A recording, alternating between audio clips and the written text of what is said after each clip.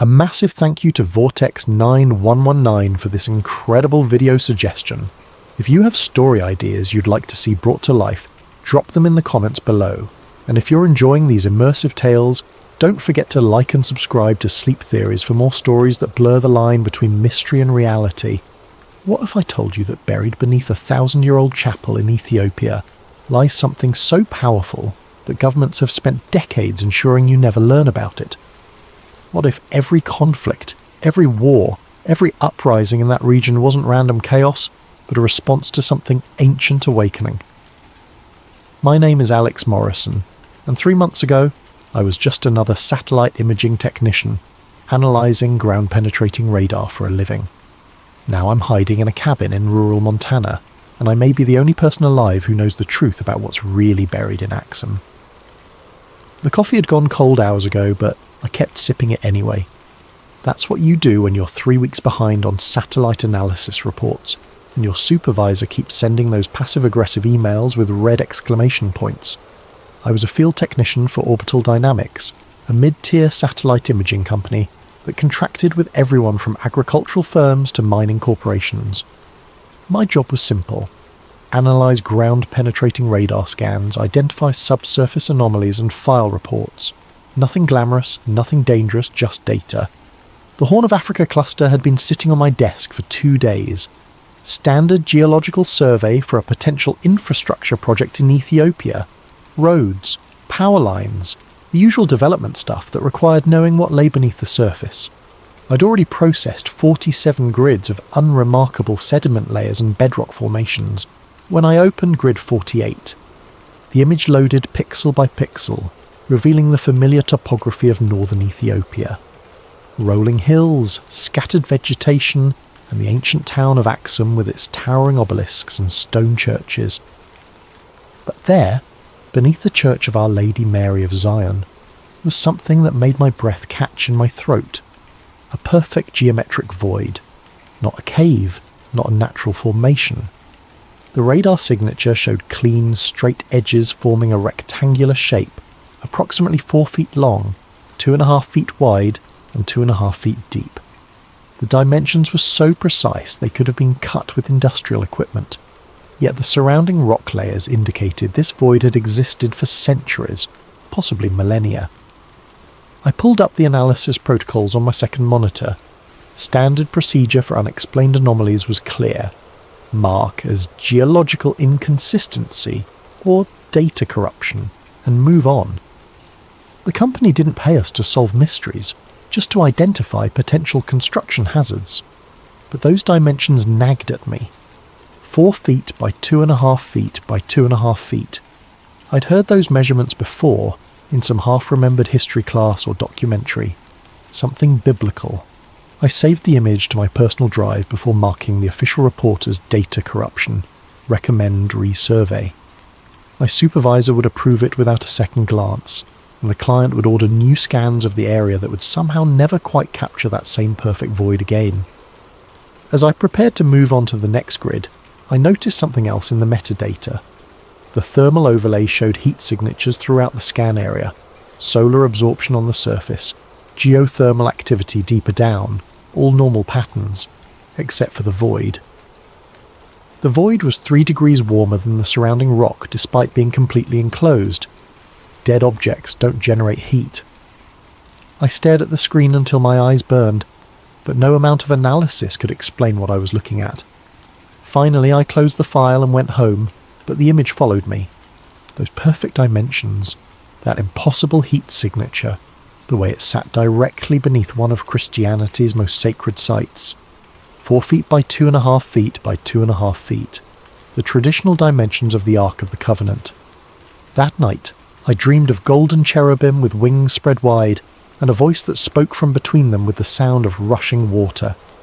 In the dream, I was standing in a stone chamber, lit by a light that cast no shadows, reaching toward a box that hummed with power.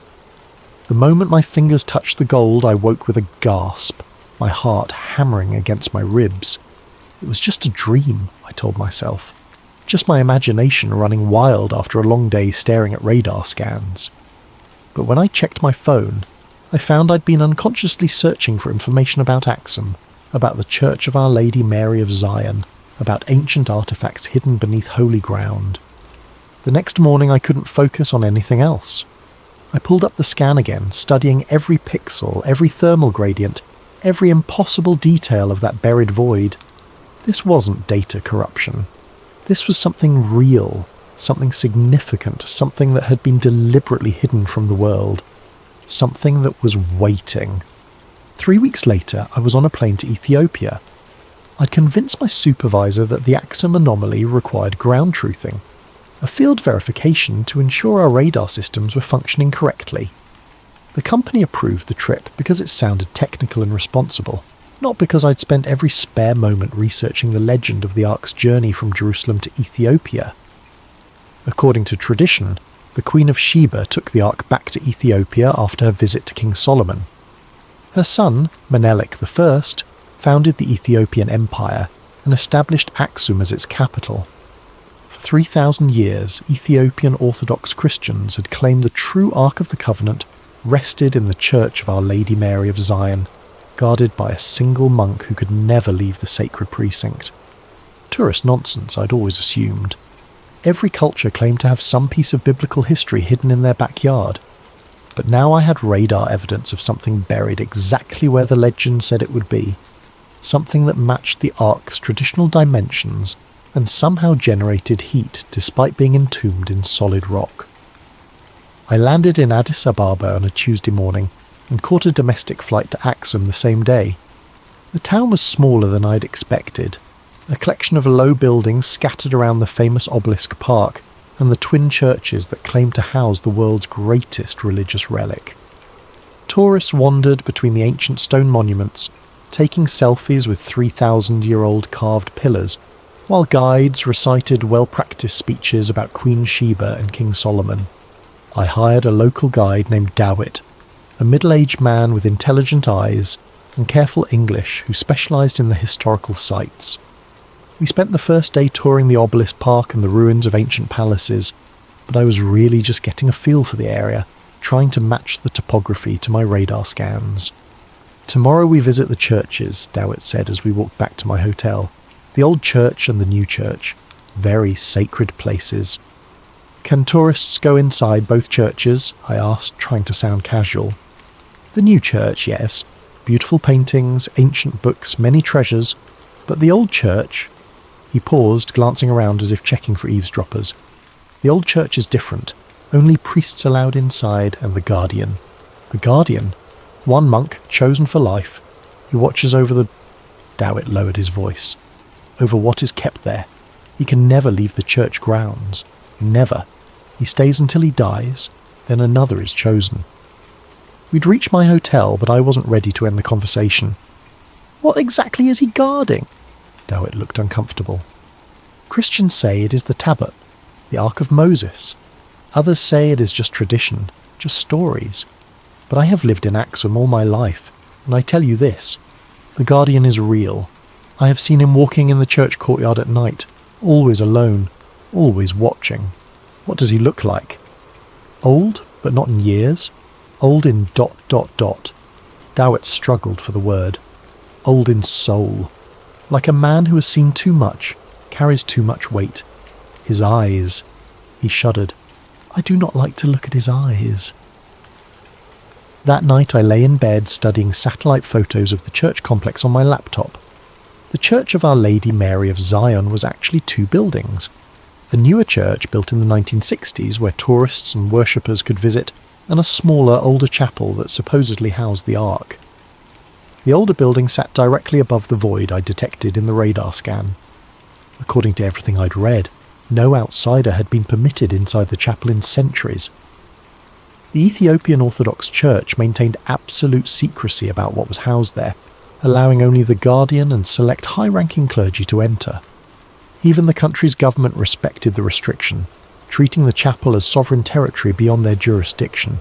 But tomorrow, I'd at least be able to see the building from the outside, maybe get close enough to take some thermal readings with the handheld scanner I'd brought.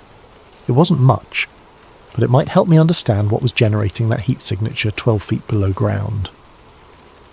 The next morning, Dawit led me through Axum's narrow streets toward the church complex. We passed market stalls selling coffee and spices, elderly women spinning cotton on wooden wheels, children playing soccer with a ball made of rags. Normal life in a normal town that happened to claim possession of humanity's most powerful religious artifact. The Church of Our Lady Mary of Zion compound was surrounded by a high stone wall with an ornate gate.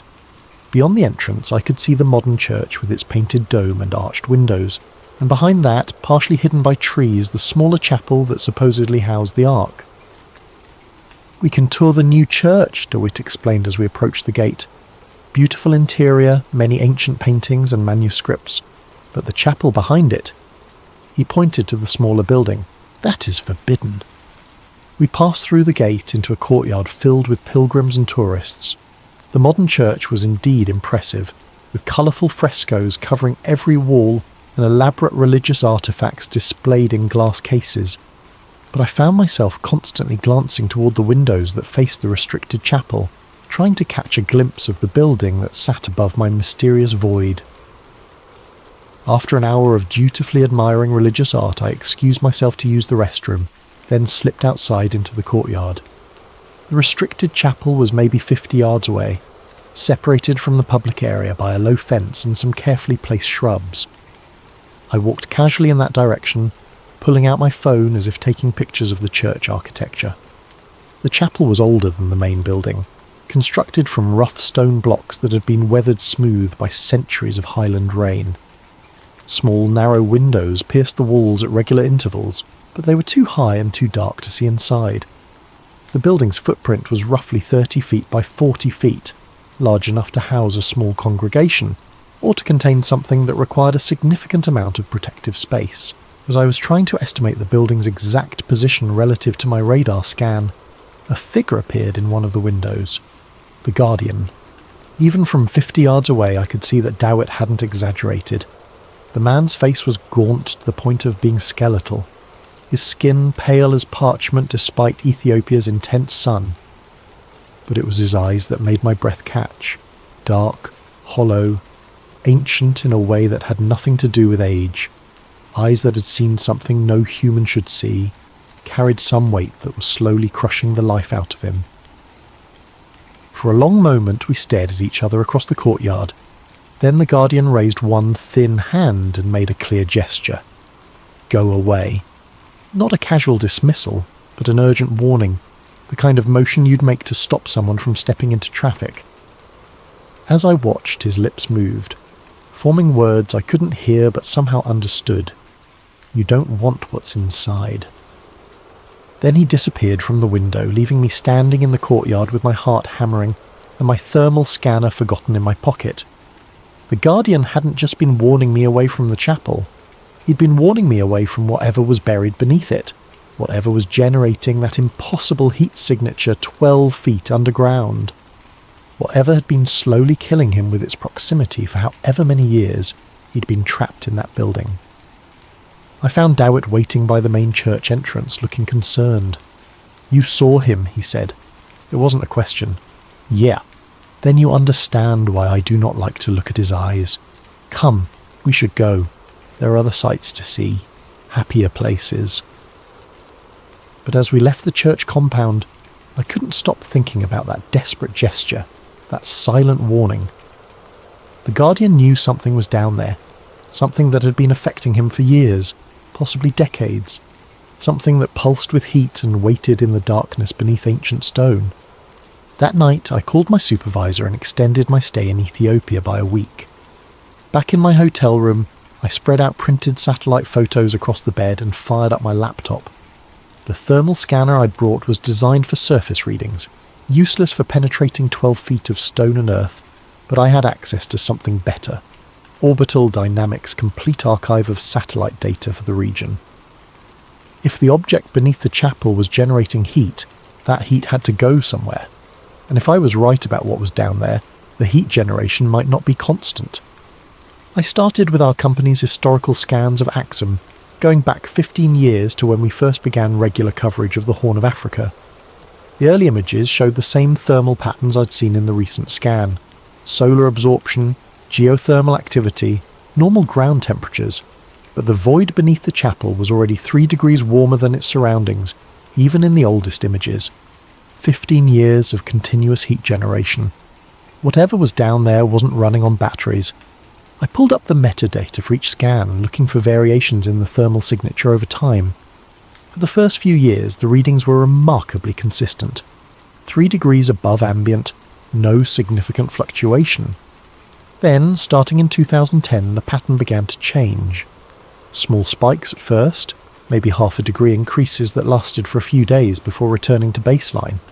But as I worked forward through the data, the spikes became more frequent and more intense. By 2018, I was seeing heat surges of 6 to 8 degrees above normal, sometimes lasting for weeks. The most recent scan, the one that had started this whole investigation, showed the highest readings yet.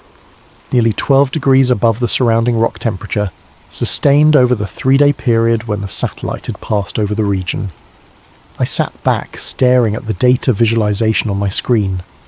The heat signature wasn't just evidence that something was buried beneath the chapel. It was evidence that something was becoming more active, more powerful, more awake. But what could cause those kinds of fluctuations?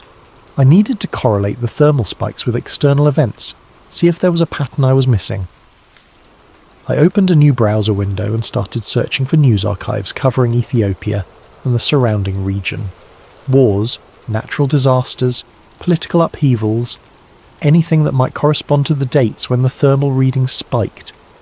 The first major heat spike had occurred in September 2010. I cross-referenced the date and found coverage of renewed fighting in South Sudan, just a few hundred miles from Axum. Border clashes, civilian casualties, the usual litany of African conflict. The heat signature had jumped to 6 degrees above normal and stayed there for 2 weeks. December 2014, another spike, this one lasting almost a month. I found reports of protests in Ethiopia's Oromia region that had turned violent, with government forces killing dozens of demonstrators. The thermal readings had peaked at 8 degrees above normal. March 2019, the biggest spike yet, nearly 10 degrees above ambient temperature. Major fighting had erupted between Ethiopia and Eritrea along their shared border, the worst violence in years between the two countries. Thousands of troops mobilized, artillery exchanges, threats of full-scale war. The pattern was undeniable. Every time conflict erupted in the region, the object beneath the chapel became more active. Not just reactive, but almost anticipatory. Some of the thermal spikes had begun days or even weeks before the first news reports of violence. I leaned back in the hotel room's uncomfortable chair, trying to process what the data was telling me. If the Ark of the Covenant was really buried beneath that chapel, and if it was somehow responding to regional conflicts, what did that mean? According to biblical accounts, the Ark had been a weapon, used by the Israelites to destroy their enemies and part the Jordan River. But those were just stories, weren't they? Ancient myths to explain natural phenomena or military victories.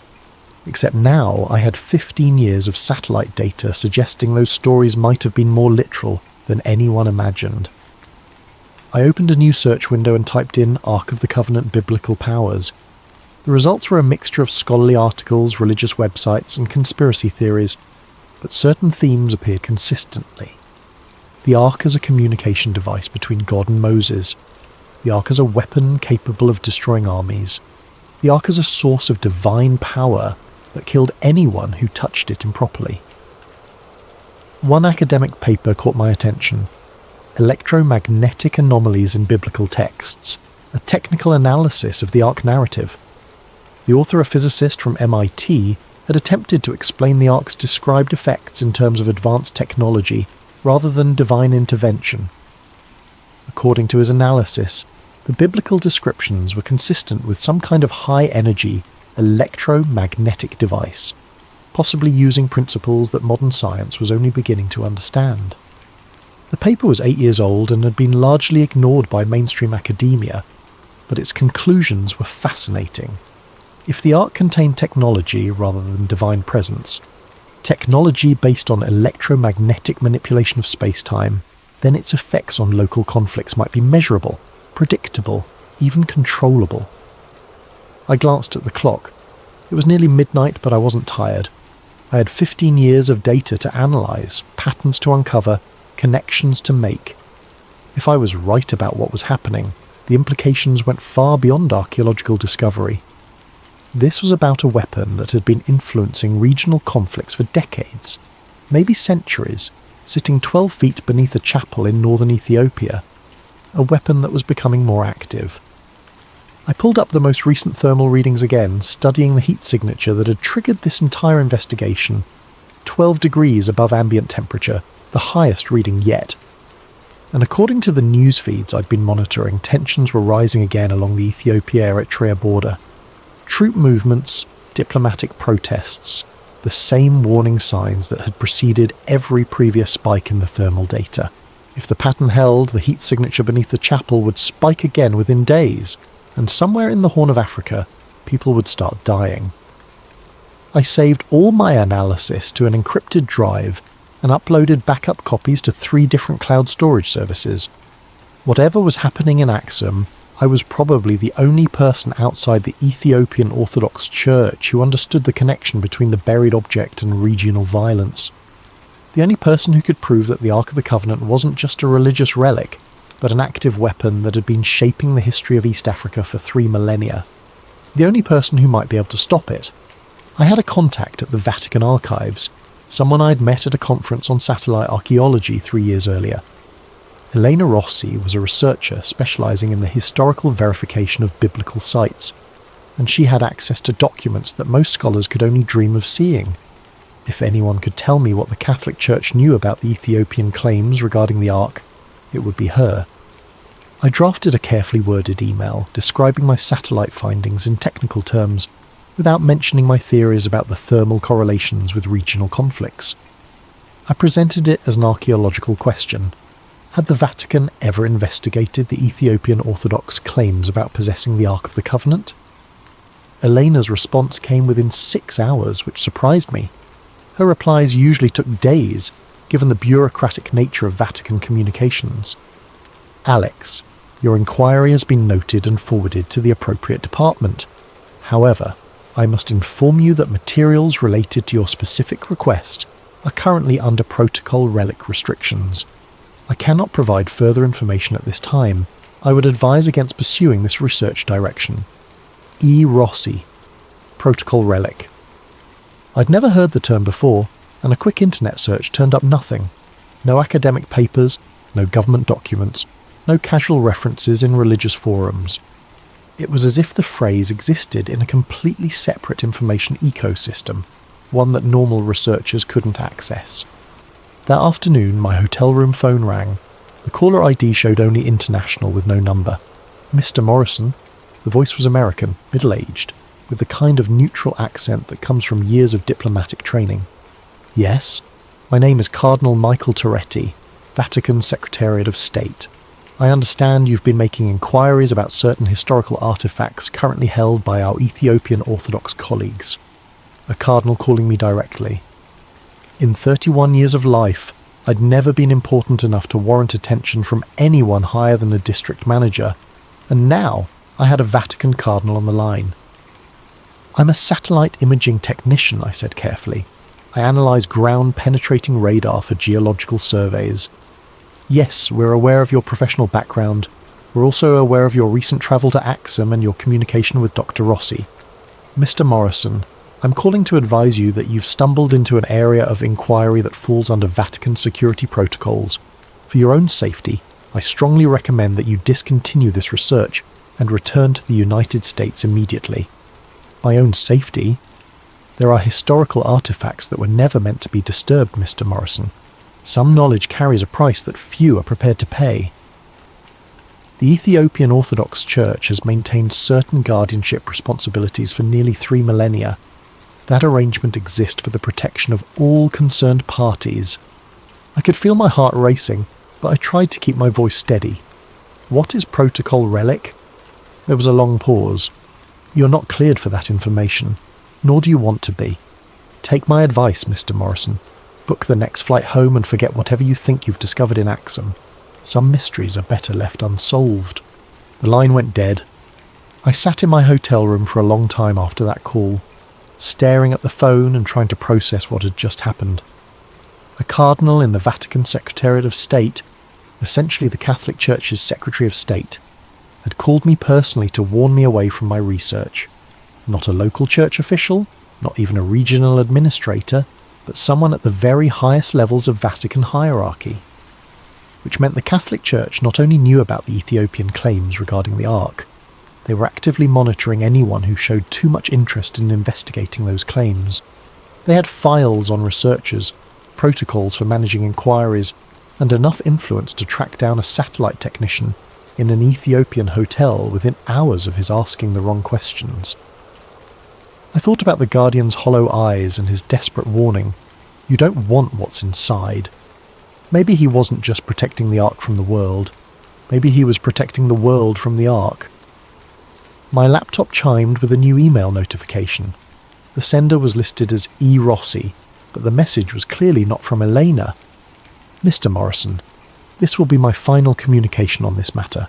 Protocol Relic is a Vatican security classification established in 1962 following certain discoveries made during the Second Vatican Council's review of sealed archives. Materials under this classification are restricted to a maximum of 12 individuals worldwide, all of whom hold positions equivalent to cardinal or higher within the Catholic hierarchy. The Ethiopian Orthodox Church has maintained custody of the artifact in question under a formal agreement dating to 1965. This agreement recognises Ethiopian sovereignty over the artifact in exchange for adherence to specific containment protocols established by a joint Vatican-Ethiopian commission.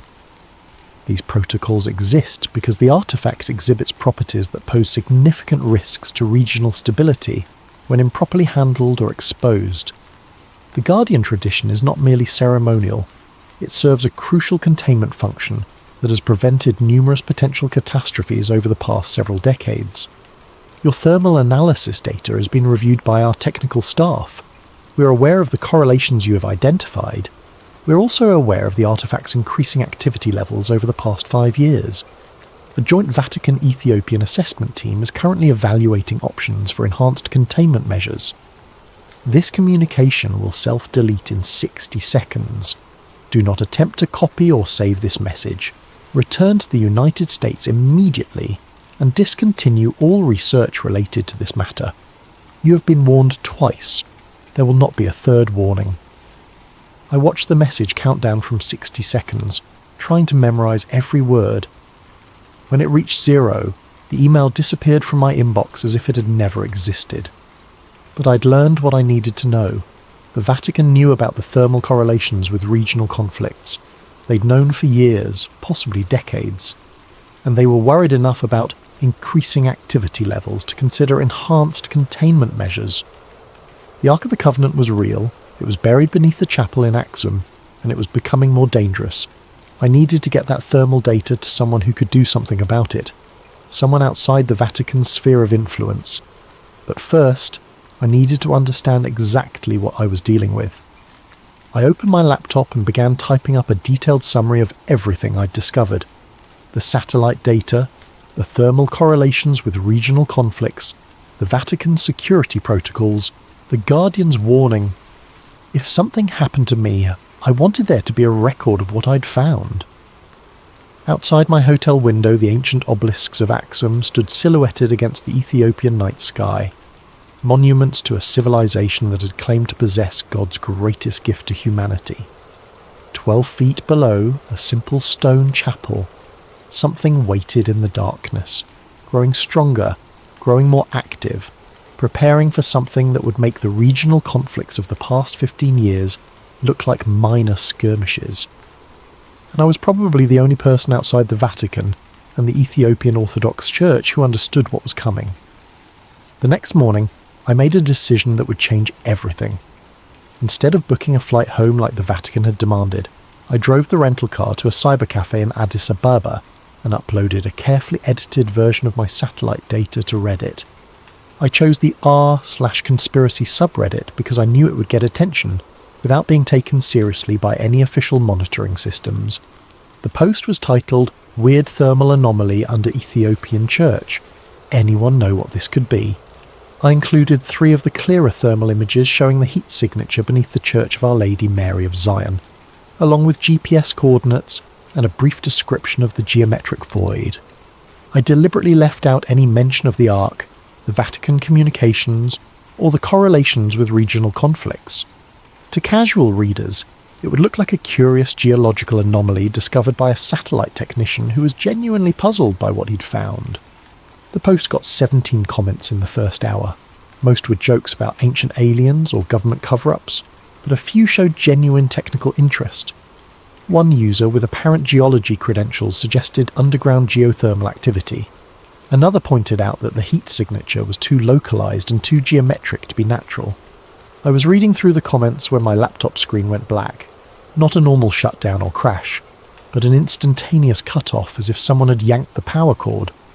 Except the laptop was running on battery power and the charging light was still on. The screen stayed black for maybe 10 seconds, then flickered back to life showing the Windows startup sequence. When the system finished rebooting, my Reddit post was gone. Not deleted with a moderator message, not removed for violating community guidelines, but completely absent as if it had never existed. My browser history showed no record of visiting Reddit. The thermal images I'd uploaded weren't in my recent files folder. Someone had remotely accessed my laptop and scrubbed all evidence of the post, while leaving everything else untouched. I sat in the internet cafe for a long time, watching Ethiopian families use the other computers to video chat with relatives abroad and university students researching papers. Normal people living normal lives, oblivious to the fact that I'd just learned something terrifying about the reach and capabilities of whoever was monitoring research into the Axum artifact. They had hacked my laptop remotely, selectively deleted specific files, and removed all trace of my Reddit post within hours of its publication. This wasn't just Vatican influence or church pressure. This was signals intelligence, cyber warfare capabilities, the kind of resources that only major governments or international intelligence agencies could deploy. I paid for my computer time and walked back to the rental car, feeling like I was being watched even though the street looked perfectly normal. Addis Ababa traffic flowed around me with its usual chaotic energy. Buses packed with passengers, merchants pushing handcarts loaded with goods, children selling bottled water at red lights. But someone in that crowd could be monitoring me. Someone with access to satellite feeds and facial recognition software, and the authority to scrub information from major social media platforms in real time. That night, back in my hotel room in Axum, I made backup copies of all my remaining data and hid them in 3 different locations around the town. One encrypted drive taped under a restaurant table where I'd eaten dinner, another hidden in the base of an ancient obelisk in the archaeological park, the third buried in a plastic bag near a tree outside the Church of Our Lady Mary of Zion, as close to the chapel as I could get without being seen. If they could hack my devices remotely, I needed analog backups they couldn't access digitally. The next morning I woke to find my hotel room door unlocked. I always use the deadbolt and chain lock, habits from years of business travel. But both were disengaged, and there was no sign of forced entry. My luggage had been searched with professional thoroughness. Everything returned to almost exactly its original position, but with tiny variations that proved someone had been through my belongings. My laptop was still there, apparently untouched. My cameras and field equipment were undisturbed, but the encrypted drive where I'd stored copies of the satellite data was missing from the hidden compartment in my suitcase. They'd taken only what they needed and left everything else to maintain the illusion that nothing had happened. Except they'd made one mistake. They'd unlocked the door when they left, probably to avoid the sound of manipulating the locks from inside. I was no longer just being monitored, I was being actively managed. I packed quickly and checked out of the hotel, telling the desk clerk I had a family emergency back in the United States. But instead of heading to the airport, I drove to the archaeological park and retrieved the data drive I'd hidden at the base of the obelisk. Sitting in the rental car with ancient stone monuments all around me, I made one final attempt to get the information out. I logged into an anonymous email account I'd created years earlier and composed a message to every major news organisation I could think of: CNN, BBC, Reuters, AP, the New York Times.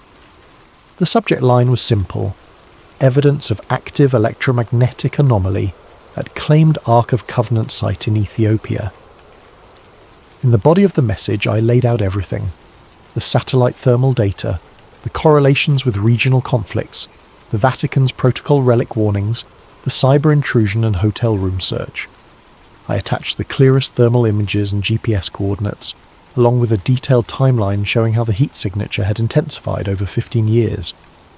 I hit send and watched the message appear in my outbox, then immediately start moving to the sent folder. Except it never arrived. I tried again with a different email service, then a third. Same result every time. The messages showed as sent from my end, but never reached their destinations. Someone was intercepting my communications at the internet service provider level, identifying and blocking any transmission that contained my satellite data or references to the Axum thermal anomaly. I was completely isolated, cut off from any normal channels of communication, surrounded by an electronic net that prevented me from sharing what I'd discovered. But I still had the physical drive hidden near the church, and I still had one option they couldn't control remotely. That afternoon, I walked to the Church of Our Lady Mary of Zion compound, and found a spot where I could observe the restricted chapel from a distance. Tourists and pilgrims moved through the public areas, taking photos and buying souvenirs, while the Guardian's building sat silent and forbidden behind its fence. I waited until late afternoon, when the crowds thinned and the light was beginning to fade. Then I walked casually toward the area where I'd buried the encrypted drive, as if I were just another tourist admiring the ancient architecture. The drive was gone.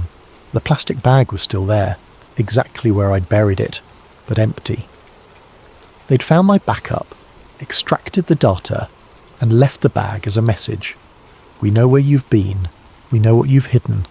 We can reach anything you think is secure. As I stood there staring at the empty bag, a shadow fell across the ground beside me. I looked up to see the Guardian standing at one of the chapel windows, his hollow eyes fixed on my face. But this time, he wasn't warning me away.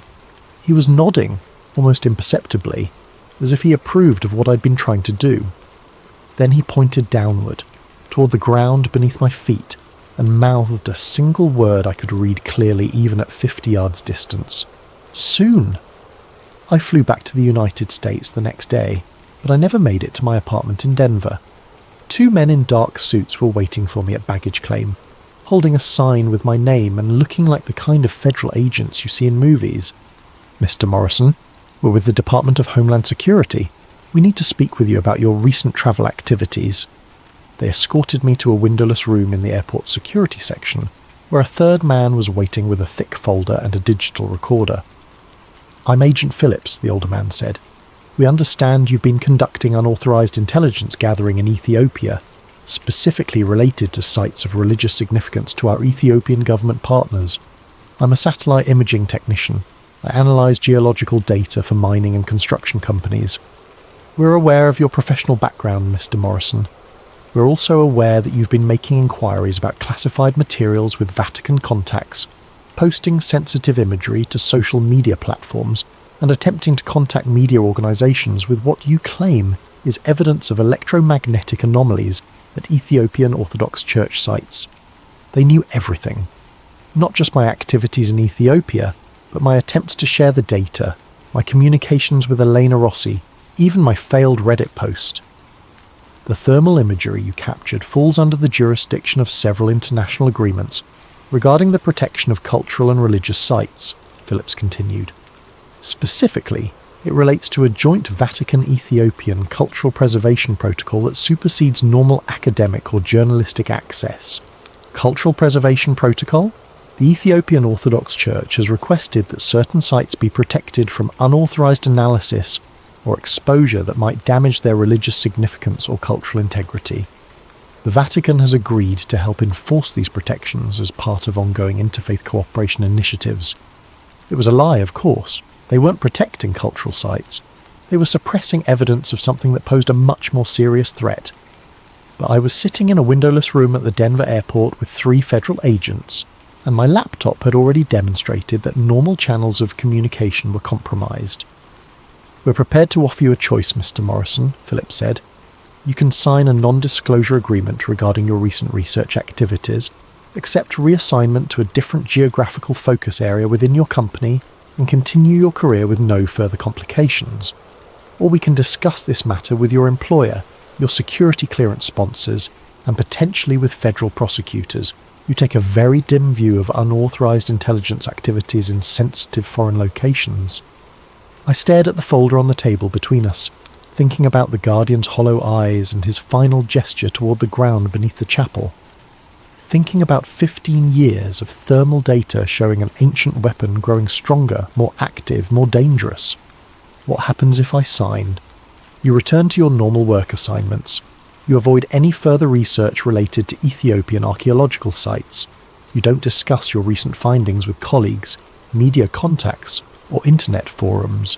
In exchange, we ensure that your employer receives a positive assessment of your professionalism and discretion during this culturally sensitive assignment. And if I don't sign? Phillips opened the folder and showed me the first page. It was a letter from Orbital Dynamics' Human Resources Department, dated that morning, informing me that my employment had been terminated due to misuse of company resources for unauthorized personal research projects. "Your security clearance will be revoked," he continued. "Your access to government contracting databases will be permanently blocked, and we'll be sharing our assessment of your activities with other satellite imaging companies, geological survey firms, and any future employers who request background information." They were offering to destroy my career or let me pretend none of this had ever happened, but either way, the information I'd gathered would never reach anyone who could act on it. I thought about Cardinal Toretti's warning on the phone. Some knowledge carries a price that few are prepared to pay. Maybe this was the price. Professional destruction, isolation, the slow erasure of everything I'd worked to build over the past decade. I need time to think about it. "You have until we finish processing your luggage, 20 minutes, maybe 30. 20 minutes to decide whether to sacrifice my career for information that no one would believe, no one could verify, and no one was allowed to investigate." I signed the non-disclosure agreement. They released me 2 hours later with a stern warning about the consequences of violating federal agreements, and a business card with a phone number I could call if I ever felt tempted to discuss my Ethiopian research with anyone. But they made one crucial mistake. They assumed I was the only person who had access to the satellite data. That night in my apartment in Denver, I opened my laptop and logged into Orbital Dynamics employee portal. My access had been suspended, as expected, but the system showed I was still listed as being on authorized leave for another 3 days. Someone had delayed updating my termination in the central database. I used those 3 days to access everything I could reach. Not just my own analysis files, but the complete archive of satellite coverage for the Horn of Africa going back to the company's founding. If the thermal anomaly beneath the Axum Chapel was increasing in intensity, there might be other sites showing similar patterns, other locations where ancient artifacts were responding to modern conflicts. What I found was worse than I'd imagined. The Ark wasn't unique, it was part of a network. Thermal anomalies appeared at 17 different locations across the Middle East and North Africa, all buried beneath religious sites, all generating heat signatures that correlated with regional violence. A geometric void beneath the Dome of the Rock in Jerusalem. Another under the Great Mosque of Mecca. Heat sources beneath Christian monasteries in Syria, Coptic churches in Egypt, ancient temples in Iraq. Every major conflict of the past 2 decades, the Iraq War, the Syrian Civil War, the Arab Spring, the ongoing violence in Yemen and Libya, correlated with intensified thermal activity at multiple sites, as if the artifacts were communicating with each other, coordinating their responses to human warfare. I copied everything I could access onto encrypted drives and mailed them to safety deposit boxes in 3 different states. Then I submitted my resignation from Orbital Dynamics, citing personal reasons, and disappeared. For 3 weeks I lived in cheap motels and paid for everything with cash, moving from city to city while I tried to figure out what to do with what I'd learned. The thermal network wasn't just evidence of ancient technology, it was evidence of an active weapons system that had been influencing human conflict for millennia.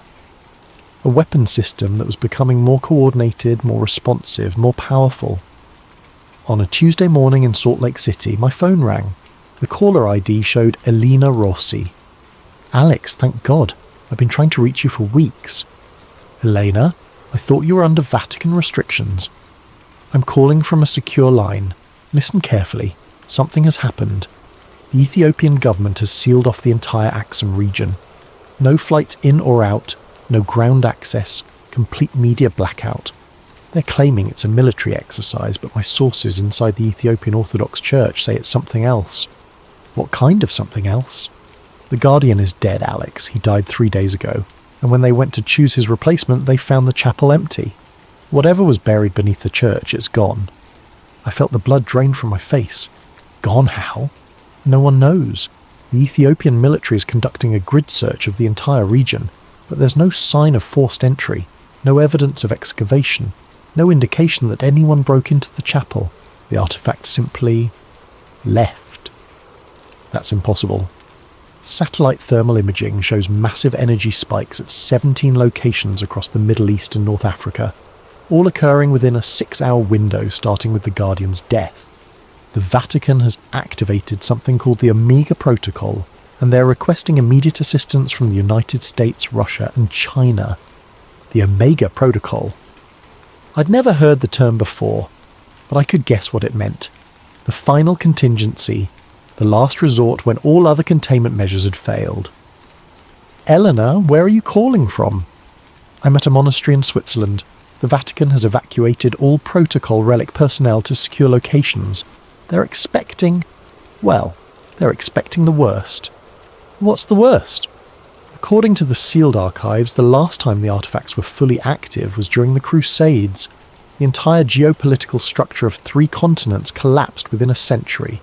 Empires fell, entire populations migrated, technological development stalled for 500 years. I thought about the thermal data I'd collected, the correlations between artifact activity and regional violence. If the Ark and its companion devices were no longer contained, no longer isolated in buried chambers beneath ancient churches, what would happen to the world? "Alex, are you still there?" "Yeah." "Eleanor, I need you to do something. I'm going to send you coordinates for safety deposit boxes in Phoenix, Dallas and Atlanta. Inside each box is a complete archive of satellite data showing the thermal network. If something happens to me, make sure that information reaches someone who can act on it." "What are you going to do?" "I'm going to find the Ark." The line went dead. That afternoon I bought a plane ticket to Ethiopia under a false name, using identity documents I'd acquired during my weeks of hiding. If the Ethiopian government had sealed off the Axum region, I'd have to find another way in, but I was probably the only person outside government and religious authorities who understood the scope of what was happening. The only person who might be able to track down a 3,000-year-old weapon that had just escaped from its prison and was preparing to reshape human civilization.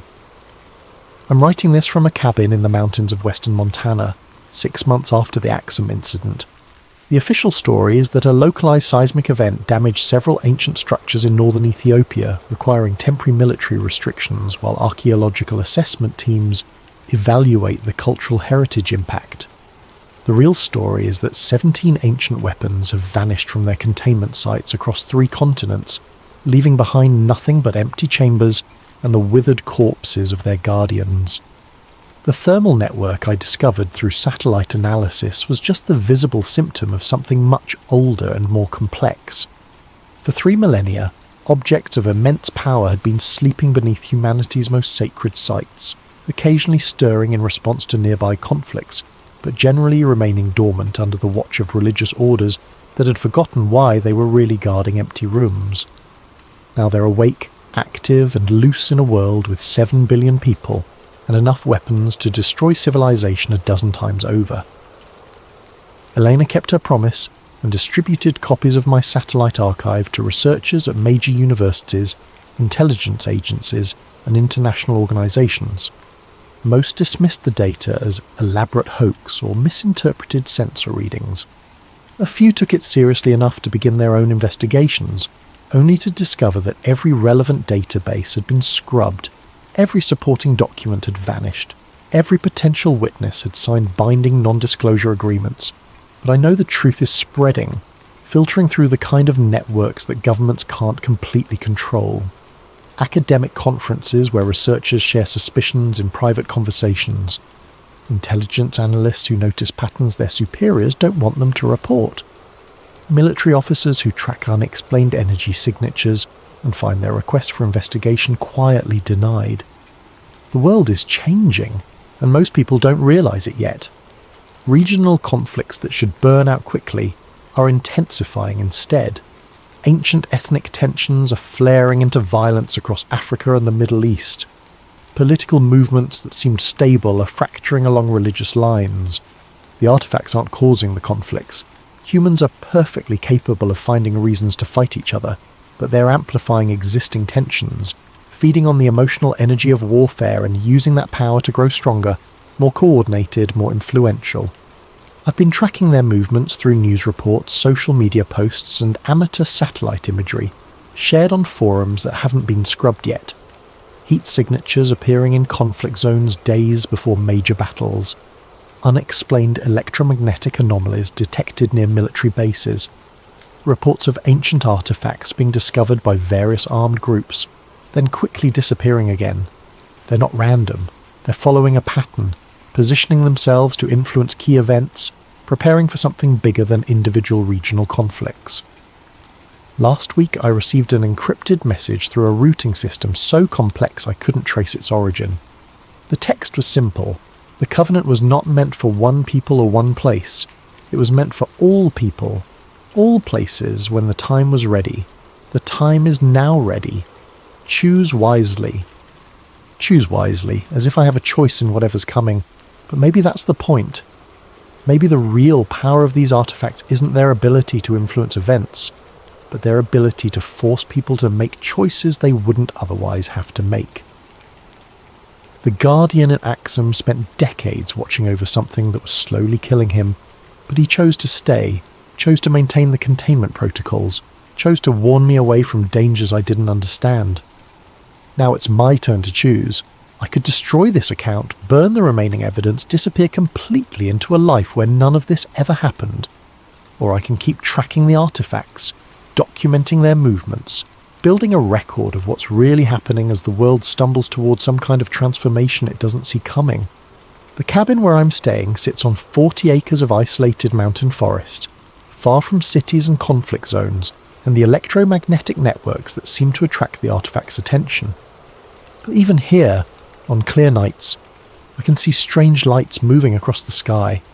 Not aircraft, not satellites, but something else entirely, following patterns that suggest intelligence and purpose.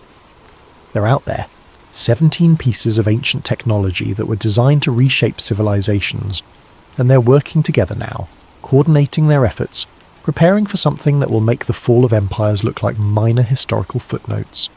I have 3 more encrypted drives hidden in various locations around the country, each containing copies of everything I've learned about the thermal network and the artifact sites.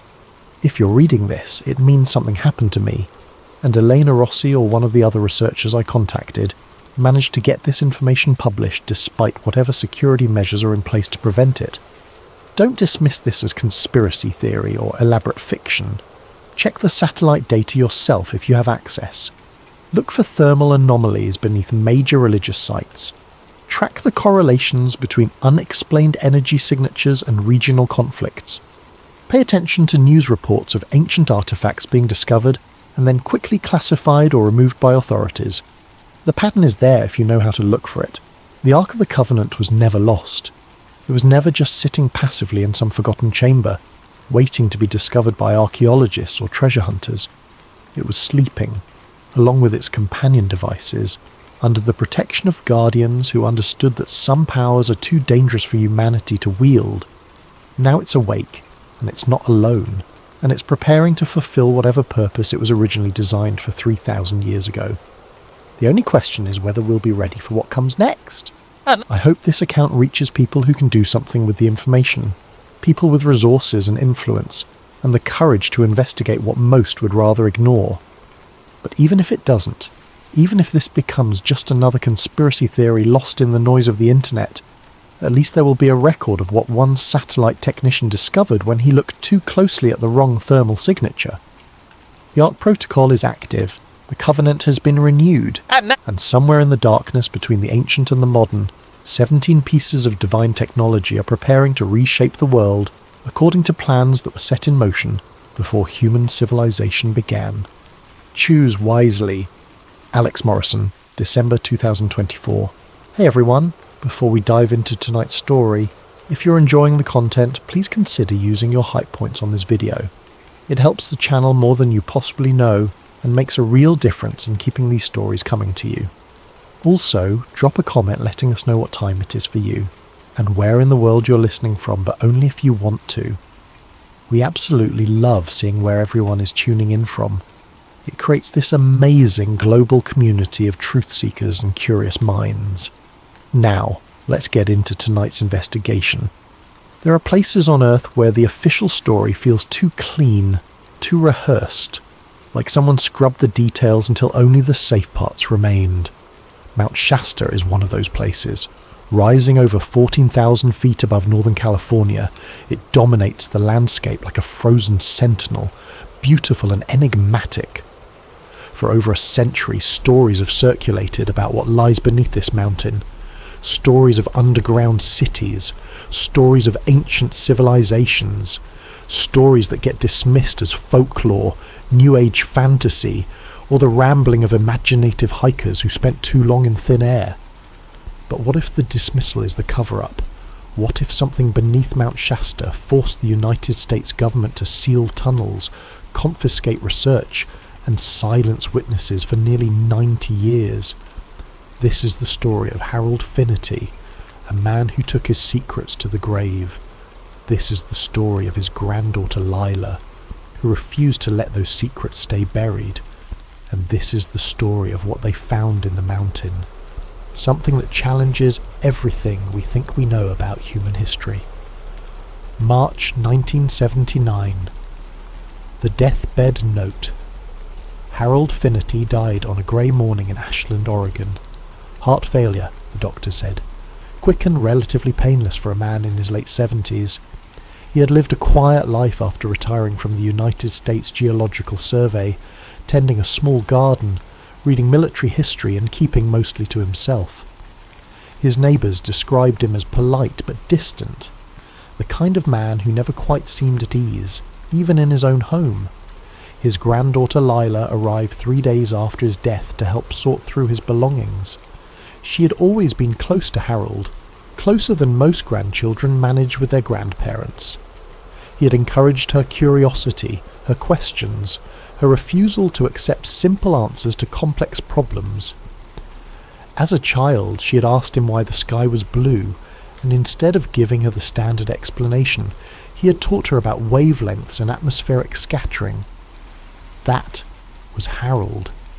He never dumbed things down. The house smelled of old books and pipe tobacco. Leela moved through the room slowly, feeling the weight of absence in every corner. Harold's desk sat near the window, covered in papers and notebooks. She began sorting them into piles: financial documents, personal letters, old survey maps from his USGS days. It was methodical work, the kind that keeps your hands busy while your mind processes grief. Then she found the envelope. It was tucked inside a locked drawer in the bottom of his desk, beneath a false bottom she only discovered because the drawer seemed too shallow compared to the others. The envelope was thick, made of heavy paper that had yellowed with age. Across the front, in Harold's precise handwriting, were words that made her stop breathing for just a moment. Mount Shasta. Do not open classified. Lila sat back in the chair, holding the envelope up to the light. Her heart hammered against her ribs. Harold had worked on dozens of geological surveys during his career. She'd seen his maps before, his field notes, his careful documentation of rock formations and water tables, but she'd never seen anything marked classified.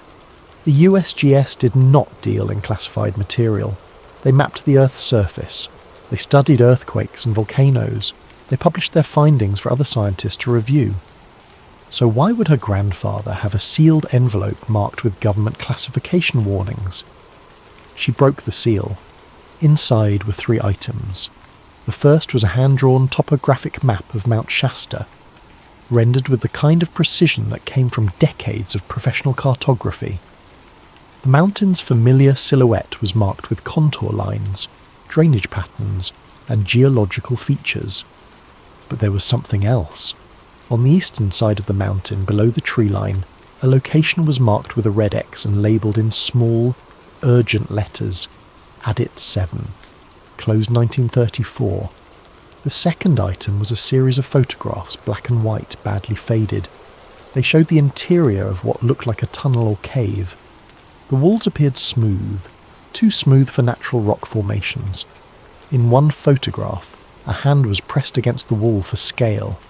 The texture looked almost metallic, reflective in the harsh light of the camera flash. The third item was a handwritten note on a torn piece of paper. The mountain is hollow in the wrong places. They found something in 1934. We sealed it, but it wakes. Lila read the note 3 times, trying to make sense of it. Harold's handwriting, no question. But the words felt wrong, almost panicked. Harold had been a scientist, rational to his core. He did not write about mountains waking or hollow spaces in wrong places. He wrote about basalt layers and glacial movements and tectonic activity. She was still holding the note when she heard the vehicles pull up outside. 2 black SUVs parked in front of Harold's house. 4 men in dark suits emerged, moving with the kind of coordinated efficiency that suggested military or federal training. Lila watched from the window as they approached the front door. No badges visible, no agency identification. Just 4 men who knocked once, firmly, and then waited. She opened the door. "Miss Finnerty?" The man hissed. Front was tall, late 40s, with a face that gave away nothing. "We're here to collect materials related to your grandfather's work with the United States Geological Survey. It's standard procedure when a former employee with security clearance passes away." "Security clearance?" Lila kept her voice steady. "My grandfather was a cartographer. He mapped mountains." Nevertheless, the man's expression did not change. "We need to collect his notebooks, maps, and any documents related to his survey work. It will only take a few minutes." They were inside before she could protest. They moved through Harold's house like they had done this before, opening drawers, checking shelves, moving with practiced efficiency. They took his notebooks. They took his old survey equipment. They took boxes of papers from the garage that Lila had not even opened yet. The tall man noticed her watching. "This is routine, Miss Finnerty. Nothing to be concerned about." "Then why do you need his old maps?" "Government property. Technically, any work he did while employed by the USGS belongs to the federal government. We're just reclaiming what's ours." They were gone in less than 20 minutes. Lila stood in the now ransacked house, feeling like she had just been robbed by her own government. But they had not found the envelope. It was still in her jacket pocket, pressed against her chest like a secret heartbeat. That night she spread the map and photographs across her kitchen table and began to research. If someone wanted Harold's materials badly enough to confiscate them within days of his death, then those materials contained something worth hiding. She was going to find out what. The real history, they tell us, Mount Shasta has always been a mountain wrapped in mystery. For the indigenous Karuk, Shasta and Modoc peoples, it was a sacred place, home to the Great Spirit. White settlers arriving in the mid-1800s found themselves equally drawn to the mountain's imposing presence, and soon stories began circulating about what might lie beneath its snow-covered slopes. The Lemurian legend emerged in the late 1880s. According to the story, survivors of a lost continent called Lemuria, similar to Atlantis, had fled to Mount Shasta and established an underground city called Telos. These tall, white-robed figures would occasionally emerge to purchase supplies in nearby towns, paying with gold nuggets of unusual purity. In August of 1884, the The San Francisco Chronicle published an account from a prospector named J.C. Brown, who claimed to have discovered an underground city carved into the mountain, complete with gold shields, hieroglyphs, and mummified remains of beings over 8 feet tall. The story captivated readers, though Brown mysteriously vanished before he could lead an expedition back to the site. By 1904, the legend had solidified with the publication of A Dweller on Two Planets, written by Frederick Spencer Oliver. The book described advanced beings living beneath Shasta, possessing technology far beyond human capability. It became a foundational text for the New Age movement and cemented Mount Shasta's reputation as a centre of mystical activity. But here is what the legends do not tell you. Here is the part that gets buried beneath the folklore and the New Age tourism. The United States Geological Survey began heavily mapping Mount Shasta in 1925. Teams of surveyors spent months in the field, documenting every ridge, every canyon, every geological formation. They returned in 1932 for more detailed work, and then again in 1934. Something happened during that 1934 survey. The official records are sparse, almost deliberately vague. A USGS team led by a geologist named Thomas Eldridge was conducting cave surveys on the eastern face of the mountain when they disappeared for 48 hours. When they finally emerged, their report mentioned disorientation and strange acoustics inside the cavern system. They noted that sounds echoed in ways that seemed impossible given the cave's dimensions, and they experienced unusual equipment malfunctions that they could not explain. The report was filed and then seemingly forgotten, except the surveying tunnels, designated Adit 1 through Adit 9, were all quietly sealed within months. The official reason given was structural instability and risk of collapse. No further surveys were conducted in that region for over 20 years. Then there was the aerial incident of 1945. During post-war mapping missions, United States Army Air Force pilots were conducting photographic surveys of the West Coast. One pilot, Lieutenant Marcus Webb, documented an unusual observation in his flight log. While circling the south face of Mount Shasta, he noted what appeared to be an opening in the rock face that reflected light in a metallic manner. He circled back for a second pass and took additional photographs. The photographs exist. They are part of the official military archive. But the official explanation given was ice reflection, a play of light on glacial formations. The opening Lieutenant Webb documented does not appear on any current geological survey. When Lila Finnerty began researching these incidents, she was not looking for proof of underground cities or lost civilizations. She was looking for an explanation of why her grandfather would have a sealed envelope marked classified, and why federal agents would confiscate his materials within days of his death. What she found instead was a pattern of official interest, official secrecy, and official dismissal that stretched back almost 50 years. Harold Finnerty's shadow surveys. Lila spent 3 weeks in libraries and archives, chasing down references to her grandfather's work. His official employment record with the USGS showed steady, unremarkable service from 1948 through 1976. He had worked on surveys in California, Oregon, and Washington. He had published papers on volcanic geology and tectonic mapping. Everything was normal, documented, and publicly accessible, until she found the gaps. Between 1956 and 1959, Harold's official work record showed him assigned to routine topographic surveys in the Cascade Range. But when Lila requested the specific survey reports from that period, she was told that those documents were not available for public review. When she asked why, she was informed that they had been reclassified by the Department of Defense as part of Cold War security protocols. Why would basic geological surveys be classified for national security reasons? She started searching for anything Harold might have left behind that the federal agents had missed. She checked his house again, more carefully this time, looking for hiding places she might have overlooked. She found them in the garage, tucked inside the hollow leg of an old workbench. More notebooks. These were different from his official USGS field books. The pages were water-stained, the handwriting hurried, almost frantic in places. They were dated between 1956 and 1959, the exact years of the classified surveys. Lila spread them across her table and began reading. The surveys had been ordered by the United States Army Corps of Engineers, not the USGS.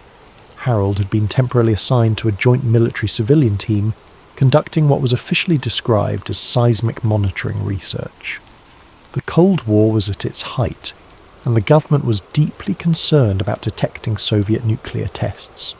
Seismic stations were being established throughout the western United States to create an early warning network. But Harold's notes describe something else entirely. Subterranean resonance patterns inconsistent with known cave systems, he wrote on one page. Echoes suggest regular geometric spacing beneath primary cavern. On another page, thermal void pockets at depths that should not support such temperatures, heat source unknown. And then, circled in red ink, not natural. Lila felt something shift in her understanding. Her grandfather had not been mapping the surface of Mount Shasta. He had been mapping what was beneath it, and he had found something that should not exist. She kept reading. References to cyclopean geometry, a term usually reserved for massive ancient stonework like the walls of Mycenae or the temples of Malta. References to metallic signatures in soil samples. References to electromagnetic anomalies that interfered with surveying equipment. One entry from July 1958 was particularly striking. Descended into a DEET 7 with the team. The tunnel extends far beyond the 1934 seal. We broke through yesterday. The corridor beyond is not natural. The walls are too smooth. The angles are too precise. There is a smell like ozone and hot metal. The temperature rises as you descend. At the third junction, we found markings. Not native, not English, not any language we recognise. Lila stopped reading and sat back, her mind racing. Addit 7. The same designation marked on the map Harold had sealed in the envelope. There was more. Clipped to the back of one notebook was a photograph, black and white, badly faded. It showed 3 men standing in front of what looked like a tunnel entrance. The men wore field gear from the 1950s. Behind them, barely visible in the dim light, was a wall that looked too smooth to be natural rock. On the back of the photograph, someone had written 3 names: Harold Finnerty, James Pollock, Thomas Eldridge. Thomas Eldridge, the same name from the 1934 USGS team that disappeared for 48 hours. Lila grabbed her laptop and started searching. Thomas Eldridge had led the 1934 survey. According to newspaper archives, he had gone missing 3 months after returning from Mount Shasta. His body was never found. The official report called it a hiking accident, though no evidence of such an accident was ever documented. All of his maps and field notes had been seized by the Department of the Interior in October 1934. 24 years later, Harold Finnerty was working with a team that included Thomas Eldridge's name on the back of a photograph. Either the man had not died in 1934, or Harold had been studying Eldridge's original work. There was one more item in the notebooks that made Lila's hands tremble as she held it. A letter Harold had written, but apparently never sent, dated June 1952. The tunnels extend far beneath the volcanic shelf. Eldridge was right. The structure is artificial. The metal is older than the strata. I do not know what we have found, but I know it should not be here. I know that every instinct in me says we should seal this and walk away. But they will not stop. They need to know what it is, and I fear what will happen when they find out. Project Shas 2, the Cold War connection. It took Lila another month to find the binder. She discovered it in a storage unit Harold had rented under a false name, a detail she only uncovered because he had kept the key taped under the drawer of an old filing cabinet. The storage unit was in Reading, nearly 2 hours south of where Harold had lived. Inside were boxes of materials that the federal agents had missed, things Harold had clearly hidden away deliberately. The binder was labelled CHAS-2, Cold War Seismic Anomaly Study, 1957. This was not folklore. This was not conspiracy theory.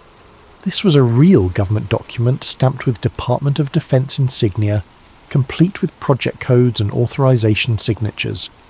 During the 1950s, the United States government genuinely did conduct extensive seismic and geological studies on West Coast volcanoes.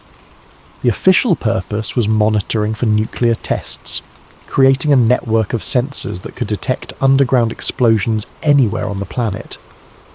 Mount Shasta, as one of the tallest and most geologically active peaks in the Cascades, was a natural choice for such monitoring. But the CHAS-2 binder contained information that went far beyond seismic monitoring. The first section documented equipment malfunctions in the Shasta region. Magnetometers going haywire, seismographs recording vibrations that did not match any known geological activity, radio interference so severe that teams had to communicate using written notes because their walkie-talkies produced only static. The second section was titled Structural Analysis. Here, the language became more technical and more disturbing. Engineers described finding echo patterns that suggested large hollow spaces deep beneath the mountain, spaces that did not match known cave systems. The geometry was wrong. Natural caves form along fracture lines and water channels, creating irregular organic patterns. The spaces beneath Shasta formed regular geometric shapes. One page was marked with a red stamp, structural echoes unlike caves. Another page, metallic signature below basalt layers, and then, circled in black ink, do not breach. Layer 5, layer 5. Lila flipped through the binder, looking for any reference to what layer 5 might be. She found it near the back, in a section marked Recommendations. The language was bureaucratic, carefully neutral, but the message was clear. Further excavation beyond layer 4 is not recommended. Preliminary analysis suggests that layer 5 contains the primary anomaly source. Equipment failures increase significantly at depths below 1200 meters. Structural integrity of surrounding rock questionable. Team safety cannot be guaranteed. Translation: they found something deep in the mountain, and they were afraid to dig any deeper. The final item in the binder made Lila question everything she thought she understood about her government's relationship with the truth. It was a transcript, dated March 1971. The header read, Remote Viewing Session, Subject, Anomalous Geological Formation. Location, Northern California. Remote viewing. The CIA program that trained psychics to spy on Soviet installations by projecting their consciousness across space. Lila knew about Project Stargate. It had been declassified in the mid-1990s, revealed to the public as one of the strange artifacts of Cold War paranoia. The program officially began in 1972, but this transcript was dated 1971, a year before Stargate supposedly started. The transcript was formatted like an interview. Handler: please describe what you perceive at the target location. Viewer: 12. I see stone. No, not stone. Metal. It looks like metal but old. Very old. Covered in stone. Handler: can you describe the shape? Viewer: 12. A chamber. Big. The walls curve up like a dome. There are patterns on the metal. Symbols maybe. I cannot read them. Handler: where is this chamber located? Viewer: 12. Under snow. A tall mountain. North of Reading. Very deep. It is cold there, but the chamber is warm. There is something in the centre. It glows faintly. Handler: what is in the centre? Viewer: 12. I do not want to look at it. It feels wrong, like it is watching me even though I'm not really there. Handler: please continue. Viewer: 12. A sphere, silver or grey. It sits on a pedestal. The pedestal is not human. The proportions are wrong. Everything about this place feels wrong. Whoever built this was not human. Handler: You're safe. The target cannot harm you. Continue. Viewer, 12. There are handprints on the wall near the entrance, pressed into the metal when it was soft. 5 fingers on the left hand, 6 fingers on the right. They are not human hands. The transcript ended there, stamped with a code. Session terminated. Viewer distress. Lila sat in the storage unit for a long time, holding the transcript in her hands. This was not legend. This was not folklore passed down through generations of New Age believers. This was a classified government document describing something beneath Mount Shasta that should not exist. Her grandfather had been part of the team that found it, and now she needed to find it herself. Finding Adit 7. Lila spent 2 months preparing. She was not a mountaineer, not a splunker, not trained for underground exploration. But she was Harold Finnity's granddaughter, and she inherited his stubbornness along with his curiosity. She bought equipment, she studied maps, she read everything she could find about the eastern face of Mount Shasta, the McCloud region, the Mud Creek drainage area, and Dilla Canyon. Adit 7 had been sealed in 1934. According to mining records, it was one of 9 exploratory tunnels dug during a brief period when prospectors believed there might be valuable mineral deposits in the volcanic rock. The tunnels had been abandoned when no significant ore was found, and most had collapsed or been deliberately sealed due to safety concerns. But Harold's map showed that Adit 7 went deeper than the official records indicated. Much deeper. Lila drove to Mount Shasta in late October, when the tourist season had ended and the backcountry roads were mostly empty. She parked her truck near the old McCloud logging road and hiked in, carrying 60 pounds of gear on her back. The entrance to Adit 7 was supposed to be at roughly 8,000 feet elevation, hidden in a fold of rock near the tree line. It took her 3 days of searching to find it. The entrance had been buried under a rock slide, probably deliberately. Someone had piled stones across the opening and planted brush to hide it from casual hikers, but erosion had created a small gap at the top, just wide enough for a person to squeeze through if they were determined enough. Lila was determined enough. She wriggled through the gap, her headlamp cutting a narrow beam into the darkness beyond. The air inside was cold and dry, smelling of dust and stone. The tunnel stretched ahead, carved through volcanic rock, the walls rough and irregular. This was consistent with the mining tunnels from the 1930s, hand-drilled and blasted by men looking for gold or silver. She followed the tunnel down, descending into the mountain. After 50 yards, the character of the tunnel changed. The walls became smoother, the angles more precise. The temperature rose slightly, enough to notice. After 100 yards, she found the seal. It was a concrete wall, thick and professionally installed, completely blocking the tunnel. Stamped into the concrete was a date, November 1934.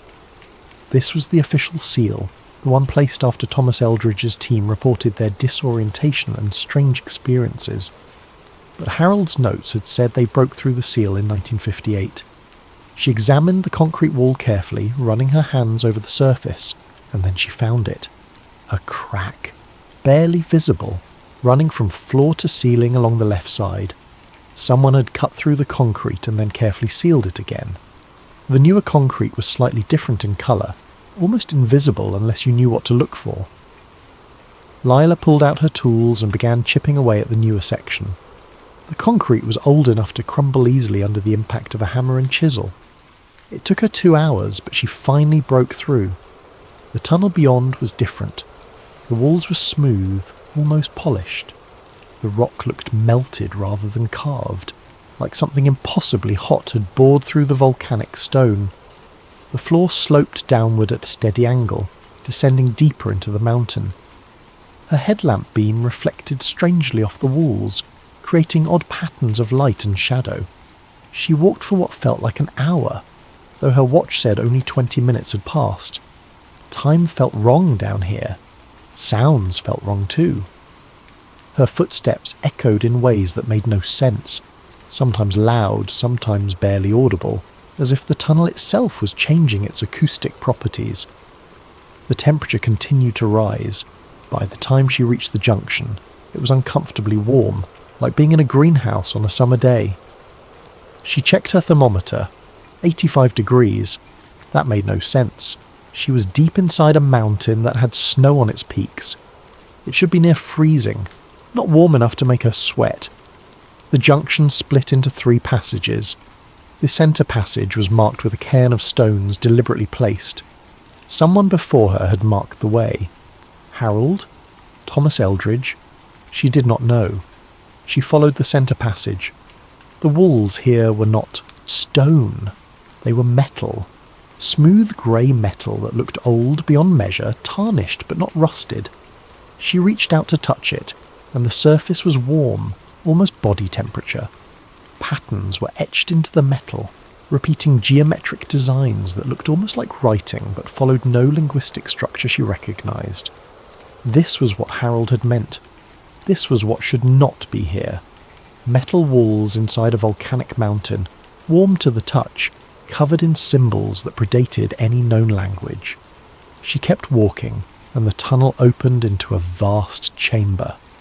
The chamber beneath the mountain. The chamber was enormous. Lila's headlamp beam could not reach the far wall. The ceiling curved upward into a dome, just like Viewer 12 had described in the remote viewing transcript. The floor was made of the same grey metal, smooth and slightly warm beneath her boots. She pulled out a flashlight, a heavy-duty spotlight she had bought specifically for this expedition, and switched it on. The beam swept across the chamber, revealing its true size. It was easily 200 feet across, maybe more. The metal floor was inscribed with concentric circles, radiating outward from a central pedestal. Lila walked toward the centre, her footsteps echoing strangely in the vast space. The acoustics were wrong, just like the USGS report from 1934 had noted. Some sounds echoed loudly, bouncing off the curved walls. Other sounds were absorbed, deadened, as if the chamber itself was selectively filtering noise. Near the wall she found what the remote viewer had described. Handprints pressed into the metal, fossilised in whatever substance had been soft enough to take an impression before it hardened. The left hand had 5 fingers, the right hand had 6.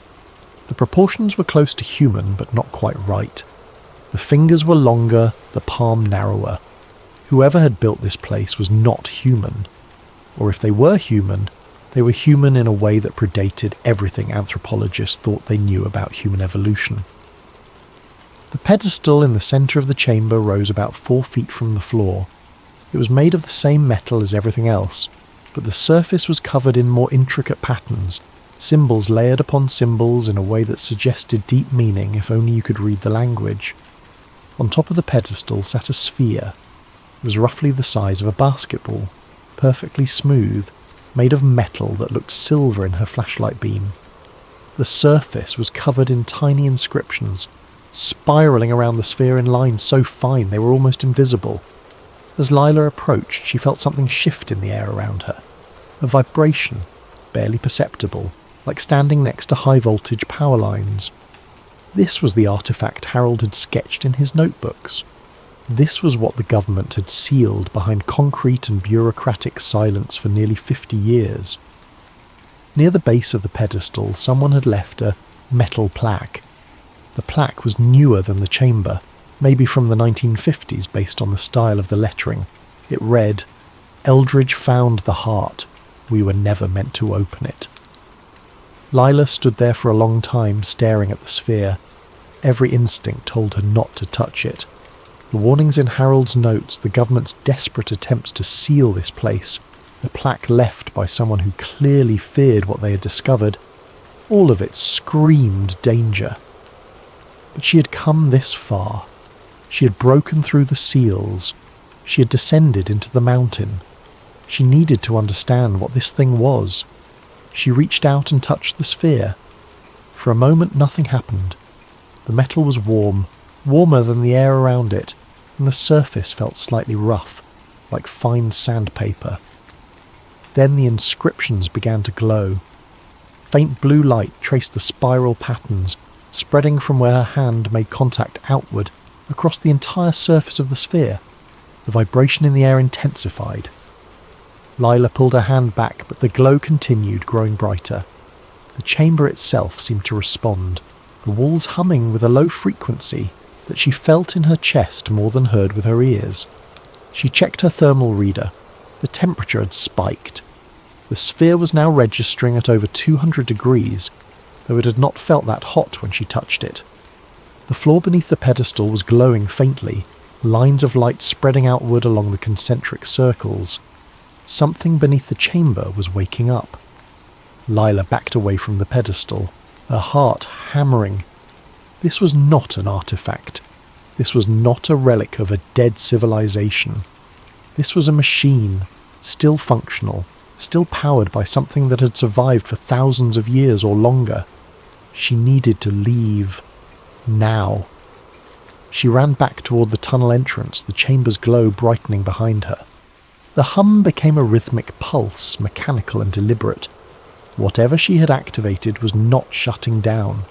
If anything, it was building towards something, a cycle that had been interrupted decades ago and was now resuming. Harold's final message. Lila made it back to her truck just as the sun was setting. Her hands were shaking so badly she could barely grip the steering wheel. She drove back to town, checked into a motel, and collapsed on the bed, exhausted and terrified. That night she could not sleep. She kept hearing the hum from the chamber, that mechanical pulse that felt older than humanity itself. She kept seeing the glow spreading across the sphere, the light tracing patterns that might have been writing, or might have been something else entirely, some form of communication that humans were never meant to understand. She needed to know what Harold had thought about all this. She needed to hear his voice, his reasoning, his conclusions. She went back to the boxes of materials she'd taken from his storage unit and searched through everything one more time. She found the tape recorder buried at the bottom of a box of old survey equipment. It was an old reel-to-reel model from the 1970s, the kind Harold would have used for field notes. A single tape was still loaded on the reels. She pressed play. Harold's voice filled the room, older than she remembered, tired but clear.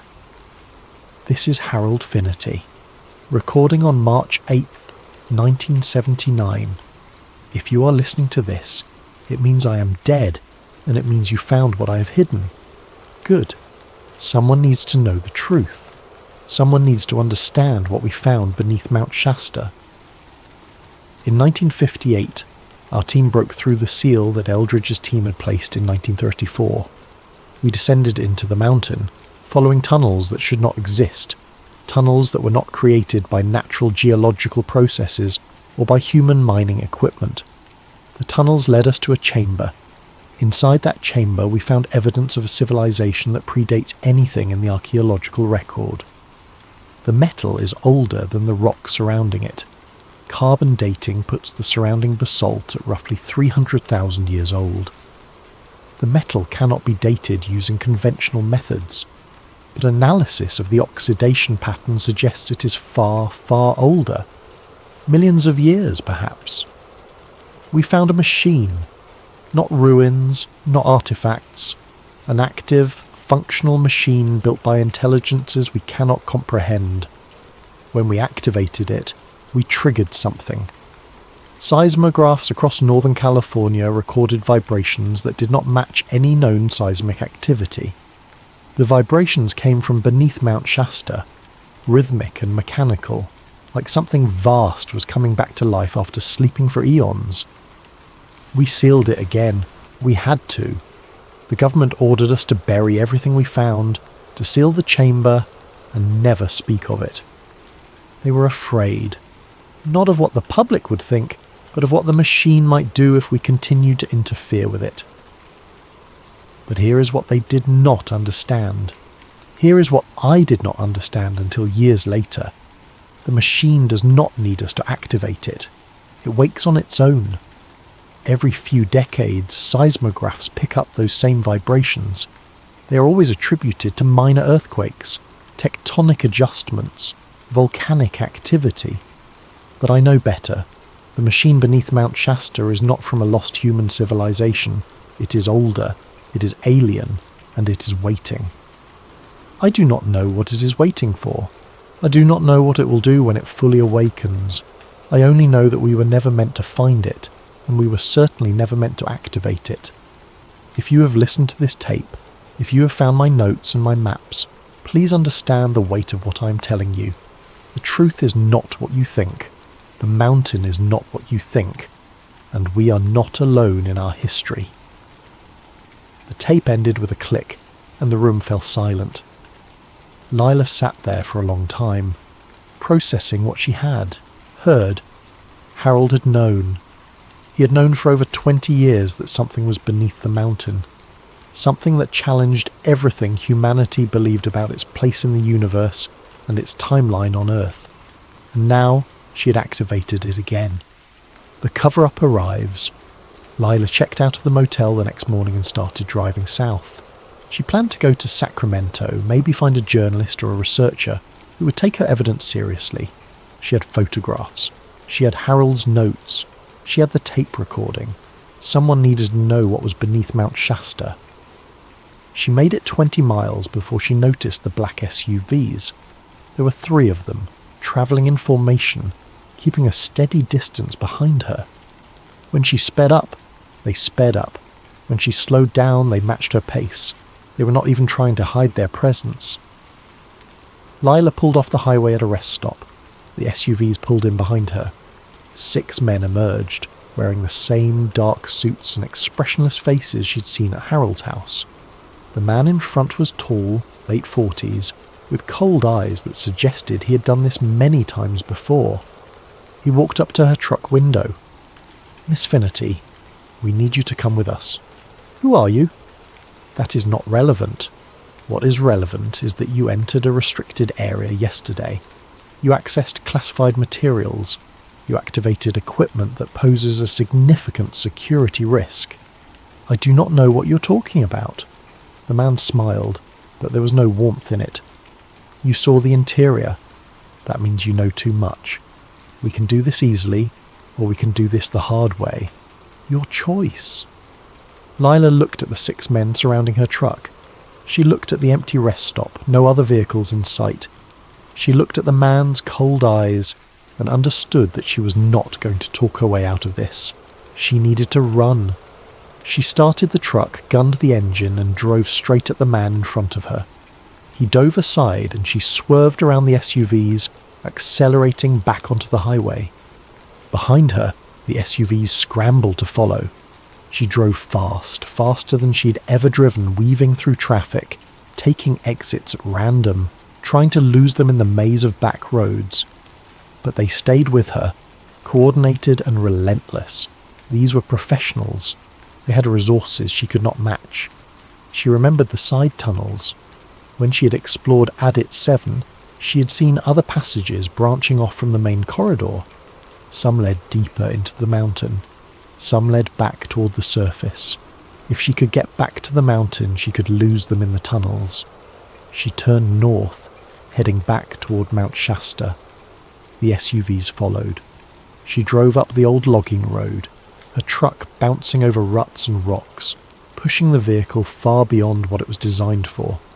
She reached the area near Adit 7 just as the sun was setting. She abandoned the truck and ran into the forest, carrying only a small backpack, with her flashlight and Harold's most important notes. Behind her she heard doors slamming, men shouting, engines revving. They were coming. She made it to the rock slide covering Adit 7 and squeezed through the gap. Her flashlight beam cut through the darkness as she ran down the tunnel, descending into the mountain. She heard voices behind her, echoing strangely in the confined space. She ran past the broken seal, past the junction, into the smooth metal corridors that should not exist. The men were still following, but they were slowing down, cautious now. They knew what was down here. They knew it was dangerous. Lila found one of the side passages and ducked into it, switching off her flashlight. She crouched in the darkness, listening. Footsteps echoed past her hiding spot, moving toward the central chamber. Radio static crackled, voices speaking in clipped military jargon. She waited in the darkness for what felt like hours. Eventually the footsteps retreated. The voices faded. She was alone again, deep inside Mount Shasta, surrounded by metal walls that hummed with ancient power. She found another passage that led upward, following the natural slope of the mountain. It took her 3 hours of climbing through narrow tunnels, but eventually she emerged on the northern face of the mountain, miles from where she'd entered. Behind her she heard helicopters. She looked back and saw lights converging on the Adit 7 region. Heavy machinery was being brought in. They were sealing it again, just like they had in 1934 and again in 1958. But this time they were not taking any chances. She heard explosions echoing across the mountain. They were collapsing the tunnels completely. The final revelation. 3 months later, Layla received a small package at a post office box she had rented under a false name. There was no return address. Inside was a fragment of metal, grey and smooth, warm to the touch even though it had been sitting in a cold mail facility. The metal was identical to the walls of the chamber beneath Mount Shasta. Wrapped around the metal was a note written in Harold's handwriting. The machine inside Shasta is not from a lost human civilization. It is older. It is waiting. Do not let them bury the truth again. But this made no sense. Harold had died before Layla ever entered the mountain.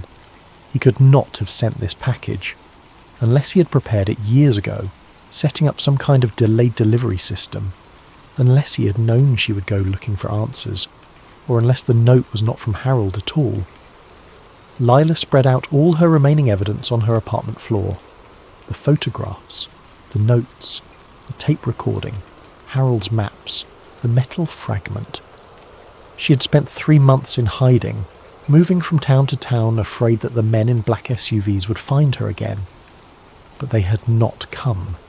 Maybe they thought the evidence had been destroyed. Maybe they thought she would stay silent out of fear. They were wrong. That night, the mountain rumbled. Local seismographs picked up vibrations centered directly beneath Mount Shasta. The frequency was low, rhythmic, almost mechanical. Geologists attributed it to minor tectonic adjustments. Volcanic activity settling after decades of dormancy. Nothing to be concerned about. But Layla knew better. She had heard that rhythm before, deep in the chamber, when she had touched the sphere and felt something vast wake beneath her feet. The machine was still active. The seals had not stopped it. The explosives had not buried it deeply enough. Whatever was beneath Mount Shasta, whatever Harold and Thomas Eldridge and countless others had found over the decades, it was older than human civilization. It was patient, and it was waking. No earthquake was officially reported that night, even though thousands of people across Northern California felt the tremor. The United States Geological Survey issued no statements. No warnings were given. The incident was not recorded in any official database. But Layla had felt it. She had felt the pulse of something ancient stirring beneath the mountain, counting down to a moment when it would fully awaken. And when that moment came, the government's carefully maintained silence would no longer matter. The truth beneath Mount Shasta would reveal itself, whether humanity was ready for it or not. Some mountains hold secrets in their stone. Some mountains hold mysteries in their caves. But Mount Shasta holds something else entirely. It holds evidence of intelligences that walked this earth long before we did, and it holds machines that still function after millions of years of silence. Harold Finnerty died trying to warn us. Thomas Eldridge vanished trying to understand it. Layla Finnerty risked everything to uncover it. The question is not whether the truth will come out. The question is what will happen when it does. The mountain remembers, the machine remembers, and deep beneath the snow and stone and ancient metal, something is waking, something is waiting, something is counting down the years until it emerges from the darkness and shows humanity just how small and young we really are in the vast timeline of this planet. Mount Shasta stands silent against the sky, beautiful and enigmatic. But if you listen carefully, if you place your hand against the stone and feel for vibrations that should not be there, you might just sense it. The rhythm, the pulse, the heartbeat of something older than human memory. And you might realise, as Harold did, as Lila did, that we were never alone on this earth. We just forgot to look beneath the mountains. Snow-cold silence. The Karen Red case. Thanks to Kristin for this incredible story idea. Now let's begin tonight's breakdown. The night was ending, but for some, it would never truly be over. Picture a quiet Massachusetts suburb blanketed in fresh snow. The kind of snow that muffles sound, that makes the world feel suspended in time. In those early morning hours of January 29th, 2022, a Lexus SUV backed out of a residential driveway at 7 minutes past 5 in the morning. The camera captured it all in grainy detail. Inside that vehicle sat Karen Reed, a financial analyst whose life was about to become a national obsession. What she didn't know as those tyres crunched over ice was that her boyfriend, Boston police officer John O'Keefe, lay dying in the snow just miles away. And what none of them knew was that this death would unravel into one of the most controversial criminal cases in modern Massachusetts history, splitting a community down the middle and raising questions that still echo through courtrooms and living rooms across America. This is not just a story about a death in the snow. This is a story about what happens when the people sworn to find the truth might be the ones hiding it. The night everything changed. January 28th, 2022 started like many winter weekends in the Boston area. Karen Red and John O'Keefe had been dating for over 2 years. He was a 16-year veteran of the Boston Police Department, a father figure to his niece and nephew after his sister's death, a man known for his dedication to family and his work. Karen was successful in her own right, established in her career, respected by colleagues. They were the kind of couple that seemed solid, the kind neighbours would describe as nice people, without a second thought. Around 9 that evening, they arrived at the Waterfall Bar and Grill in Canton, Massachusetts. It was a typical night out, drinks with friends, laughter cutting through the winter chill that had settled over the region. Security cameras captured them entering together. Witnesses later recalled seeing them at the bar, nothing unusual, nothing that suggested the tragedy waiting in the hours ahead. The evening wore on, drinks were poured, conversations flowed, and eventually, as it always does, the night began winding down. After midnight, they left the bar. This is where the story everyone thought they knew begins to fracture into competing narratives, each one claiming truth, each one pointing fingers in different directions. According to the prosecution's version of events, Karen and John drove to 34 Fairview Road, the home of Brian Albert, a former Boston police officer who had retired from the force. It was supposed to be an after-party, a chance to continue the night's festivities in a more private setting.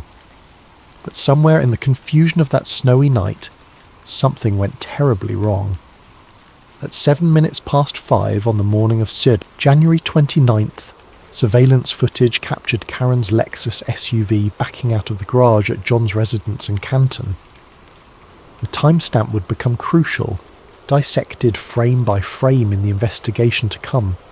Shortly after that footage was recorded, John O'Keefe was found lying in the snow outside 34 Fairview Road. He was unresponsive, his body already succumbing to the brutal Massachusetts winter. Emergency responders arrived to find a man face down in the snow, his clothing soaked through, his body temperature dangerously low. They rushed him to the hospital, but the damage was done. At 59 minutes past 7 that morning, John O'Keefe was pronounced dead.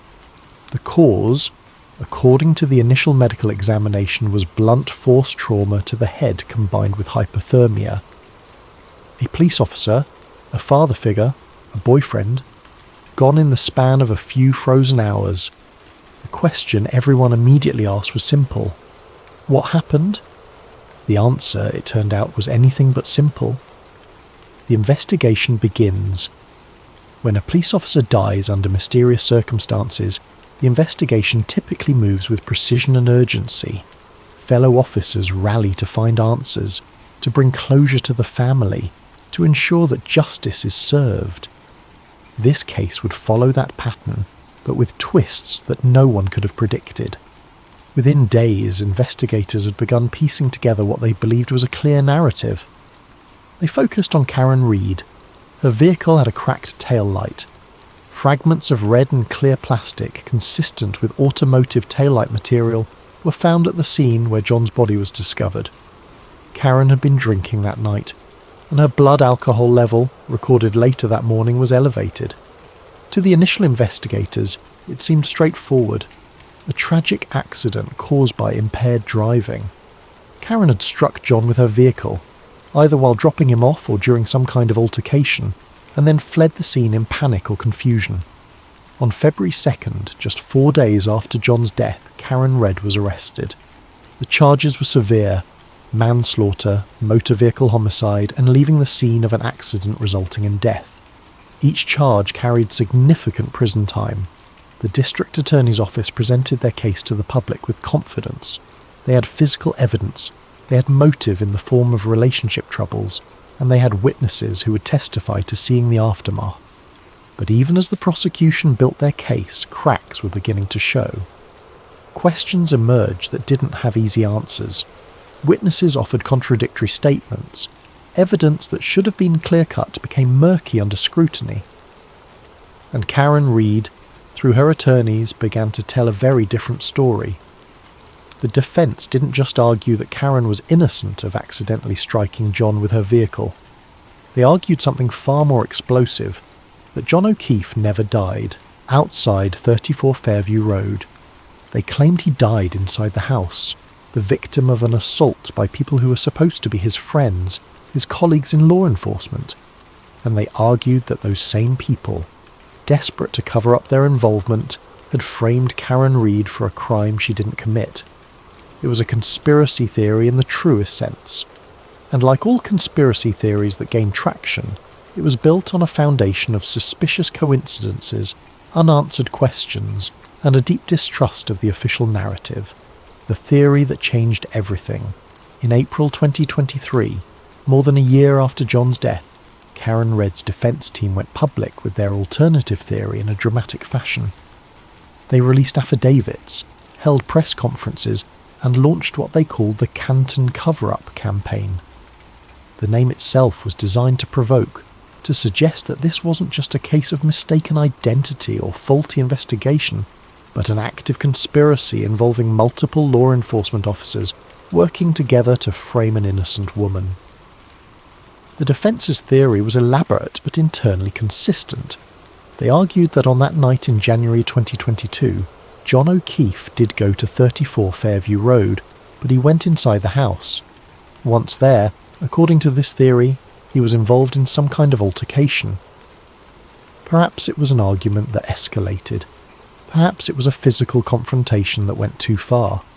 The specifics were unclear, but the result, the defence claimed, was that John was severely injured inside that home. Faced with a dying or dead police officer in their house, the occupants panicked. These weren't random civilians. They were current and former law enforcement, people who understood exactly how serious the situation was, people who knew how investigations worked, people who had the connections and knowledge to potentially manipulate the system. So instead of calling for help, instead of telling the truth, they made a different choice. They carried John's body outside, placed him in the snow, and began constructing an alternative narrative that would shift blame onto Karen Reed. It sounds almost too calculated to be believable. But the defence had evidence to support their claims, and some of it was genuinely disturbing. The most striking piece of evidence was a Google search conducted on a phone associated with the Albert household. At 27 minutes past 2 in the morning on January 29th, hours before John's body was officially discovered, someone searched for the phrase, "How long to die in cold." The timestamp was crucial. If John was already outside at that time, dying in the snow, why would someone inside the house be searching for information about how long hypothermia takes to kill? The defense argued this search was made by someone who knew John was outside, someone who was watching the clock, someone who needed to know how long to wait before discovering the body. Then there was the taillight. The prosecution's case relied heavily on the cracked taillight of Karen's Lexus as proof that she had struck John with her vehicle. But the defense brought in experts who examined photographs of the taillight taken at different times during the investigation. These experts testified that the damage pattern didn't match what would be expected from striking a person. More concerning, they claimed the photographs showed the tail light had been damaged further between initial evidence photos and later examination, suggesting someone had tampered with the evidence to make it appear more consistent with the prosecution's theory. Witness statements also began to unravel under scrutiny. Multiple people who were at 34 Fairview Road that night gave statements to police. But their accounts didn't align. Some said they never saw John arrive. Others said they were asleep and didn't know he'd been there at all. But phone records and other evidence suggested more activity in the house during the crucial hours than these witnesses were admitting. Why would people lie about whether they saw John unless they had something to hide? The investigation of the investigators. As the defence's theory gained public attention, scrutiny fell on the people conducting the investigation. And what emerged from that scrutiny was deeply troubling, regardless of which version of events you believed. The lead investigator on the case was Massachusetts State Police Trooper Michael Proctor. On the surface, he seemed like a competent officer with years of experience. But as the case progressed, text messages from Proctor's phone were uncovered and released to the defense as part of discovery. What those texts revealed was shocking. Proctor had sent numerous messages to friends and fellow officers about Karen Reed, and they were vicious. He mocked her appearance, made crude sexual comments, and expressed frustration with the case.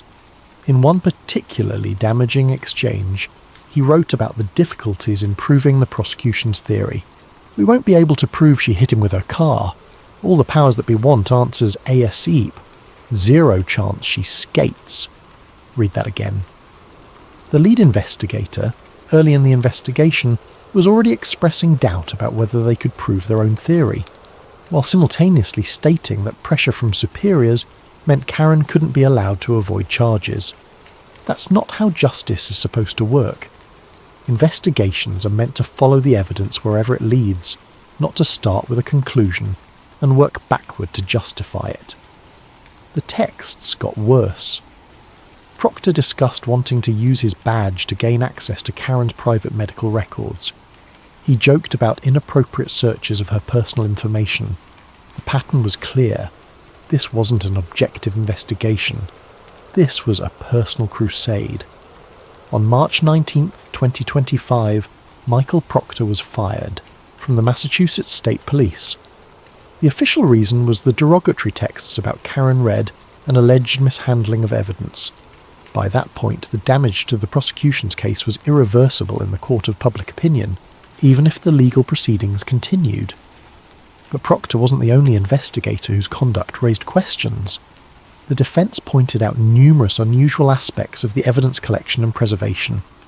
Karen's vehicle was towed to a police facility, but instead of being secured in a locked bay as would be standard for such crucial evidence, it was left in an area accessible to multiple officers.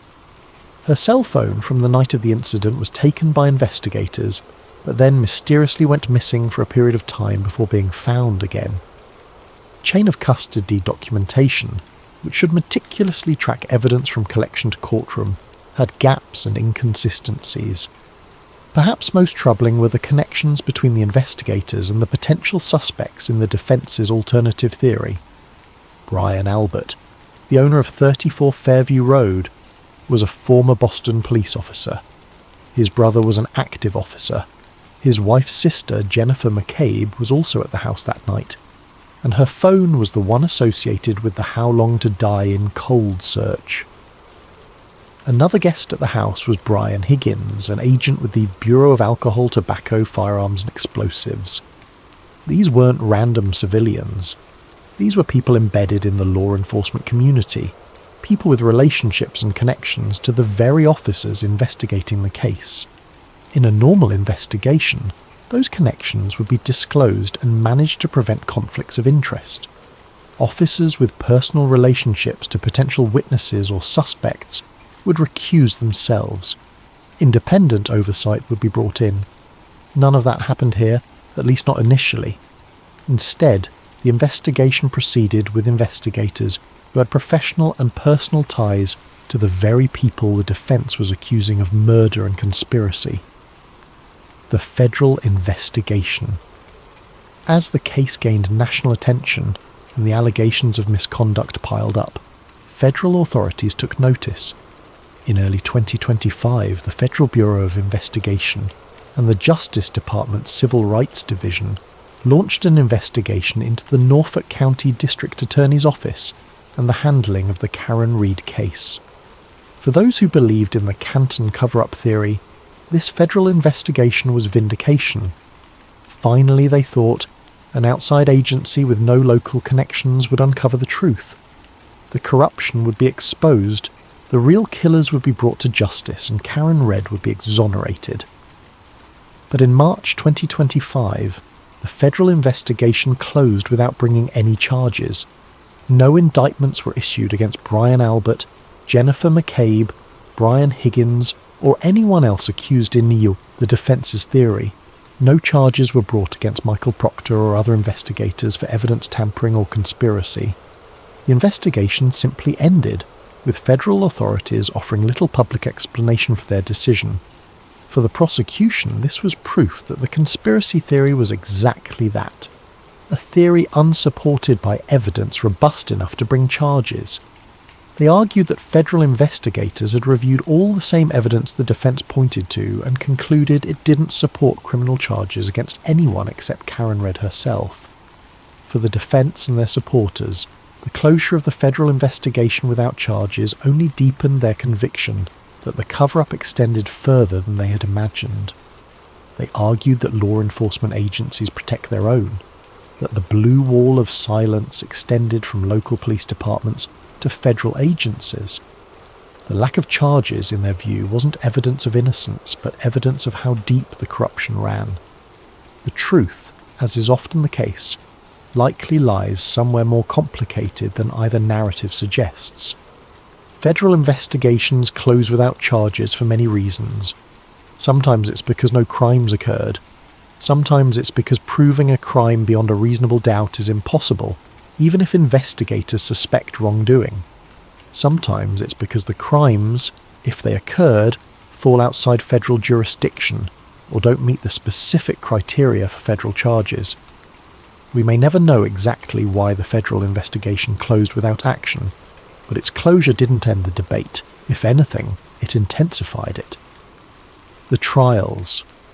The legal process in the Karen Read case was as dramatic and contentious as the investigation that preceded it. The first trial began on April 16th, 2024, more than 2 years after John O'Keefe's death. The prosecution presented their case: the cracked taillight, the plastic fragments, Karen's elevated blood alcohol level, and testimony from witnesses who described her as distraught and making incriminating statements in the hours after John's body was found. The defense countered with their conspiracy theory, now refined and supported by expert testimony. They brought in accident reconstruction specialists who testified that the injuries to John's body were inconsistent with being struck by a vehicle. They presented the Google search evidence, the text messages from Michael Proctor, and testimony about the connections between investigators and the Albert household. They argued that reasonable doubt wasn't just present in this case, it was overwhelming. For weeks, the jury heard testimony. They saw photographs of John's body, of the crime scene, of Karen's vehicle. They listened to expert witnesses from both sides contradict each other on crucial points. They heard Karen's own voice in recordings from that morning, heard her distress, heard her confusion. On July 1st, 2024, after days of deliberation, the jury announced they were hopelessly deadlocked. They couldn't reach a unanimous verdict on any of the charges. The judge declared a mistrial. Karen Read would not be convicted, but she would not be exonerated either. Instead, she would face a second trial. The retrial began on April 1st, 2025. By this point, the case had become a media sensation. Supporters of Karen Read gathered outside the courthouse daily, holding signs proclaiming her innocence and demanding justice for what they saw as a law enforcement conspiracy. The trial was live-streamed, with thousands watching the proceedings in real time and dissecting every moment on social media. This time, the jury reached a verdict. On the most serious charges, second-degree murder and manslaughter, they found Karen Read not guilty. They also acquitted her of leaving the scene of an accident. But on one charge, operating a vehicle under the influence of alcohol, they found her guilty. The judge sentenced her to 1 year of probation. The split verdict satisfied no one completely.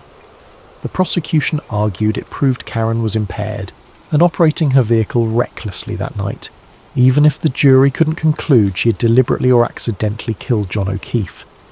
The defence and Karen's supporters argued the not guilty verdicts on the most serious charges vindicated their theory that she had been framed, and the single guilty verdict was a compromise by jurors who felt pressure to convict on something after such a lengthy and expensive trial. Karen Read walked out of the courthouse on probation, legally neither fully guilty nor fully innocent in the death of the man she loved. The unanswered questions. Even after 2 trials, after thousands of hours of investigation, after millions of words written and spoken about this case, fundamental questions remain unanswered. Did John O'Keefe ever go inside 34 Fairview Road that night? There is no surveillance footage from inside the house showing his arrival. Every person who was in that house that night claims they did not personally see him enter. Yet the defence argues he must have been inside based on his injuries and the circumstances of his death. Without video evidence or a witness willing to break ranks and tell a different story, this question remains open. What caused John's injuries? The medical examiner who performed the autopsy concluded his injuries were consistent with being struck by a vehicle and exposure to the cold. But defence experts examined the same body, the same photographs, the same medical data, and concluded his injuries were consistent with a beating, including wounds they argued came from a dog attack based on the pattern of marks on his arm. 2 sets of experts, 2 completely different conclusions. Both can't be right. But how is a jury, or the public, supposed to determine which experts to believe? When exactly did John die? The timeline is crucial to both theories. The prosecution needs him to have been struck by Karen's vehicle and left outside to die in the early morning hours. The defence needs him to have been alive inside the house, long enough for the conspiracy to unfold and for that Google search about hypothermia timing to make sense. Phone records show John's phone locked and stopped recording activity at a specific time, but does that mean he died then? Or just that his phone died or was damaged? Who made that Google search? The search for how long to die in cold came from a phone associated with Jennifer McCabe, who was at the Albert House that night. When questioned about it, she denied making the search and suggested it must have been a mistake or an artifact of some technical glitch. Forensic analysts confirmed the search was real and occurred at the timestamp indicated. So who made it and why? Was evidence tampered with? The defence presented testimony suggesting Karen's taillight was damaged further during the investigation to make it more consistent with the prosecution's theory. They pointed to inconsistencies in photographs taken at different times. The prosecution argued any apparent differences were due to lighting, camera angles, or the natural process of collecting and examining fragile evidence. Without a video recording of every moment the vehicle was in custody, proving tampering definitively is nearly impossible, but the suggestion alone casts doubt on the evidence's reliability. Why did Michael Proctor send those texts? Even people who believe in Karen's guilt struggle to defend Proctor's conduct. His messages were inappropriate by any standard, and his admission that they struggled to prove their own theory, while feeling pressure to secure a conviction, is deeply troubling.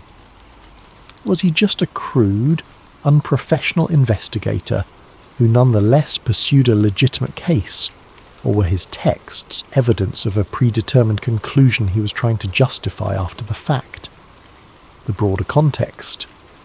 The Karen Red case didn't happen in a vacuum.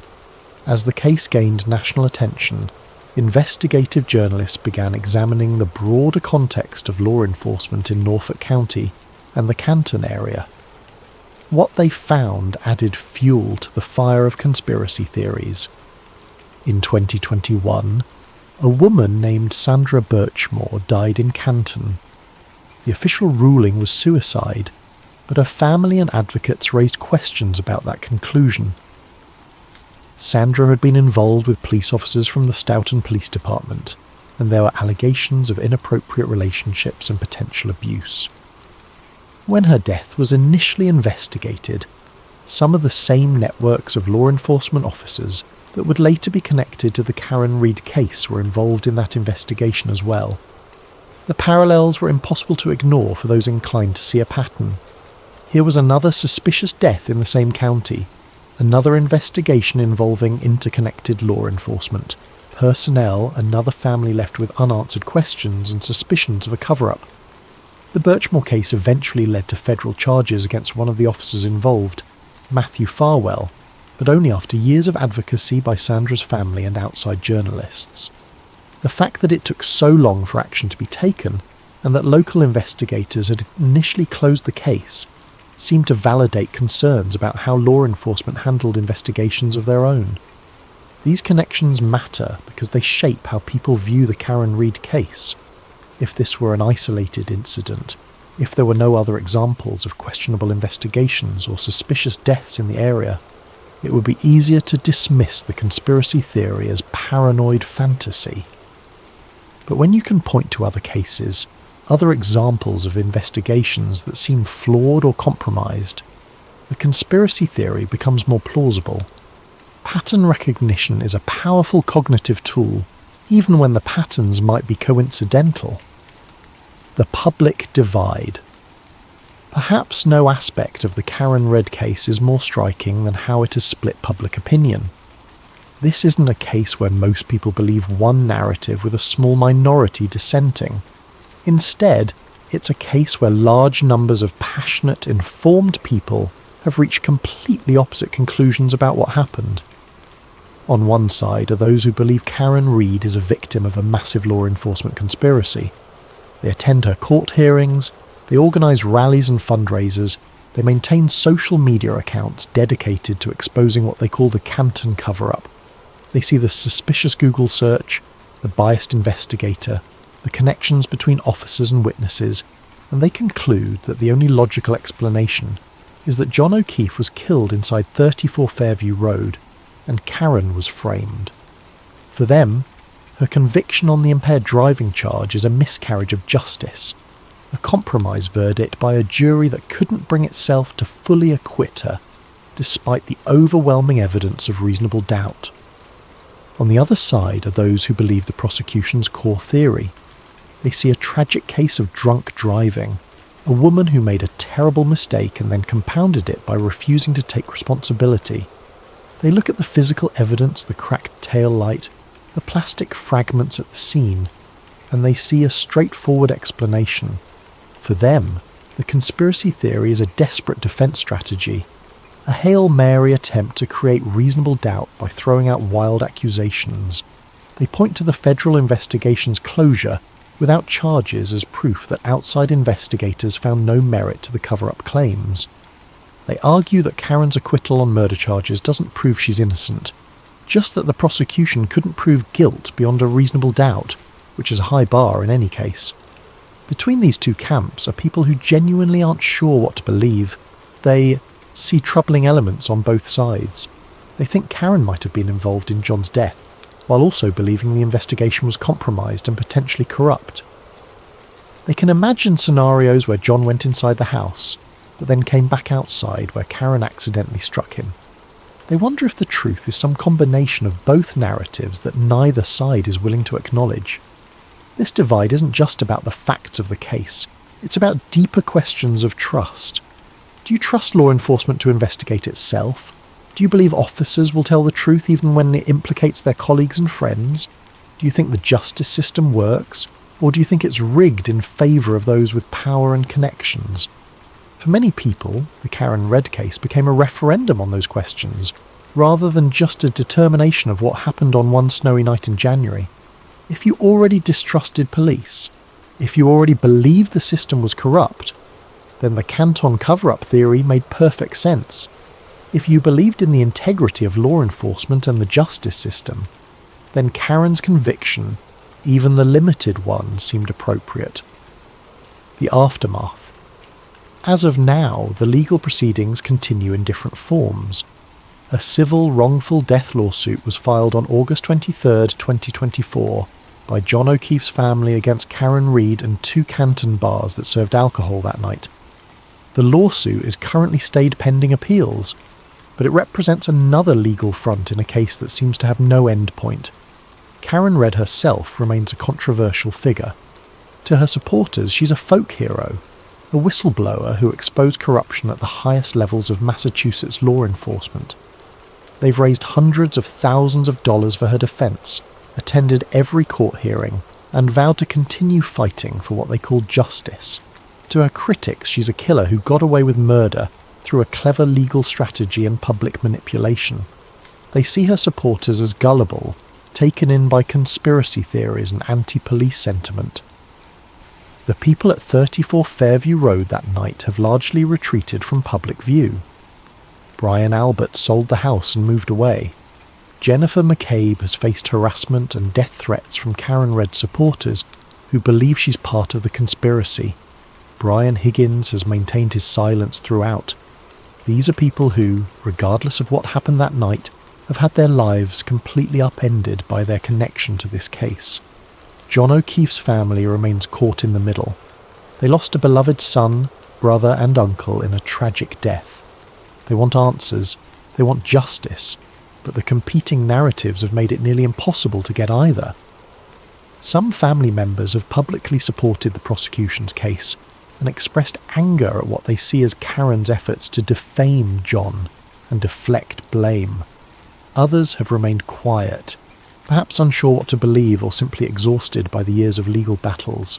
The truth in the snow, so what really happened on that night in January 2022? After all the trials, all the evidence, all the testimony, can we say with certainty?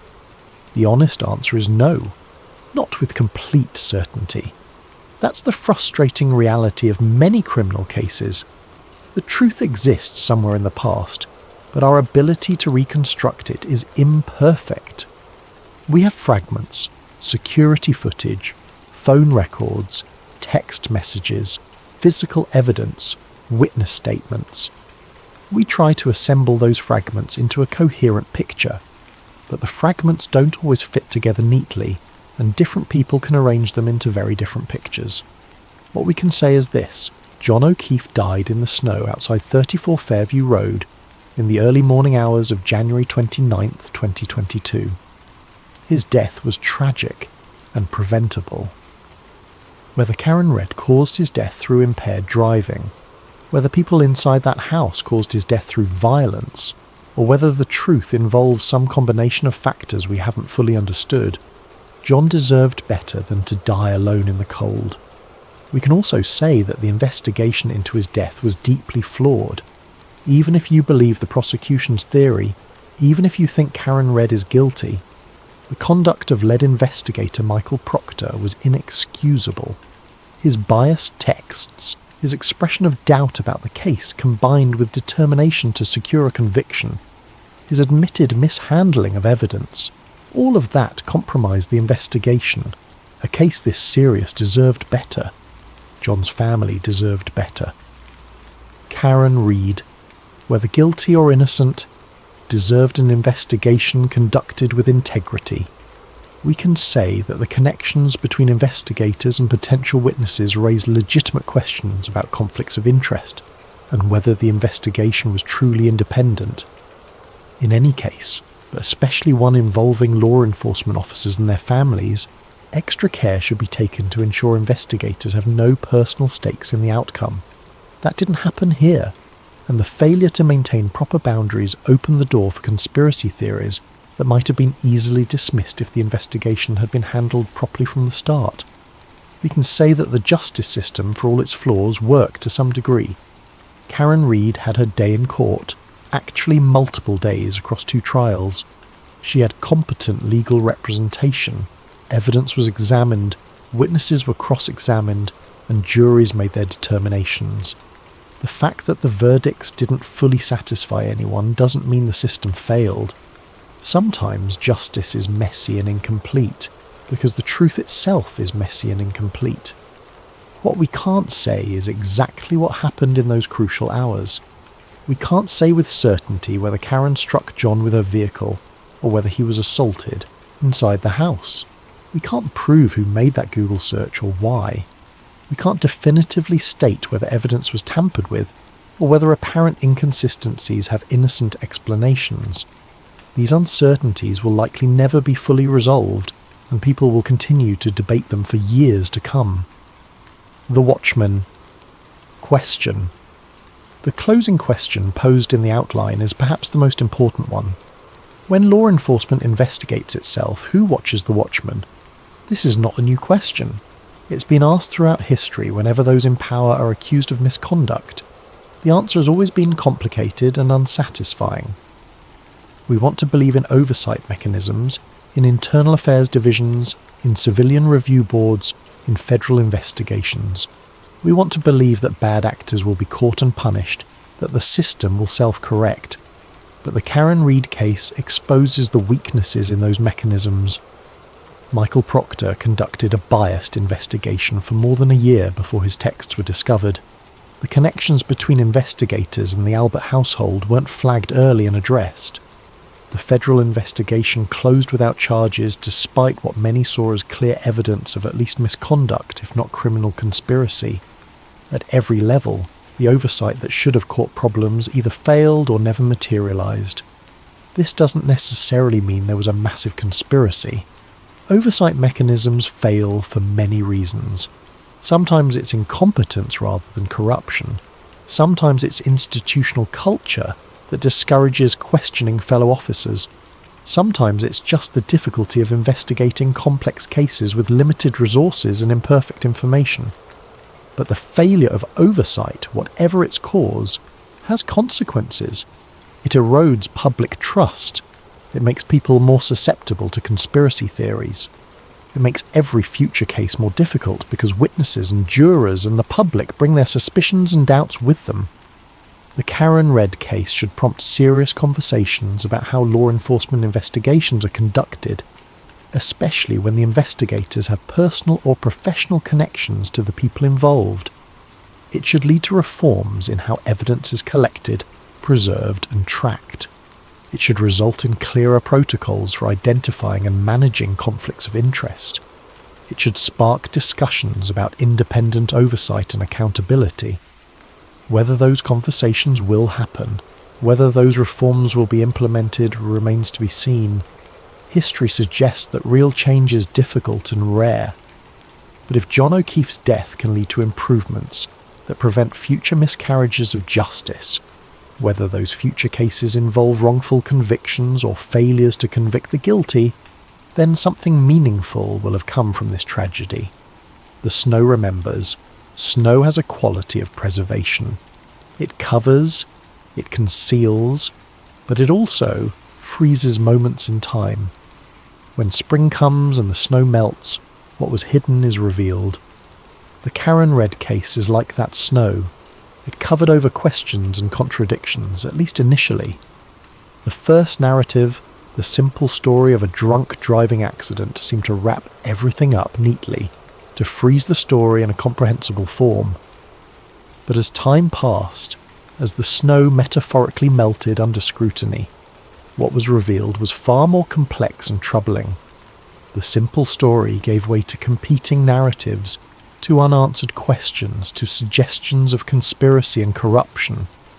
Some of what was revealed might be truth, some might be paranoia, and some might be something in between. What we're left with is not closure but continued uncertainty. Karen Read is not in prison for murder. But she is not fully exonerated either. John O'Keefe's death is officially resolved in the legal system, but the questions about what really happened remain open in the court of public opinion. The people accused in the conspiracy theory have not been charged, but their names are permanently associated with these allegations. Perhaps that uncertainty is the most honest outcome. Perhaps it reflects the reality that in some cases we simply cannot know the complete truth with certainty. We can have suspicions, we can have beliefs, we can even have legal verdicts, but absolute certainty eludes us. What we can do is learn from the failures exposed by this case. We can demand better investigations, better oversight, better accountability. We can ask harder questions when law enforcement investigates its own. We can be skeptical of both official narratives and conspiracy theories, recognizing that the truth is often more complicated than either extreme suggests. And we can remember John O'Keefe not just as a figure in a controversial case, but as a person. A 16-year veteran officer who dedicated his life to public service. An uncle who stepped up to raise his sister's children when she could no longer care for them. A man who, whatever the circumstances of his death, deserved better than to die alone in the snow, while those who might have helped him either couldn't or wouldn't. The snow that fell on January 29th, 2022 has long since melted. The seasons have changed, the years have passed, but the questions raised that night remain, frozen in the public consciousness, waiting for answers that may never fully come. That's the real tragedy of the Karen Red case. Not just that a man died, though that is tragic enough, but that we may never know with certainty why he died, who is responsible, or whether justice was truly served. When the next snow falls in Canton, Massachusetts, some people will think of that night. They'll think of John O'Keefe, of Karen Reed, of 34 Fairview Road. They'll think of the questions that still hang in the air like snowflakes that never quite settle to the ground. And they'll wonder, as we all wonder, whether the truth is buried somewhere beneath the surface, waiting to be discovered, or whether it melted away that morning and can never be recovered. The silence of that snow-covered night keeps its secret still, and in that silence we hear the echo of every unanswered question, every unresolved doubt, every failure of the system we trust to deliver justice. The case of Karen Reed and the death of John O'Keefe is closed in the legal sense, but in every other way that matters, it remains open, a wound that has not healed, a mystery that has not been solved, a story that has not yet found its ending. Perhaps it never will. Perhaps some stories don't get neat endings. Perhaps the only certainty is the snow falling and melting, covering and revealing freezing moments in time, but never quite preserving them completely. And perhaps that's the most honest conclusion we can reach. That we know what happened that night only in fragments, in pieces, in competing versions that can never be fully reconciled. The snow remembers, but it doesn't tell, and so we're left with our questions, our theories, our suspicions and our doubts. We're left with a case that became a symbol, a trial that became a cultural moment, a death that became a debate about trust and truth and justice in America. We're left with the uncomfortable reality that sometimes the system we rely on to find answers fails to deliver them. And we're left with the memory of a man who died in the snow, and the woman accused of killing him, and the shadow of doubt that hangs over everything that came after. That shadow is the legacy of this case, not resolution, but uncertainty, not closure, but continued questions, not justice clearly served, but justice debated and disputed and doubted. In the end, that might be the most troubling outcome of all, because if we can't trust the system to find the truth, in a case this scrutinized, this examined, this thoroughly investigated, then when can we trust it? And if we can't answer that question, then the shadow grows longer, the doubt spreads wider, and the next case becomes that much harder to resolve. The snow-cold silence that gave this case its name isn't just about the quiet of that winter night. It's about the silence of unanswered questions, the silence of evidence that doesn't speak clearly, the silence of witnesses who won't or can't tell the complete truth, the silence of investigators who failed in their duty, the silence of a system that couldn't deliver the certainty we expect from justice. And in that silence, John O'Keefe rests, his truth known only to himself and perhaps to those who were there that night. The rest of us are left to wonder, to debate, to take sides in a controversy that may never be fully resolved. That's the real story of the Karen Read case. Not a story with a beginning, middle and clear end, but a story that continues to unfold, to evolve, to challenge our assumptions about truth and justice and the institutions we trust to deliver both. The documentary ends, but the case does not. The questions remain, the silence persists, and somewhere in that silence, buried beneath layers of evidence and testimony and competing narratives, lies the truth. Whether we'll ever uncover it completely is a question that only time, and perhaps new evidence or confessions, can answer. Until then, we're left with what we have. An unsettling case that exposed the fault lines in our justice system and left us all wondering whether we can truly know what happened when those sworn to protect us are the ones under suspicion. The snow has melted. The truth remains frozen. Good evening, and welcome to Sleep Theories. Before we dive into tonight's story, I'm curious about you, our listeners. How has your day been treating you? Are you winding down after a long day? Or perhaps you're on the other side of the world, just beginning your morning routine. What time is it where you are right now? And what corner of our vast planet are you calling home tonight? Whether you're listening from a bustling city apartment, a quiet countryside home, or somewhere in between, you're part of our global community of truth seekers and story lovers. If you're new to Sleep Theories, welcome aboard. And if you're a returning listener, thank you for coming back. Don't forget to subscribe if you haven't already.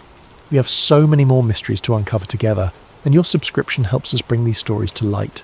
Now, settle in, get comfortable, and prepare yourself for a tale that will make you question everything you thought you knew about one of history's most famous disasters.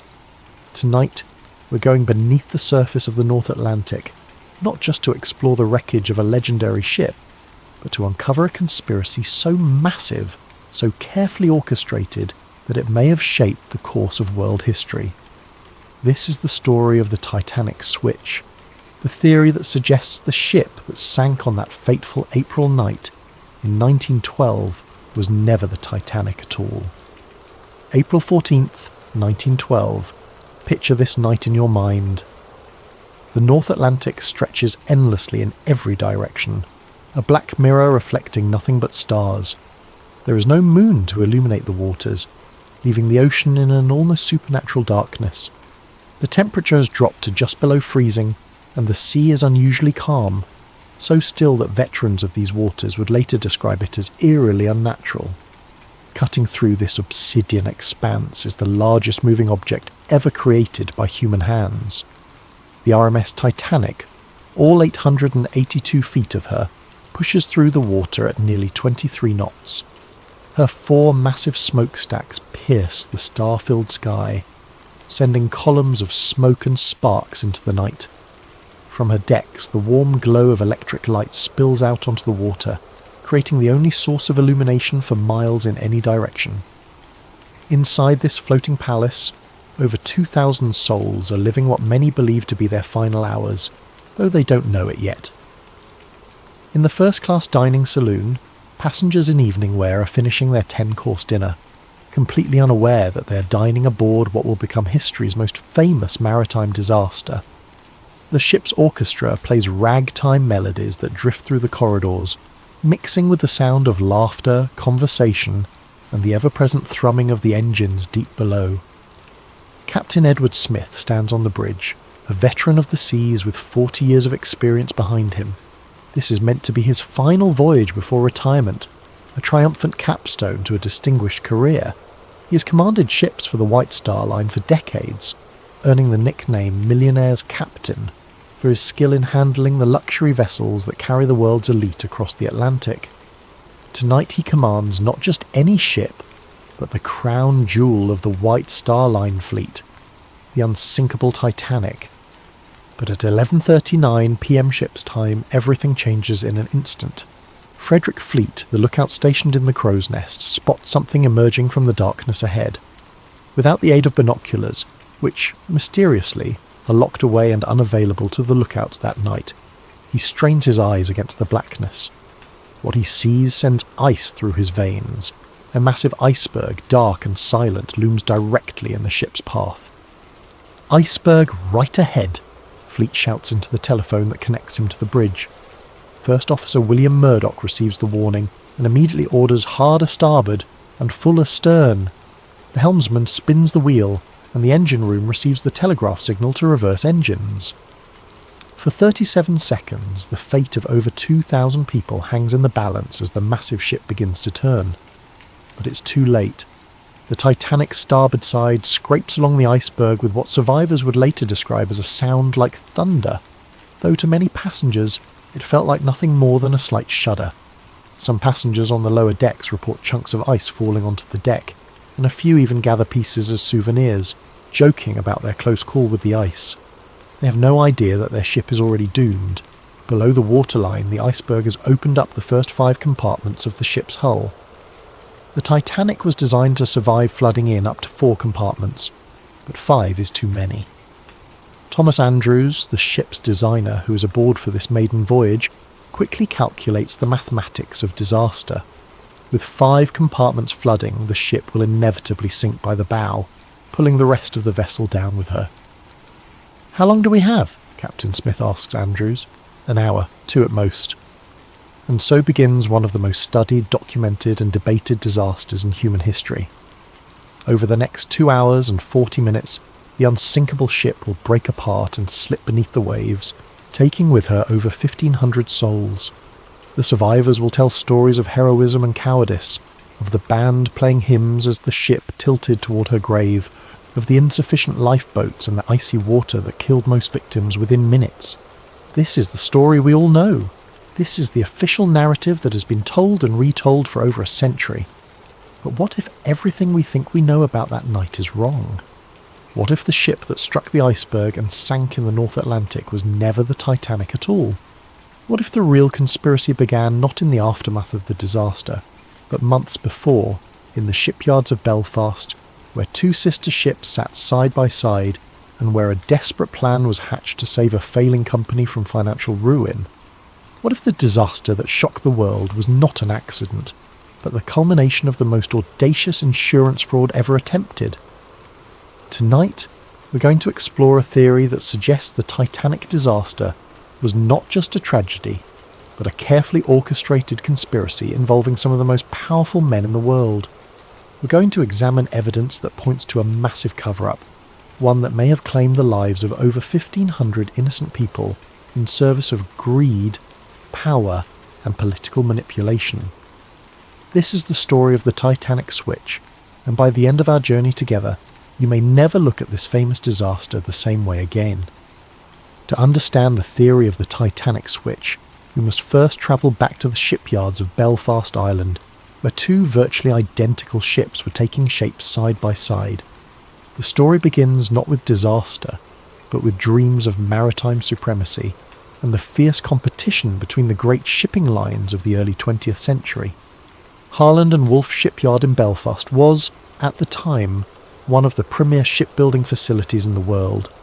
The massive facility sprawled along the banks of the River Lagan, its enormous gantry cranes towering over the landscape like steel monuments to industrial ambition. It was here, in this cathedral of steel and rivets, that the White Star Line had commissioned 3 ships that would change ocean travel forever. The Olympic-class ships, as they would be known, were conceived as the ultimate expression of luxury and engineering prowess. These were to be the largest, most opulent vessels ever built, designed to dominate the lucrative North Atlantic passenger route and crush the competition from rival shipping companies like Cunard Line. The first of these sister ships was the RMS Olympic, launched on October the 20th, 1910. She was a marvel of engineering, stretching 882 feet from bow to stern and weighing over 46,000 tons. Her 9 decks could accommodate over 2,000 passengers in unprecedented luxury, with amenities that included a swimming pool, a gymnasium, a Turkish bath, and dining rooms that rivaled the finest restaurants in London or New York. The Olympic was not just a ship. She was a floating city, a testament to British engineering and a symbol of the White Star Line's dominance of the seas. When she departed Southampton on her maiden voyage in June 1911, she carried with her the hopes and reputation of her builders. But less than 4 months after her maiden voyage, disaster struck. On September the 20th, 1911, the Olympic was departing Southampton when she collided with HMS Hawke, a Royal Navy cruiser. The impact was devastating. The Hawke's reinforced bow, designed to ram enemy vessels, punched a massive hole in the Olympic's starboard side, flooding 2 of her compartments and severely damaging her propeller shaft. The Olympic limped back to port, her maiden voyage season cut dramatically short. But the damage was far more extensive than initially apparent. When she was dry docked for inspection, the full extent of the catastrophe became clear.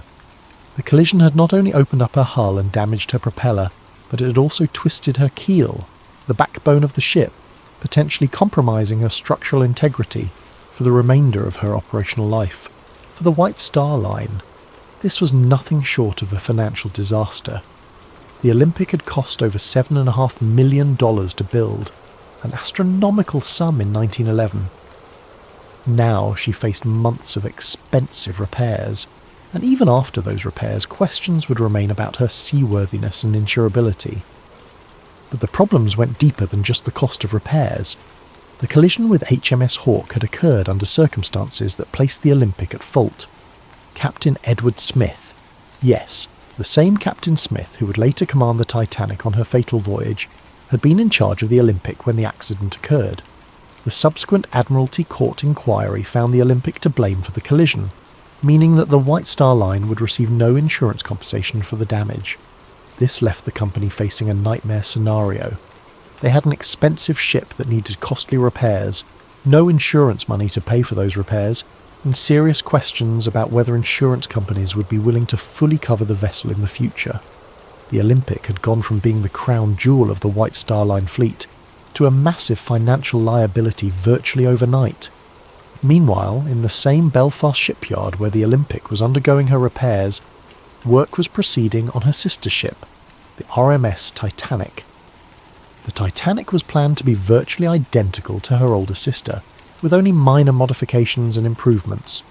From a distance, even expert ship observers would have difficulty telling the 2 vessels apart.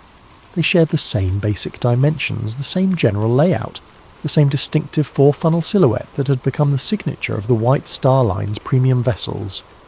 This similarity, according to the switch theory, was not coincidental. It was the key to a plan that would solve the White Star Line's financial crisis, while simultaneously eliminating a massive liability. The theory suggests that sometime in late 1911 or early 1912, a decision was made at the highest levels of the White Star Line's ownership. Rather than spend millions repairing the Olympic and then operating her under a cloud of doubt about her structural integrity and insurability, they would swap the identities of the 2 ships. The damaged Olympic would be given the identity of the Titanic and sent out on what was ostensibly the new ship's maiden voyage. But this voyage would not be intended to reach New York. Instead, the disguised Olympic would be deliberately sunk, allowing the White Star Line to collect the full insurance value of a new undamaged vessel while simultaneously eliminating the financial burden of the real Titanic's damaged sister. Meanwhile, the real Titanic, now disguised as the Olympic, would quietly slip into service, her true identity hidden from the world. To understand why such a plan might have been attractive, we must consider the financial pressures facing the White Star Line in 1912. The company was owned by the International Mercantile Marine Company, a shipping trust controlled by American financier J.P. Morgan. Morgan had invested enormous sums in his shipping empire, but the business was facing increasing competition and declining profitability. The White Star Line needed the Titanic to be a success. They needed her to capture public imagination, dominate the headlines, and establish the company's supremacy on the North Atlantic route, but they also needed to resolve the Olympic problem before it bankrupted the entire operation.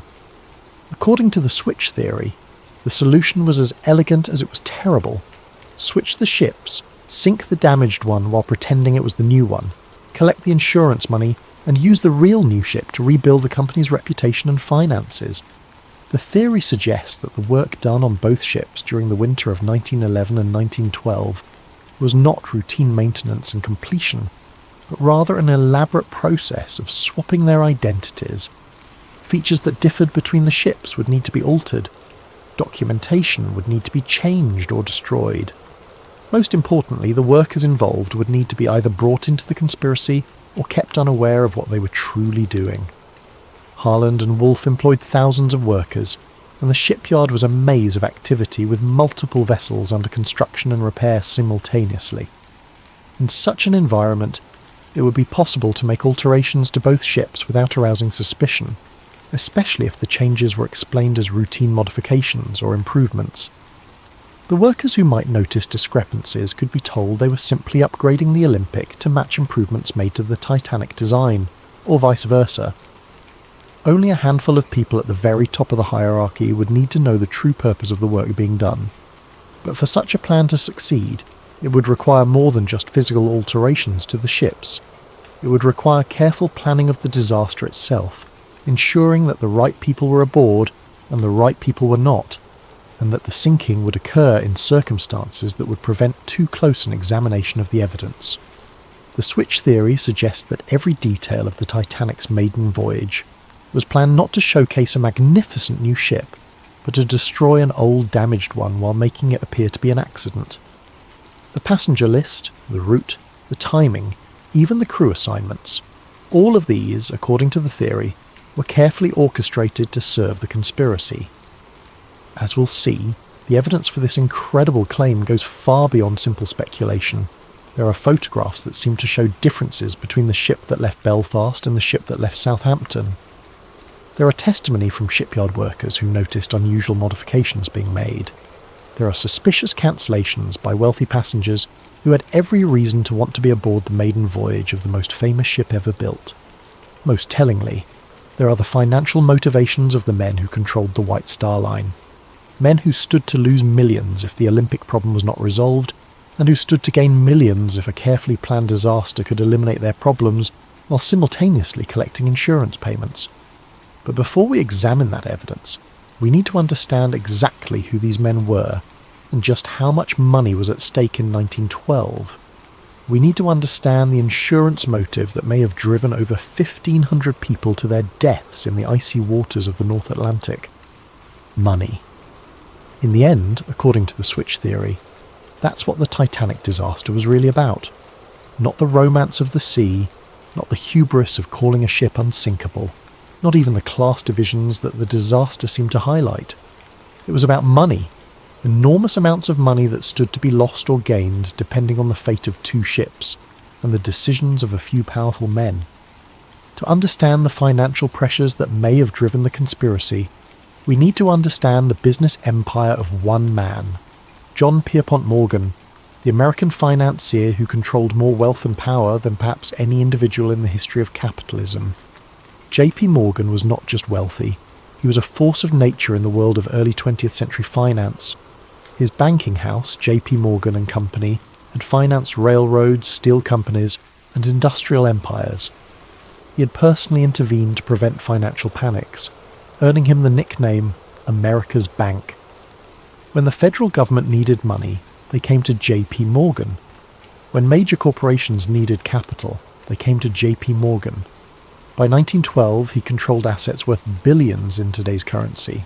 But Morgan's empire was not limited to American shores.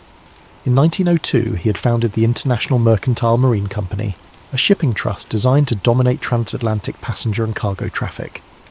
The IM acquired control of numerous shipping lines, including the prestigious White Star Line, Morgan's crown jewel in maritime transportation. The White Star Line was the perfect fit for Morgan's vision.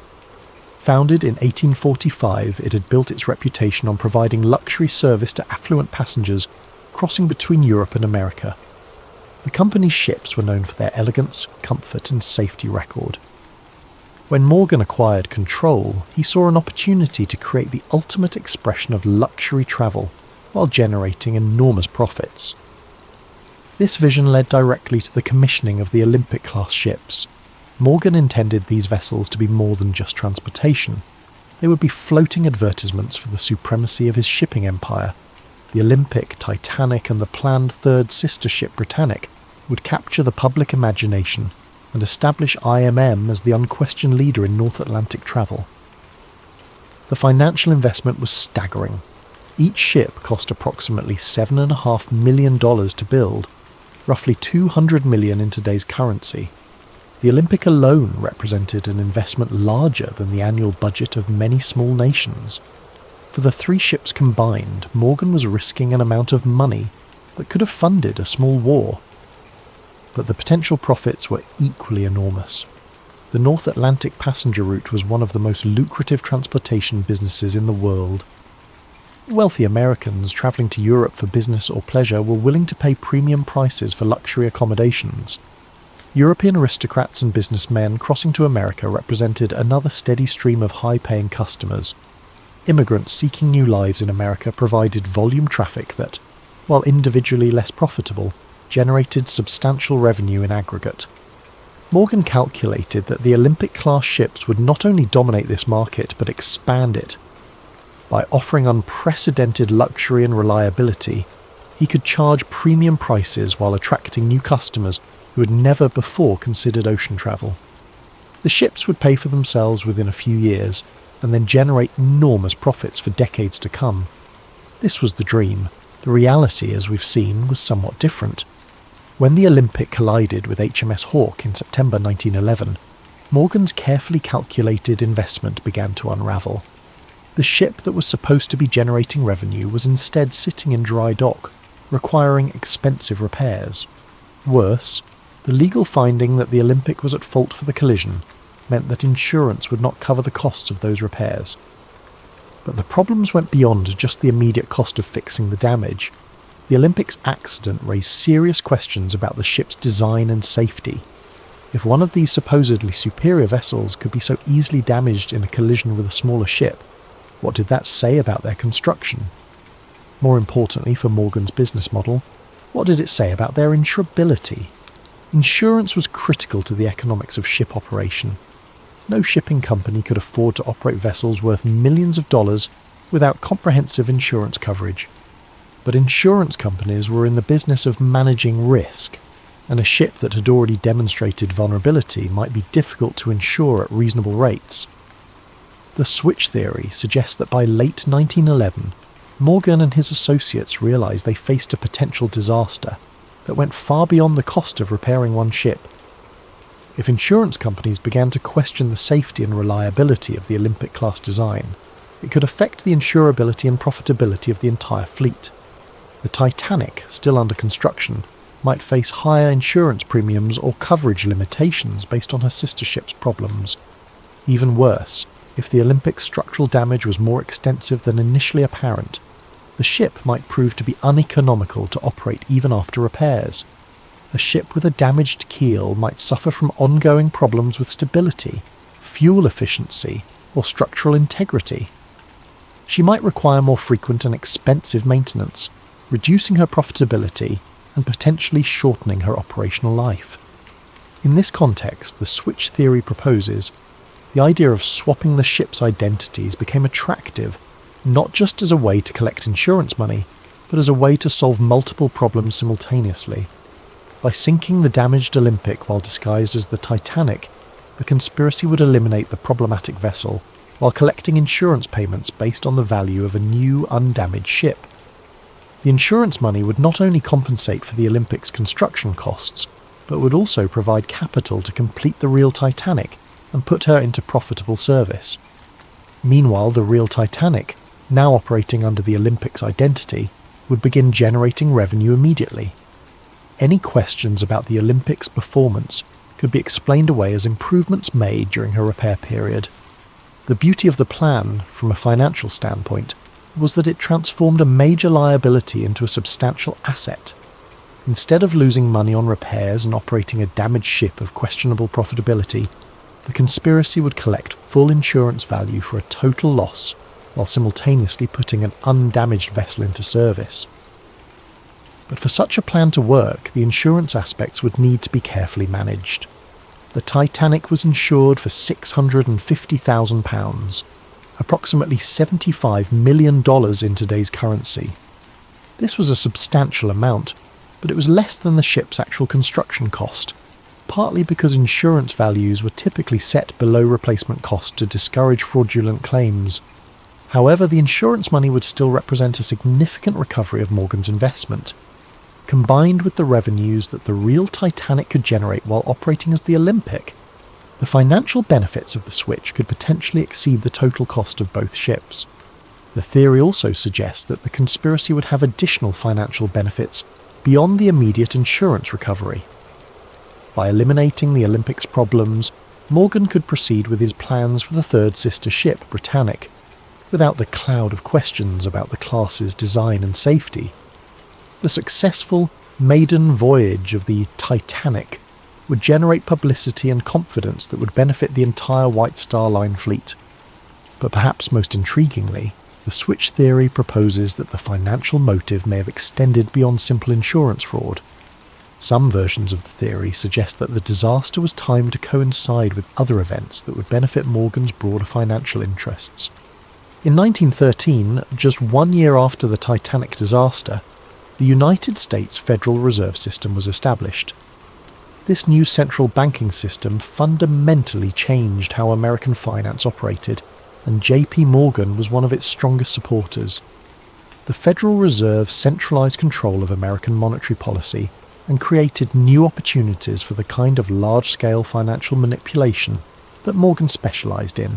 However, Morgan faced opposition to the Federal Reserve from some quarters, including wealthy Americans who preferred the existing decentralized system. Some of these opponents happened to be aboard the Titanic when she sank.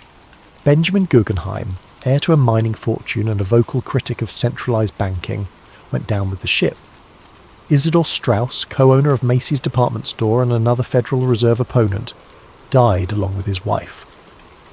John Jacob Astor IV, one of the wealthiest Americans and a skeptic of Morgan's financial schemes, also perished in the disaster.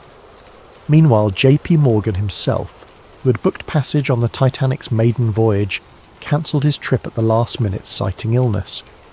Several of Morgan's business associates and political allies also cancelled their bookings while his opponents sailed to their deaths.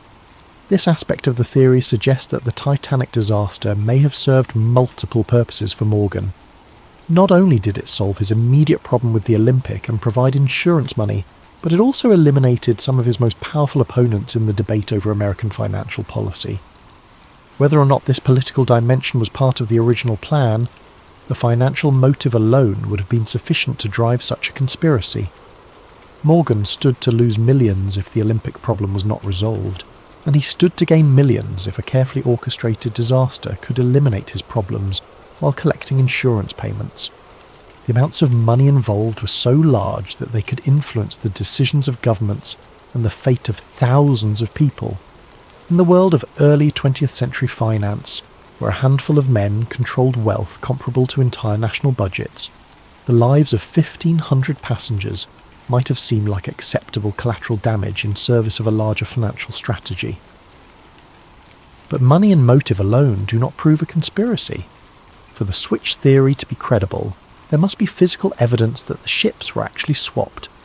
There must be documentation, photographs, and testimony that support the claim that the vessel that sank was not the Titanic but her damaged sister. As we'll see in the next chapter, proponents of the switch theory claim that such evidence exists, hidden in plain sight in photographs, construction records, and the testimony of those who were present when the conspiracy was allegedly carried out. The human eye, they say, can be deceived. Photographs, however, do not lie. They capture reality with mechanical precision, preserving details that witnesses might forget or misremember. For proponents of the switch theory, photographic evidence forms the backbone of their case that the ship which sank on April 15th, 1912, was not the Titanic, but her sister ship, the Olympic. To understand this evidence, we must first appreciate just how similar the Olympic and Titanic actually were. Both ships were built from virtually identical blueprints, with the same overall dimensions, the same basic layout, and the same distinctive four-funnel profile. From a distance, even maritime experts would have difficulty distinguishing between them. However, they were not absolutely identical. The Titanic incorporated several design improvements based on experience gained from the Olympic's early service. More importantly, she included modifications specifically requested by passengers and crew who had sailed on the Olympic and identified areas for improvement. These differences, while minor, were distinctive enough that they could be identified by careful observers. And according to switch theory proponents, photographs of the ship that left Southampton on April 10, 1912, show features that match the Olympic rather than the Titanic. The most frequently cited difference involves the porthole arrangements on a deck, the ship's uppermost passenger deck. The original Titanic plans showed 16 portholes along the forward section of this deck. The Olympic, however, had been built with only 15 portholes in the same area. When the Olympic was being repaired after her collision with HMS Hawke, the damaged area included part of this porthole arrangement. Photographs taken of the Olympic during her repair period show workmen modifying the porthole configuration in this section. Switch theory proponents claim that these modifications were made to match the Titanic's 16 porthole design, as part of the process of disguising the Olympic as her sister ship. However, photographs of the ship that departed Southampton on the Titanic's supposed maiden voyage show only 15 portholes in the critical area, matching the Olympic's original configuration, rather than the Titanic's planned design. This discrepancy might seem minor, but it's precisely the kind of detail that would be difficult to alter quickly and completely. Changing porthole arrangements required cutting through the ship's steel hull and then reinforcing and refinishing the area. It was exactly the sort of modification that might be overlooked in a hasty effort to swap the ship's identities. Another frequently cited difference involves the arrangement of the ship's lifeboats. The Olympic and Titanic were built with slightly different davit systems, mechanical devices used to lower lifeboats into the water. The Titanic was designed with a newer, more efficient davit arrangement that allowed for quicker deployment of the boats. Photographs of the ship at Southampton show what appear to be the older style davits consistent with the Olympic's original configuration. Switch theory proponents argue that the newer davits planned for the Titanic were never installed because the ship that sailed was actually the disguised Olympic. This detail takes on additional significance when considered alongside survivor testimony about the difficulty experienced in launching lifeboats during the disaster. Several witnesses reported problems with the davit mechanisms, delays in getting boats into the water, and confusion about the operation of the launching equipment. If the ship was actually the Olympic with her old davit systems, such problems might explain some of the difficulties experienced during the evacuation. More controversial is evidence related to the ship's propeller systems. The Olympic suffered significant damage to her centre propeller shaft during the collision with HMS Hawke. Repairs to this system were complex and expensive, requiring removal and replacement of major components. Some switch theory proponents claim that rather than properly repairing the Olympic's propeller system, the damaged components were simply patched or temporarily fixed.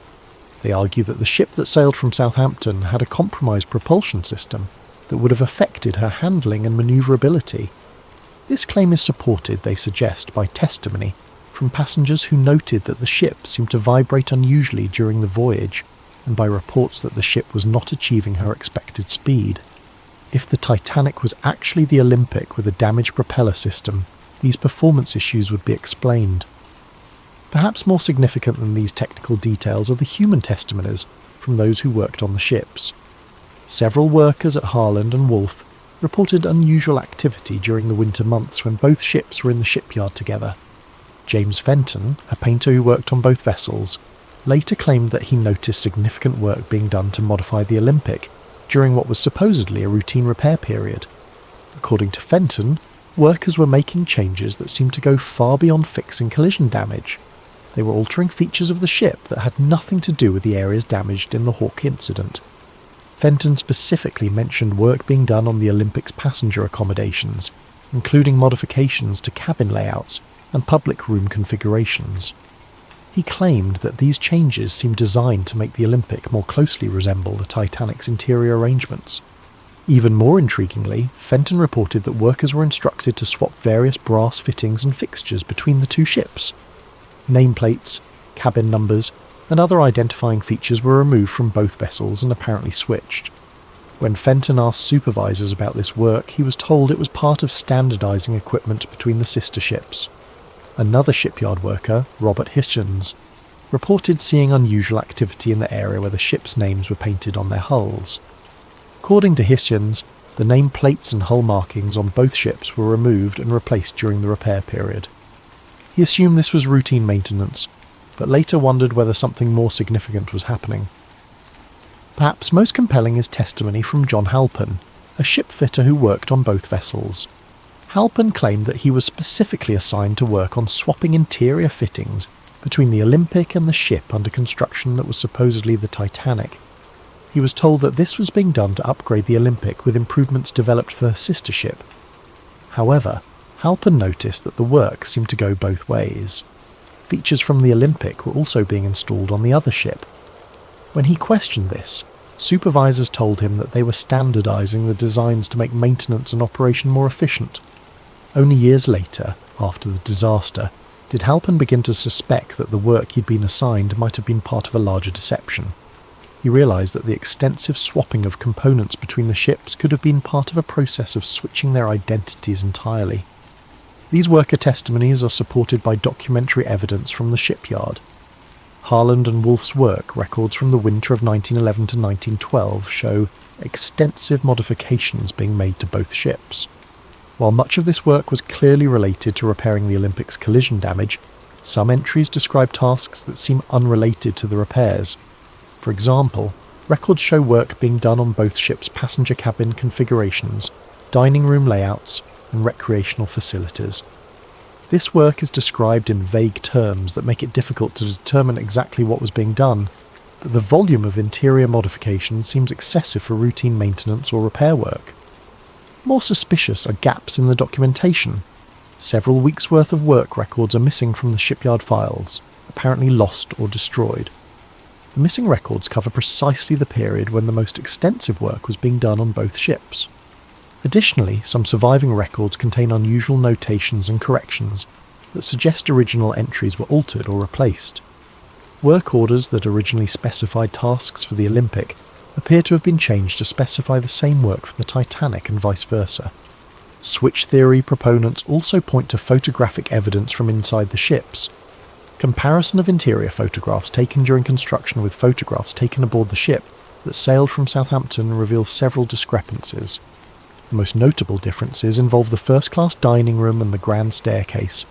The Olympic's dining room was originally designed with a specific pattern of decorative panels and light fixtures. The Titanic was planned to have an improved version of the same space, with subtle but distinctive differences in the decorative scheme. Photographs taken aboard the ship at Southampton show decorative features that match the Olympic's original design, rather than the improvements planned for the Titanic. Similarly, details of the grand staircase appear to match the Olympic's configuration, rather than the Titanic's planned modifications. These interior discrepancies are particularly significant because they would be difficult to fake or alter after the disaster.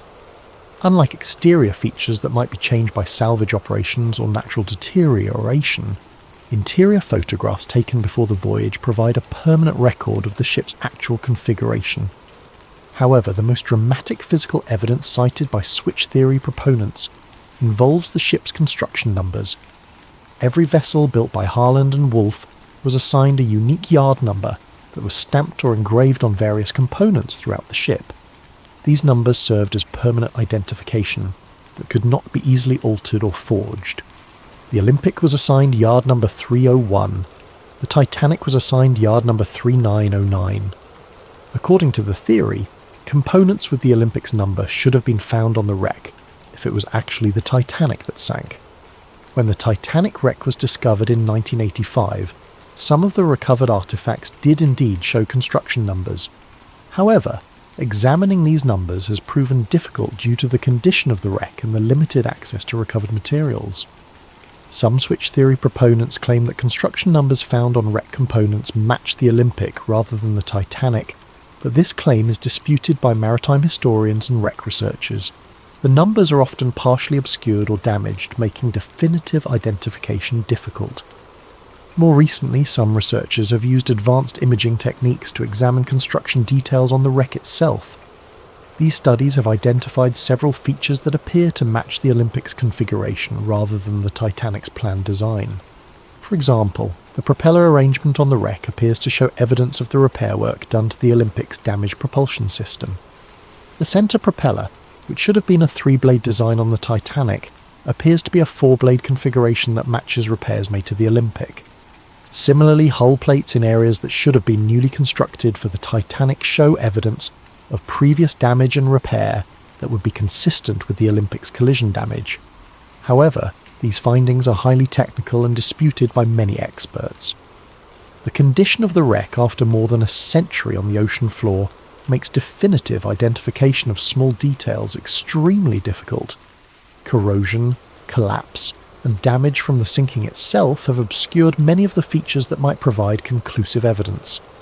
The physical evidence for the switch theory remains controversial and disputed. While proponents point to numerous discrepancies between the ship that sailed and the ship that was supposed to sail, skeptics argue that these differences can be explained by changes made during construction, errors in documentation, or misinterpretation of photographic evidence.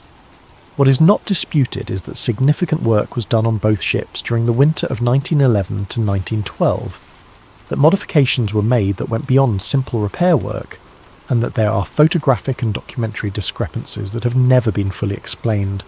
Whether these discrepancies prove a conspiracy or simply reflect the normal complexities of building and modifying massive ships remains a matter of debate. But for switch theory proponents, the physical evidence forms a compelling case that something was not right about the ship that sailed from Southampton on that April morning in 1912. However, physical evidence is only part of the story. To truly understand the scope of the alleged conspiracy, we must examine not just what was done to the ships, but who was aboard them. The passenger list of the Titanic's final voyage contains names that would reshape the world of finance and politics, and according to the theory, this was no coincidence. Sometimes the most revealing evidence is not what happened, but who was present when it happened. In the case of the Titanic disaster, the passenger manifest reads like a who's who of early 20th century power and influence. But according to the switch theory, this prestigious passenger list was not assembled by chance. Instead, it was carefully curated to serve the purposes of a conspiracy that extended far beyond simple insurance fraud. To understand the significance of the Titanic's passengers, we must first understand the broader context of American politics and finance in 1912. The United States was on the verge of fundamental changes in how its financial system operated. The country had experienced several financial panics in recent decades, and there was growing pressure to create a more stable and centralized banking system. J.P. Morgan and his allies favored the creation of a central bank that would be controlled by major financial institutions. This system, which would eventually become the Federal Reserve, would give unprecedented power to a small group of bankers and financiers. They would control the nation's money supply, interest rates, and credit availability. However, this plan faced significant opposition from wealthy Americans who preferred the existing decentralized system. These opponents feared that a central bank controlled by Morgan and his associates would concentrate too much financial power in too few hands. They argued for maintaining a system where multiple independent banks could compete and where no single institution could dominate the nation's finances. The debate over banking reform was not merely academic. Billions of dollars in wealth and decades of political power hung in the balance. If Morgan's vision prevailed, he and his allies would control the financial destiny of the United States. If his opponents succeeded in blocking the plan, Morgan's influence would be significantly diminished. Into this high-stakes political battle sailed the Titanic, carrying some of the most influential participants in the banking debate. And remarkably, almost all of the Federal Reserve's most powerful opponents happened to be aboard, while Morgan and his supporters were conspicuously absent. The most prominent opponent aboard was Benjamin Guggenheim, heir to one of America's great mining fortunes. The Guggenheim family controlled vast mineral resources and had accumulated enormous wealth through copper, silver and gold mining operations around the world. Benjamin was not just wealthy but politically influential, serving on the boards of multiple corporations and maintaining extensive connections in Washington. Guggenheim had been a vocal critic of Morgan's banking proposals. He argued that a centralized system would stifle competition and innovation in American finance.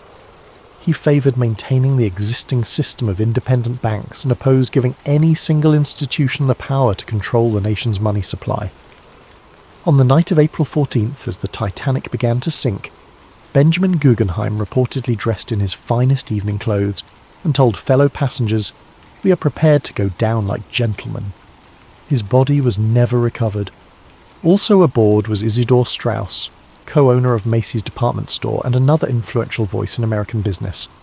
Straus had built his retail empire through careful management and conservative financial practices. He distrusted the kind of financial manipulation that Morgan specialized in and opposed the creation of a central bank that would facilitate such practices. Straus was particularly concerned about the impact of centralized banking on smaller businesses. He argued that a Morgan-controlled central bank would favor large corporations at the expense of independent merchants and entrepreneurs. His opposition to the Federal Reserve Plan was well known in political circles. When the Titanic began to sink, Isidore and his wife Ida were offered places in a lifeboat. According to witnesses, Ida refused to leave her husband, saying, "We have lived together for 40 years. Where you go, I go." They were last seen sitting together on deck chairs as the ship tilted toward her final plunge. Neither body was ever found. Perhaps most significant was the presence of John Jacob Astor IV, one of the wealthiest Americans and a man whose financial influence rivaled Morgan's own. Astor had inherited a vast real estate empire and had expanded it into hotels, railroads, and other investments.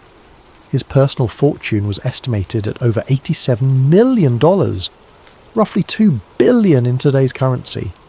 Astor was not merely wealthy, but politically sophisticated. He understood the implications of Morgan's banking proposals and opposed them on both economic and political grounds. He argued that giving Morgan's group control over the nation's banking system would create a financial oligarchy that would undermine American democratic institutions.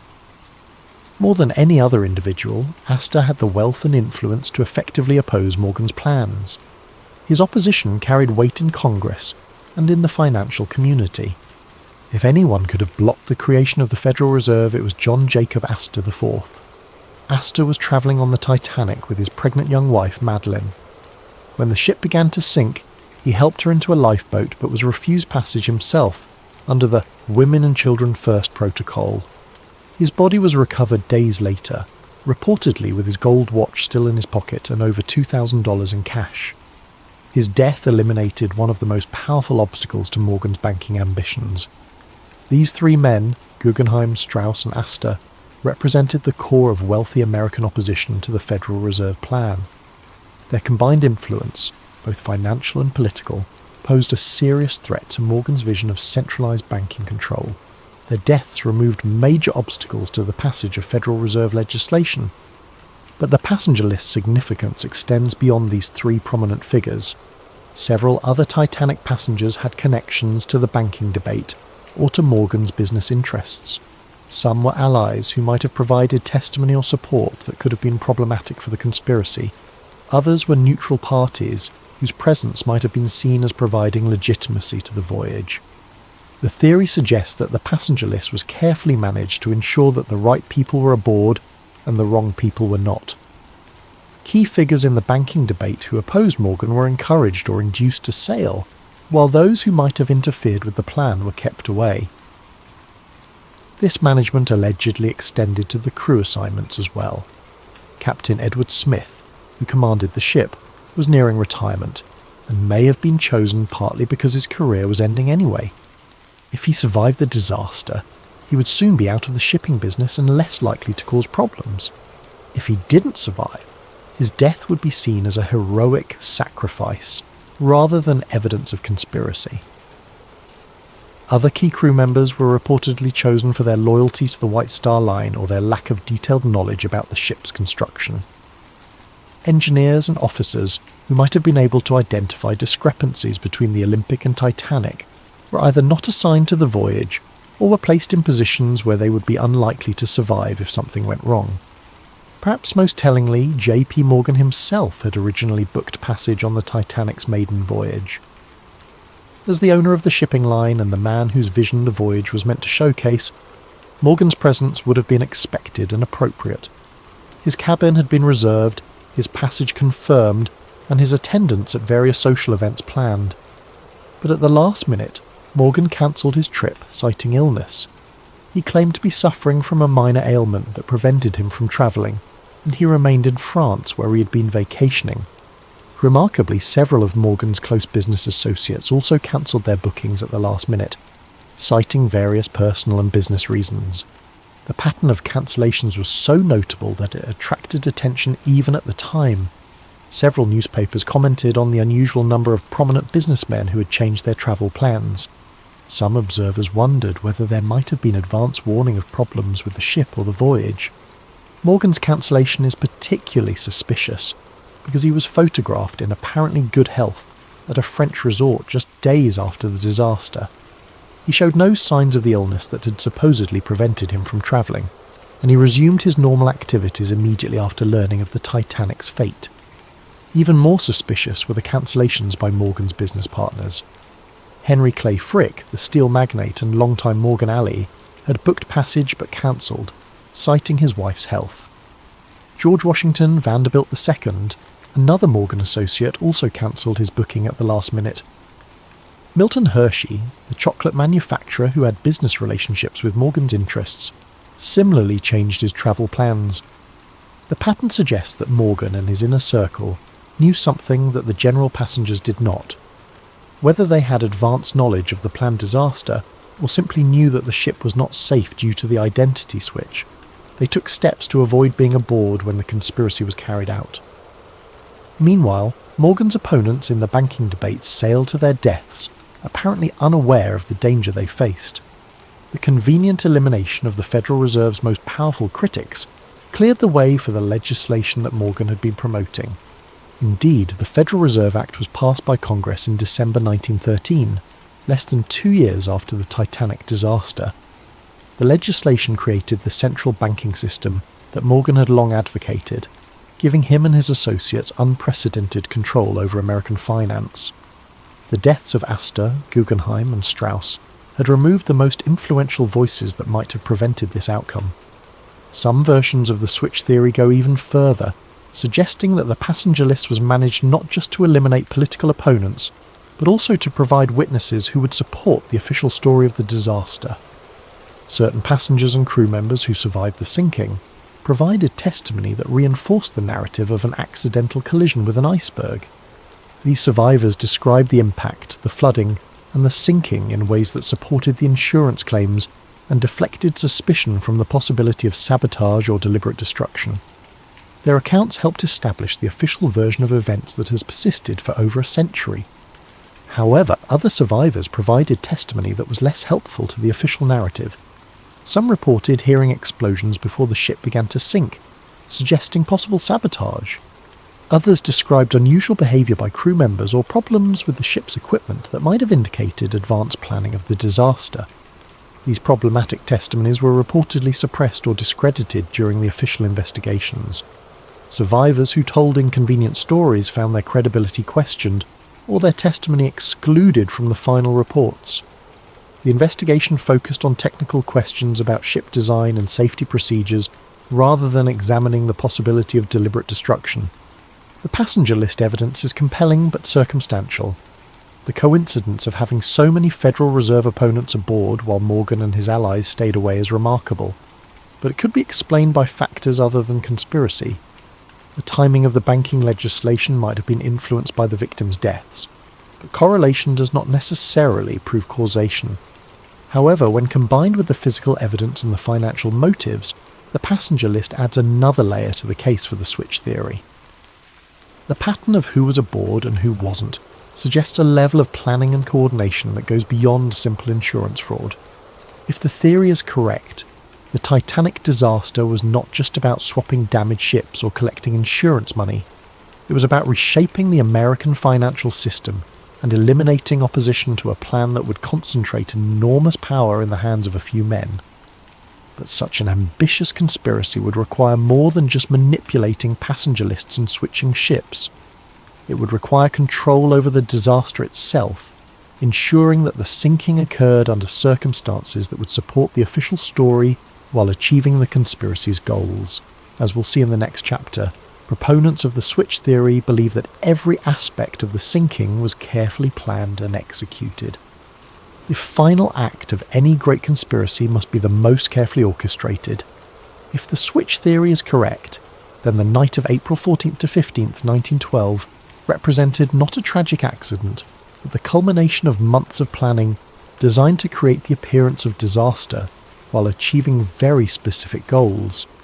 Every detail of how the ship encountered the iceberg, how she sank, and how the rescue efforts unfolded would need to serve the larger purpose of the conspiracy. To understand how the sinking might have been deliberately orchestrated, we must first examine the unusual circumstances that made the disaster possible. The night of April 14th was characterised by conditions that maritime experts describe as extraordinarily rare and dangerous.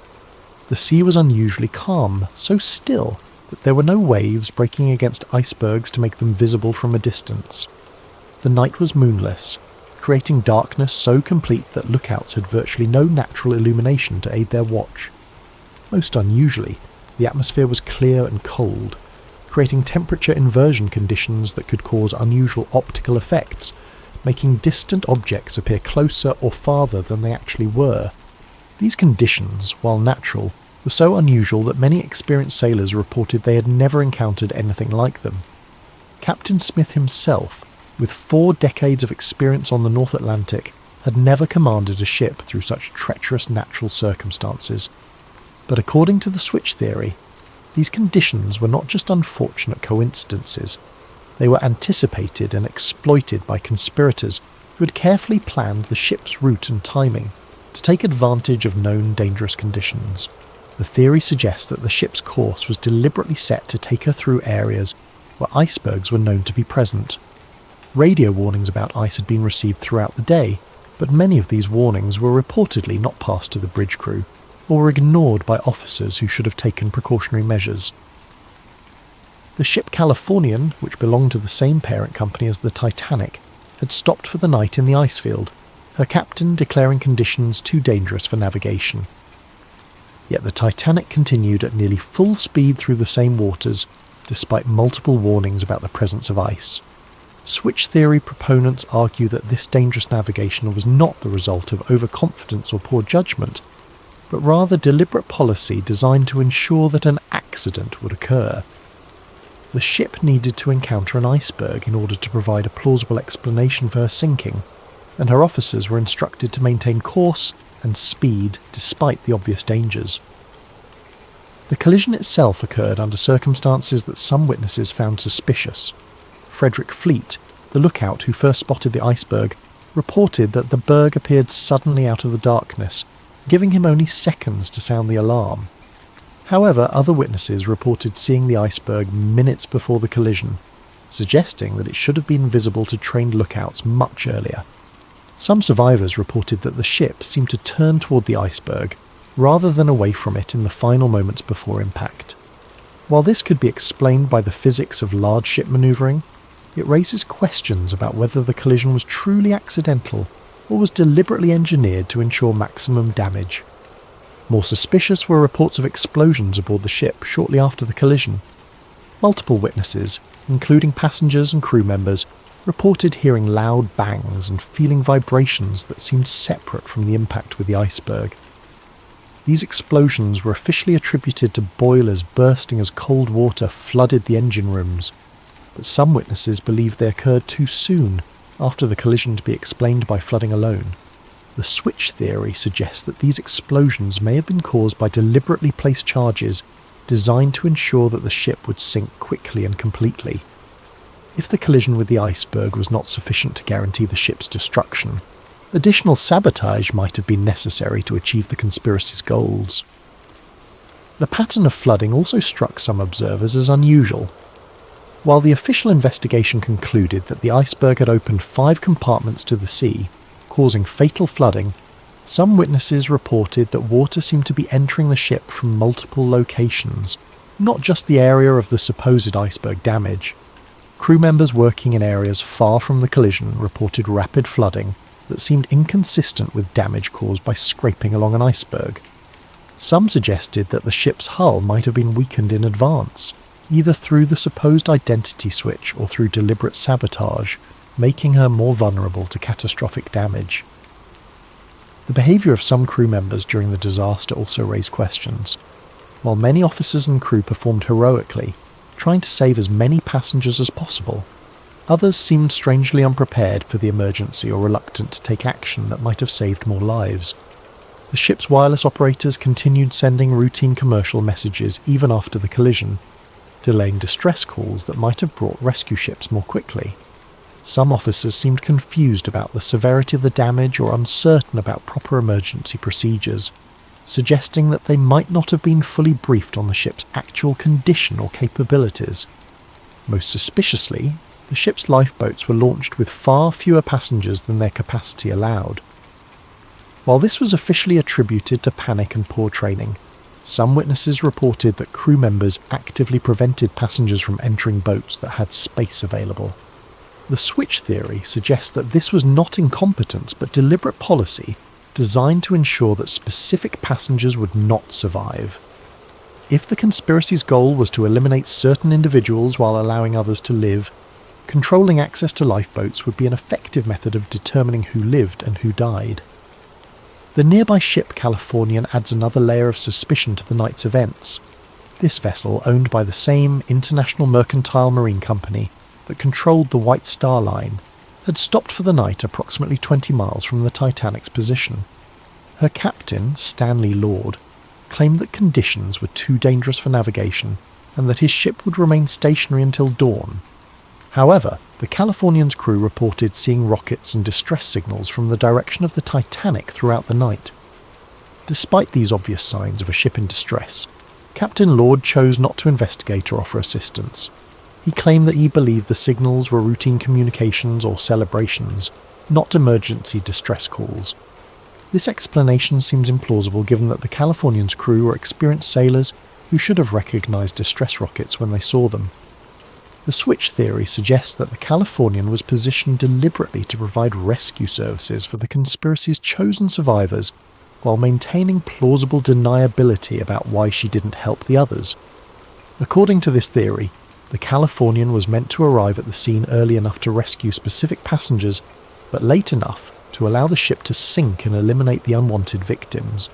However, a miscommunication or timing error prevented this plan from working properly, leaving the Californian too far away to effectively participate in the rescue.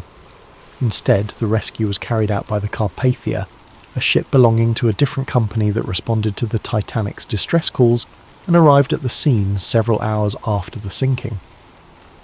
The Carpathia's captain and crew were not part of the conspiracy and performed genuine rescue work, saving over 700 survivors. But the delay in rescue efforts, whether planned or accidental, ensured that the ship sank completely and that most of her passengers and crew died in the frigid waters. This served the conspiracy's purposes by eliminating witnesses who might have been able to identify discrepancies between the Olympic and Titanic, while also removing the political opponents whose deaths were part of the larger plan. The sinking itself was remarkably complete and thorough. Unlike many shipwrecks, which settle on the ocean floor largely intact, the Titanic broke apart as she sank, scattering debris over a wide area and making subsequent examination of the wreck extremely difficult. This destruction could have been the result of natural forces acting on a ship not designed to sink at such an angle, but it also served to obscure evidence that might have revealed the ship's true identity. The complete loss of the ship meant that investigators had to rely on survivor testimony and limited physical evidence to reconstruct what had happened. Since many of the most knowledgeable witnesses had died in the disaster, and since the survivors had been through a traumatic experience that might have affected their memories, establishing definitive facts about the sinking proved difficult. This uncertainty served the conspiracy's purposes by preventing too close an examination of the evidence. Questions about the ship's identity, the cause of the sinking, or the behaviour of the crew could be deflected by pointing to the lack of conclusive evidence and the confusion inherent in any major disaster. The official investigations that followed the disaster focused primarily on technical questions about ship design and safety procedures. While these investigations identified important problems with lifeboat capacity, crew training and emergency procedures, they did not seriously examine the possibility that the sinking had been deliberately caused. The British Board of Trade Inquiry and the US Senate investigation both concluded that the disaster was the result of excessive speed in dangerous conditions, combined with design flaws that made the ship vulnerable to the type of damage caused by the iceberg collision. These findings supported the official narrative of an accidental tragedy, while deflecting attention from possible evidence of conspiracy. However, some evidence presented to these investigations was inconsistent with the official conclusions. Witnesses testified about explosions, unusual flooding patterns, and crew behaviour that suggested advanced knowledge of the disaster. This testimony was generally dismissed or explained away, but it remained part of the official record for those who knew where to look for it. The investigations also revealed suspicious gaps in the documentary evidence. Ship logs, construction records, and other documents that might have provided definitive information about the vessel's identity or condition were missing or had been destroyed. While this was officially attributed to the chaos of the disaster, it prevented investigators from definitively establishing key facts about the ship and her voyage. Perhaps most tellingly, the investigations made no serious attempt to examine the financial aspects of the disaster. The insurance arrangements, the ownership structure of the shipping companies, and the business relationships between key figures were not considered relevant to understanding why the ship sank. This focus on technical rather than financial questions served the conspiracy's purposes by avoiding examination of the motives that might have driven such an elaborate deception. The investigations treated the disaster as a tragic accident rather than a possible crime, and their conclusions reinforced the official narrative that has persisted for over a century. But if the switch theory is correct, the sinking of the Titanic was not just a crime, but a nearly perfect crime. The destruction of evidence, the elimination of witnesses, and the misdirection of official investigations created a cover-up so complete that the truth has remained hidden for more than 100 years. As we'll see in the next chapter, maintaining this cover-up required ongoing efforts by powerful interests to suppress evidence, discredit investigators, and control the historical narrative of the disaster. In the aftermath of any major conspiracy, the cover-up often proves more challenging than the original crime. Evidence must be suppressed, witnesses must be silenced or discredited, and investigators must be misdirected away from uncomfortable truths. If the switch theory is correct, the years following the Titanic disaster saw one of the most comprehensive and successful cover-ups in modern history. The cover-up began almost immediately after news of the disaster reached shore. Within hours of the Carpathia's arrival in New York with the Titanic survivors, powerful interests were already working to control the narrative of what had happened and to prevent inconvenient questions from being asked. J.P. Morgan's representatives were among the first to arrive at the dock, not to provide comfort to survivors, but to begin the process of managing information. Survivors were reportedly approached by company officials and lawyers who offered assistance with travel arrangements, medical care and financial support. However, this assistance came with subtle but clear expectations about what survivors should and should not say about their experiences. Some survivors later reported being advised to focus their testimony on the heroism of the crew and the tragedy of insufficient lifeboats, while avoiding speculation about the cause of the disaster or unusual circumstances they might have observed. Those who had noticed discrepancies between the ship they boarded and the ship they expected to board were encouraged to attribute these differences to their own confusion or lack of technical knowledge. More direct pressure was reportedly applied to survivors whose testimony might have been particularly damaging to the official narrative. Crew members who had worked on both the Olympic and Titanic and might have been able to identify which ship actually sank were offered generous severance packages and assistance finding new employment, with the understanding that their maritime careers would be over if they spoke publicly about their experiences. The most dangerous witnesses were those who had observed the supposed identity switch taking place in the Belfast shipyard. These workers faced more serious consequences if they chose to speak out. Some reported being visited by company representatives who made it clear that their employment, their safety and the welfare of their families depended on their discretion. James Fenton, the painter who had noticed unusual modifications being made to the Olympic, later claimed that he was approached by men who warned him that discussing his observations would be considered a breach of his employment contract and potentially a criminal violation of trade secrets laws. He was told that speaking to journalists or investigators could result in prosecution and imprisonment. Other shipyard workers reported similar intimidation. Some were offered money to relocate to distant cities where they would be less likely to encounter investigators or journalists. Others were simply fired from their jobs and found that their names had been blacklisted throughout the shipbuilding industry, making it impossible for them to find similar work. The most comprehensive aspect of the cover-up involved the systematic destruction or alteration of documentary evidence. Harland and Wolff shipyard records that might have revealed the true extent of work done on both ships were reportedly destroyed in a series of accidental fires and floods that occurred in the months following the disaster. Work orders, progress reports, and material requisitions that could have definitively established which ship was which were among the documents lost in these convenient accidents. The missing records covered precisely the time period when the alleged identity switch would have taken place, eliminating the most direct evidence of the conspiracy. More subtly, surviving documents were reportedly altered to remove inconvenient details or to create confusion about the timeline of work done on both ships. Serial numbers were changed, dates were altered, and work descriptions were modified to obscure the true nature of the modifications that had been made. The British Board of Trade investigation, which was the primary official inquiry into the disaster, showed unusual patterns in how it gathered and evaluated evidence. The investigation focused almost exclusively on technical questions about ship design and safety procedures, while avoiding examination of financial motives or business relationships that might have suggested conspiracy. Key witnesses who might have provided inconvenient testimony were not called to testify, or their testimony was limited to narrow technical questions that avoided broader issues about the ship's identity or the circumstances of the voyage. The investigation's final report contained numerous conclusions that were not fully supported by the evidence presented, suggesting that the outcomes had been predetermined.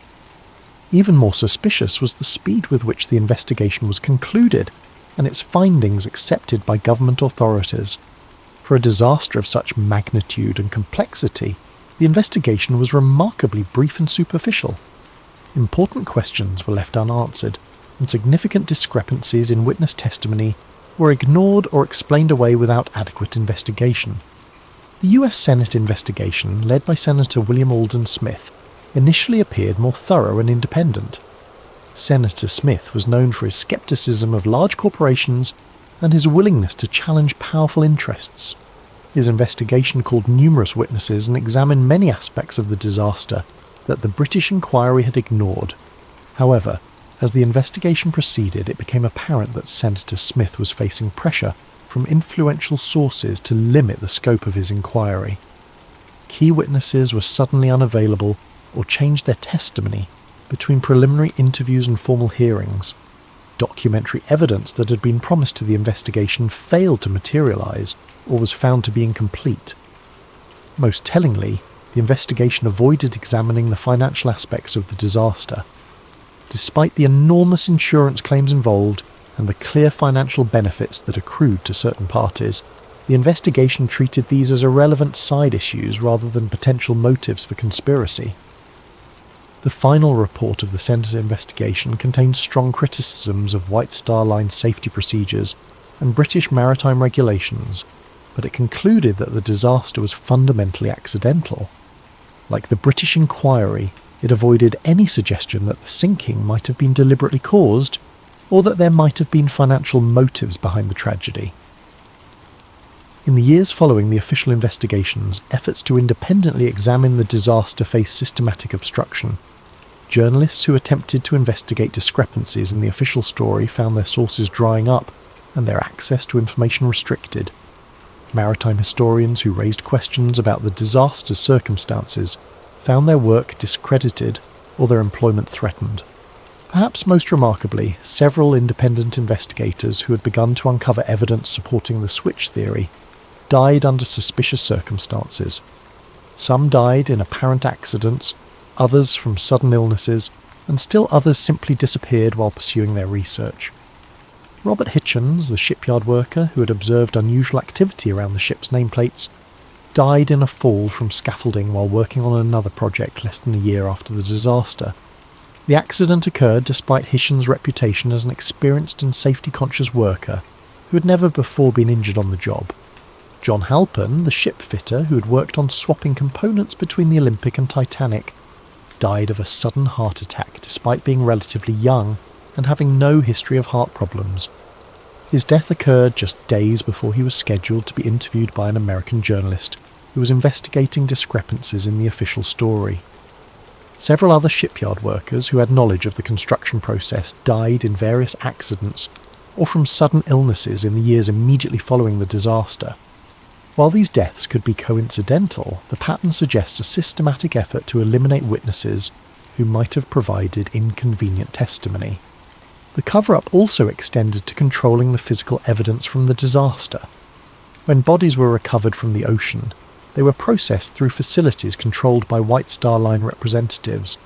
Personal effects were catalogued and returned to families, but items that might have provided clues about the ship's true identity were reportedly lost or misdirected. More significantly, efforts were made to prevent independent examination of the wreck site.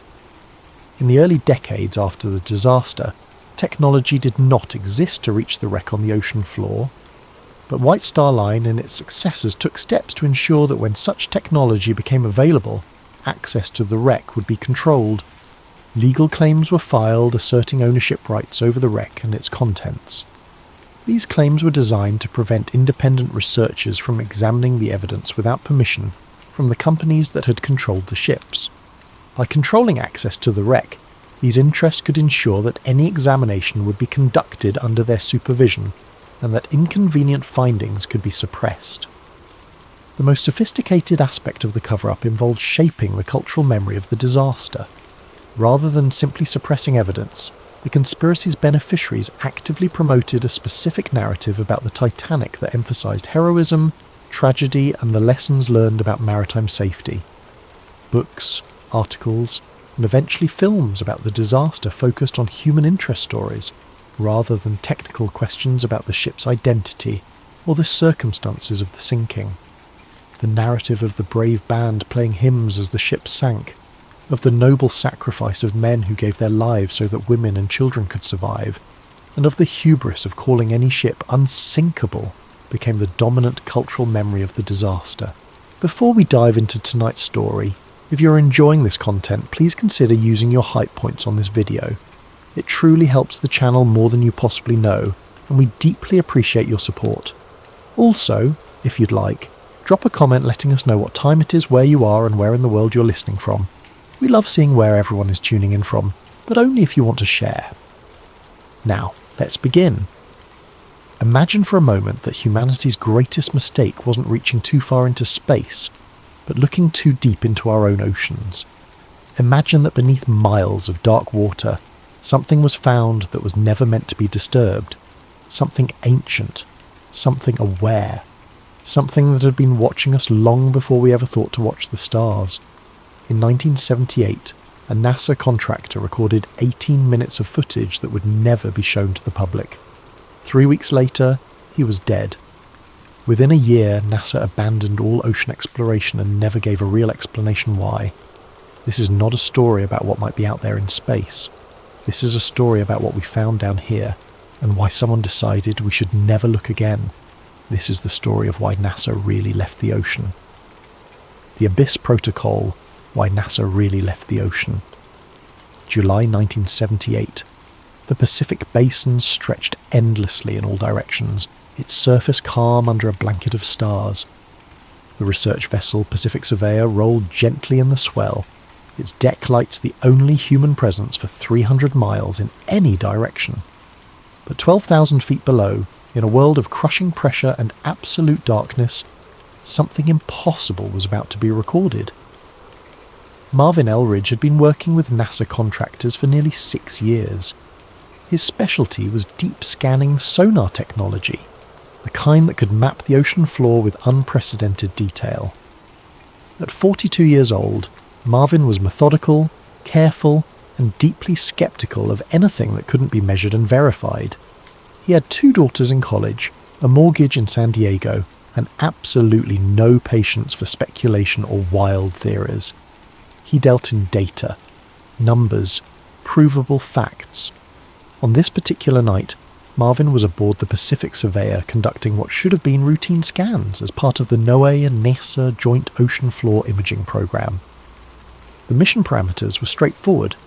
Map a 60 square mile section of seafloor, catalogue any geological features of interest, collect core samples if time permitted. Routine, standard, boring even. He had been on deck drinking coffee, looking at the stars and thinking about whether his oldest daughter would actually finish her engineering degree when the sonar operator called him over around 11:30.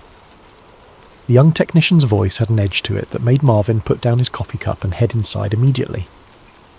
The screen showed something that shouldn't exist at that depth. Right angles, perfect 90-degree geometry. At 12,000 feet below sea level, nature doesn't create right angles. Erosion, pressure and time smooth everything into curves and irregular shapes. Coral builds organically. Lava flows and hardens in chaotic patterns. Rock fractures along stress lines that are never perfectly perpendicular. But there it was on the display, clear as day. A structure. Marvin ordered the submersible to make another pass. The automated system descended slowly, its lights cutting through the darkness in narrow cones that revealed only small sections of the vast emptiness. This time, they picked up something else. Metal reflections. The sonar was bouncing back signatures consistent with manufactured materials. Not rock, not biological matter. Metal, beneath more than 2 miles of ocean water. The technician adjusted the frequency range, trying to get a clearer reading. "Sir, this doesn't make sense. The return signature is too clean. It's like scanning a building, not a geological formation." Marvin watched the screen, his engineering mind trying to find a rational explanation. A sunken ship, maybe. Except ships don't sink in geometric patterns. They don't end up perfectly aligned on the seafloor, and they don't extend for over half a mile in each direction. Then the readings went wild. Something massive was moving beneath the sediment, not swimming through the water above it, moving beneath it, displacing tons of seafloor material as it shifted position. The displacement calculations appeared on the secondary screen, and Marvin felt his mouth go dry. Whatever was moving down there was at least 800 feet long. The mass estimate kept climbing as the computer tried to calculate volume and density. The submersible's cameras captured only darkness and swirling sediment, but the sonar painted a picture of something vast and deliberately hidden. The object was rising, not quickly, but steadily, pushing up through layers of silt that had probably accumulated over thousands of years. "Pull it back," Marvin said quietly. "Bring the sub up, now." But before the operator could execute the command, every instrument aboard the submersible simultaneously failed. The video feed cut to static. The sonar went dark. The navigation system stopped transmitting. Even the backup systems, designed to function independently, all died at exactly the same instant. The control room fell silent except for the hum of the ship's generators. Marvin stared at the blank screens, his heart pounding. In 6 years of deep ocean work, he had never seen a total system failure like this. Equipment broke down, sensors malfunctioned, but everything at once. That didn't happen by accident. They waited. 3 hours of running emergency protocols, trying to re-establish contact with the submersible, calculating drift patterns, and preparing the backup recovery system. When they finally retrieved the sub just after 3 in the morning, Marvin was the first one to examine it. The exterior showed signs of exposure to an electromagnetic pulse, scorch marks on the sensor housings. The camera lenses had a strange crystalline pattern etched into them, like they had been exposed to intense magnetic fields. The recording equipment was completely fried, every circuit board melted into useless slag. But Marvin had already seen enough. He had watched the readings in real time. He knew what was down there, even if he couldn't prove it anymore. The official report, filed 2 weeks later, contained exactly 4 words about the incident. Seafloor anomaly, equipment malfunction. Nothing about the geometry. Nothing about the metal signatures. Nothing about the massive moving object. Just equipment malfunction. Marvin read the report 3 times, each time feeling more certain that someone was actively burying what they had found. He had submitted a detailed account. 12 pages of technical observations, sonar readings, equipment analysis, and recommendations for follow-up investigation. All of it reduced to 4 words in the final document. Marvin Elridge wasn't the type to let things go. He started making calls, reaching out to colleagues at other oceanographic institutions, contacting journalists who had covered scientific discoveries before. He was careful about it, or at least he thought he was. He never mentioned aliens or conspiracy theories. He just talked about anomalous readings that deserved further study. He used technical language. He cited data. But someone was listening to those calls. Someone was reading those emails. And someone decided that Marvin Elridge was becoming a problem. 3 weeks after he started making noise, Marvin died in a single car accident on Interstate 5, just north of San Diego. It was a clear Tuesday morning. No rain, no fog, excellent visibility. Traffic was light. According to witnesses, his car had been travelling normally in the right lane when it suddenly accelerated, veered across 3 lanes of traffic, and crashed into the centre divider at over 90 miles per hour. The police report called it mechanical failure. The accident investigation found that his brake lines had corroded through completely.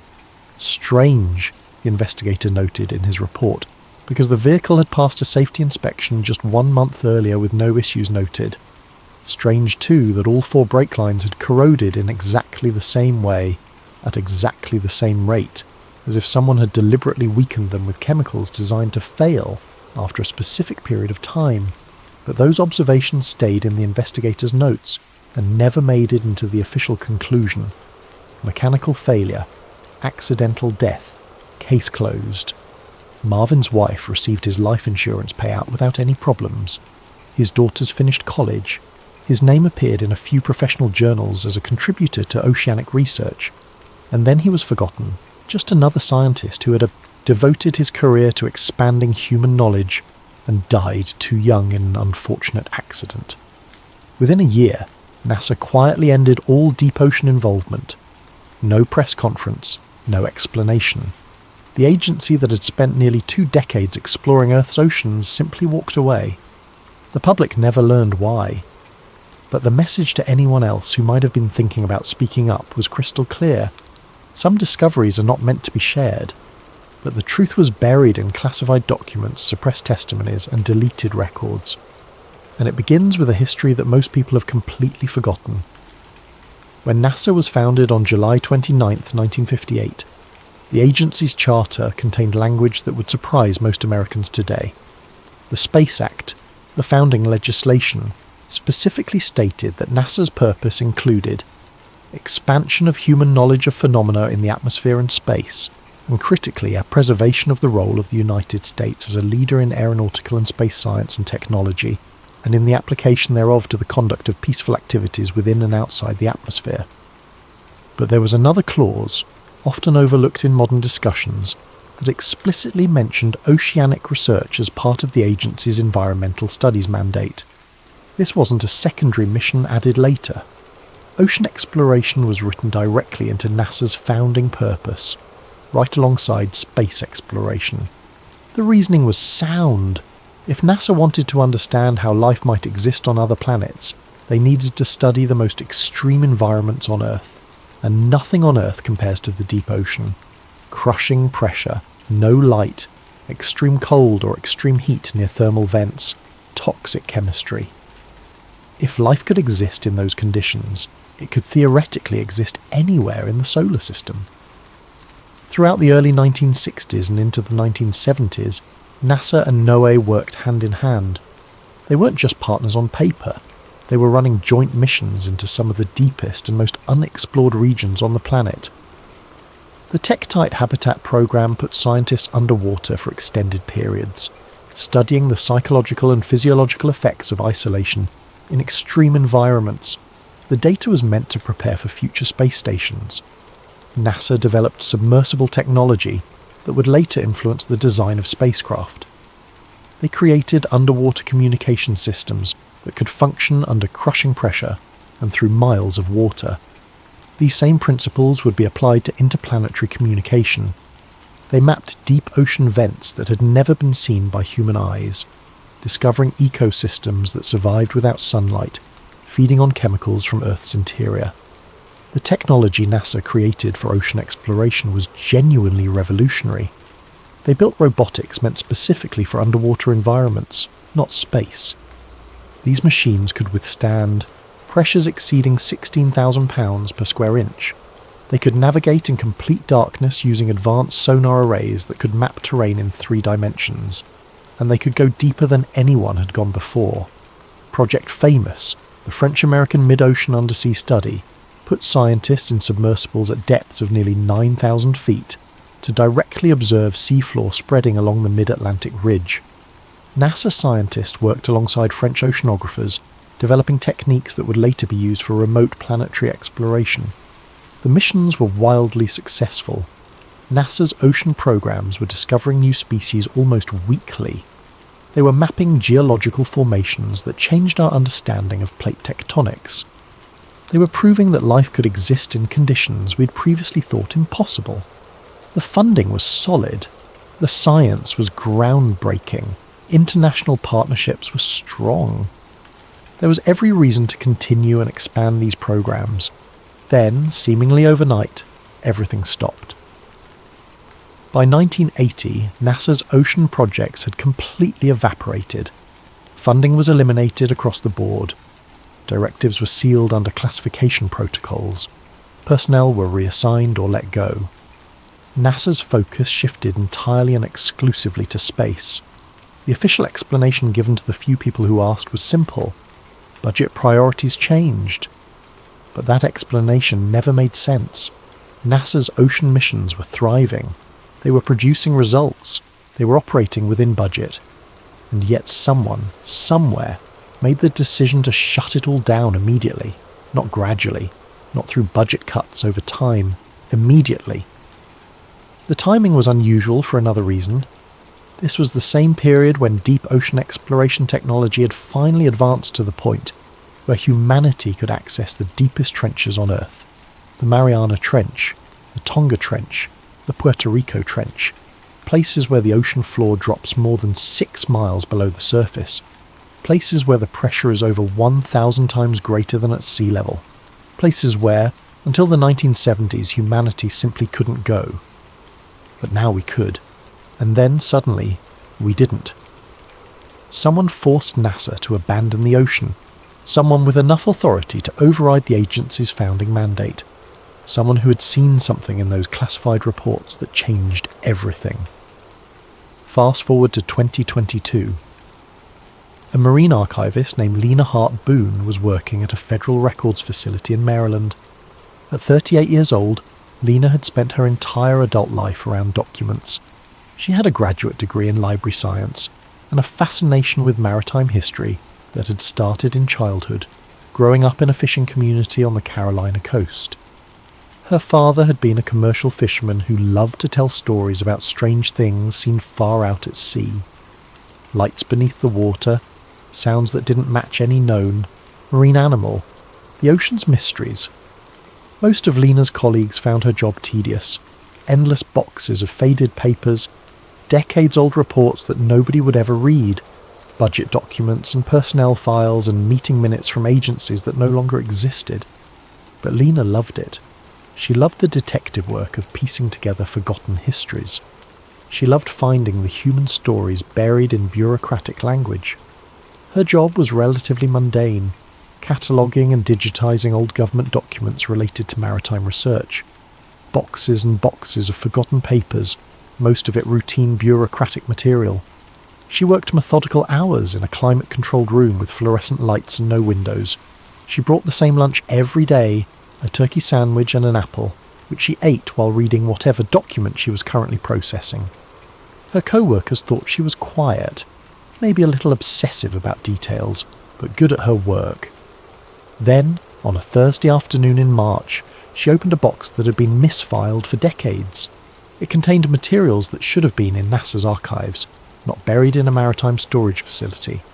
The box had been labelled NOAA Personnel Records, 1970 to 1980, and was supposed to contain routine employment documents. But the contents didn't match the label. Inside were technical reports, mission logs, and equipment manifests all bearing NASA identification codes.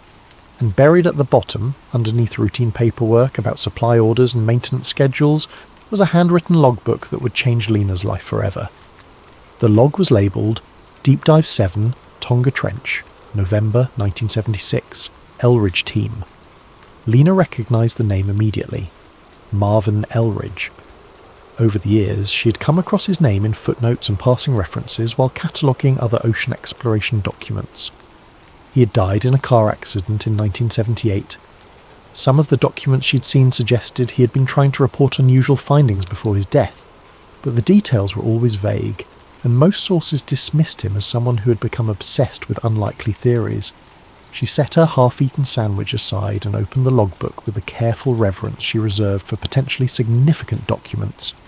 The entries were technical at first, depth readings in precise measurements, sonar configurations with frequency ranges and pulse intervals, equipment checks listing every system by designation number, standard operational material written in the shorthand of someone who had filled out these forms hundreds of times.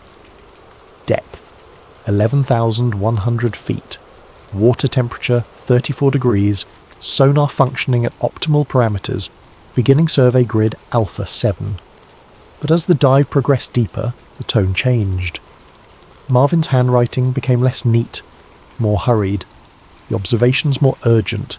The technical language gave way to something more immediate, more human. Metallic echo returns at depth 11,200 feet. Configuration suggests manufactured origin. No known geological explanation. Cross-referencing known shipwrecks in region. Negative for all matches. Requesting second pass for confirmation. Second pass complete. Returns identical. Adding thermal imaging. Thermal signature inconsistent with surrounding seafloor. Object retaining heat at depth, where ambient temperature should be stable. No volcanic activity in this region according to all geological surveys. Unidentifiable vibrations detected. Frequency suggests machinery, not seismic activity. Rhythm is too regular. Pattern repeats every 47 seconds. Equipment functioning normally. All diagnostics green. Readings are accurate. Then came an entry that Lena read 3 times. Her sandwich forgotten, her coffee growing cold beside her. Movement detected beneath sediment layer. Displacement calculations suggest object of immense size. Initial estimate, 800 feet length, possibly larger. Depth of burial suggests object has been here for considerable time, yet movement indicates active state. Too massive and too fast to be biological. Repeat, movement characteristics are too massive and too coordinated to be biological in nature. The next entry was written in a different pen, suggesting Marvin had taken a break and then returned to write what happened next. Emergency protocols initiated. Object began rising towards submersible, not swimming, rising straight up through sediment layers as if pushing through. Debris cloud massive, pressure wave detected by hull sensors, auto ascent engaged at 11:43, sub under extreme stress, hull integrity at 78%. Lost all sensor contact with object at depth 10,000 feet during emergency ascent. All systems experienced simultaneous failure. Electromagnetic pulse consistent with deliberate countermeasure, not natural phenomenon. Recording equipment destroyed. visual contact impossible due to sediment cloud, submersible recovered with extensive electromagnetic damage to all electronic components. Then came the final entry, written in block letters, pressed so hard into the page that the pen had nearly torn through the paper. "We're not alone down here, and they are listening." Lena sat in the archive room for a long time after reading that. The fluorescent lights hummed above her. In the distance, she could hear the muffled sounds of her co-workers moving through the stacks, the quiet routine of the facility continuing around her. But she felt as if something fundamental had shifted. She should have filed the logbook according to protocol and moved on. That was the procedure. Catalogue the material, note any irregularities in a report for her supervisor, and process the next box. But something about this felt too real, too urgent, too deliberately hidden. The handwriting was steady except where urgency had made it rushed. The technical language was precise. This wasn't the work of someone prone to fantasy or exaggeration. This was an engineer documenting observations that terrified him, specifically because they were so clearly measured and verified. Lena looked around the empty archive room. She had worked here for 6 years and had never violated protocol. But she also knew that some documents had a way of disappearing once they entered the classification review process. Important things got buried under bureaucratic procedures all the time. She made copies before returning the original to the box. She told herself she was just being thorough, preserving a potentially significant historical document. Nothing wrong with that. But her hands were shaking slightly as the copier hummed, and she kept glancing toward the door, half expecting someone to walk in and ask what she was doing. Over the next few weeks, Lena began digging deeper. She found a memorandum dated March 1979, stamped with the highest classification markings she had ever seen in maritime archives. The memo was partially redacted, but certain elements were still visible. It was signed by Robert Ballard, the famous deep-sea explorer who would later discover the wreck of the Titanic. It was also signed by Robert Frosch, who was NASA administrator at the time. And there was a third signature line, but the name had been completely blacked out. Not just redacted with a thin line, but covered with heavy black marker, as if someone had been particularly determined to ensure that name never became public. The visible portion of the memo stated, "All oceanic anomaly investigations are to be transferred to a separate classification unit effective immediately. Standard scientific protocols are suspended for designated coordinates pending Department of Defense review." Lena searched every database she had access to. She found no record of NASA ever establishing such a classification unit, at least not publicly. Whatever they had found in the deep ocean, it had been transferred to something beyond normal oversight, something that answered to the military, not civilian science agencies. She needed more information. She needed proof that this wasn't just the paranoid ramblings of one contractor who had seen something he couldn't explain. She needed evidence that the pattern was bigger. She found it in the Navy archives. Through careful requests and legitimate research credentials, Lena gained access to partially declassified Navy sonar logs from the 1970s. These were routine submarine patrol reports that had been sitting in storage for decades. Most of it was exactly what you'd expect: position reports, depth readings, contact tracking of other vessels. But scattered throughout the logs were entries that stood out, references to unidentified submerged objects that appeared on sonar and then vanished, reports of sudden accelerations that were physically impossible for any known submarine technology, acoustic shadows that resembled large structural masses but appeared in locations where no structures should exist, and the locations matched: the Tonga Trench, the Puerto Rico Trench, the Mariana Trench, the 3 deepest places on Earth, the same places where NASA had been conducting their most advanced deep ocean exploration right before they were ordered to stop. The Navy reports used careful language. They never said alien or unknown intelligence. They said things like anomalous contact and unidentified acoustic phenomenon. But the pattern was clear. Something was down there. Multiple Navy vessels had detected it over the course of years, and someone had decided that civilian scientists needed to stop looking. Lena knew she needed to talk to someone who had been there. someone who had worked on NASA's ocean programs and might be willing to talk about what really happened. She found Harlan Vick living in a retirement community in Florida, in a modest apartment that overlooked a small artificial lake. He had worked as a propulsion engineer for NASA from 1964 until his retirement in 1991. His work had focused on developing systems that could function in extreme environments, both space and ocean. His personnel file, which Lena had accessed through legitimate research channels, showed commendations for innovative solutions to pressure vessel design and deep water propulsion systems. When Lena called him and explained what she had found, there was a long silence on the other end of the line. She could hear him breathing, could almost feel him deciding whether to hang up or engage. Then Harlan said something that made her book a flight to Florida the next day. "I was wondering when someone would finally start asking the right questions. I'm 83 years old. I don't have much time left to worry about classification agreements I signed 40 years ago." They met at a small cafe near his retirement community 3 days later. It was a quiet place, mostly empty in the mid-afternoon between lunch and dinner rushes. Harlan was waiting for her at a corner booth, a lean man with age spots on his hands and sharp, intelligent eyes behind wire-rimmed glasses.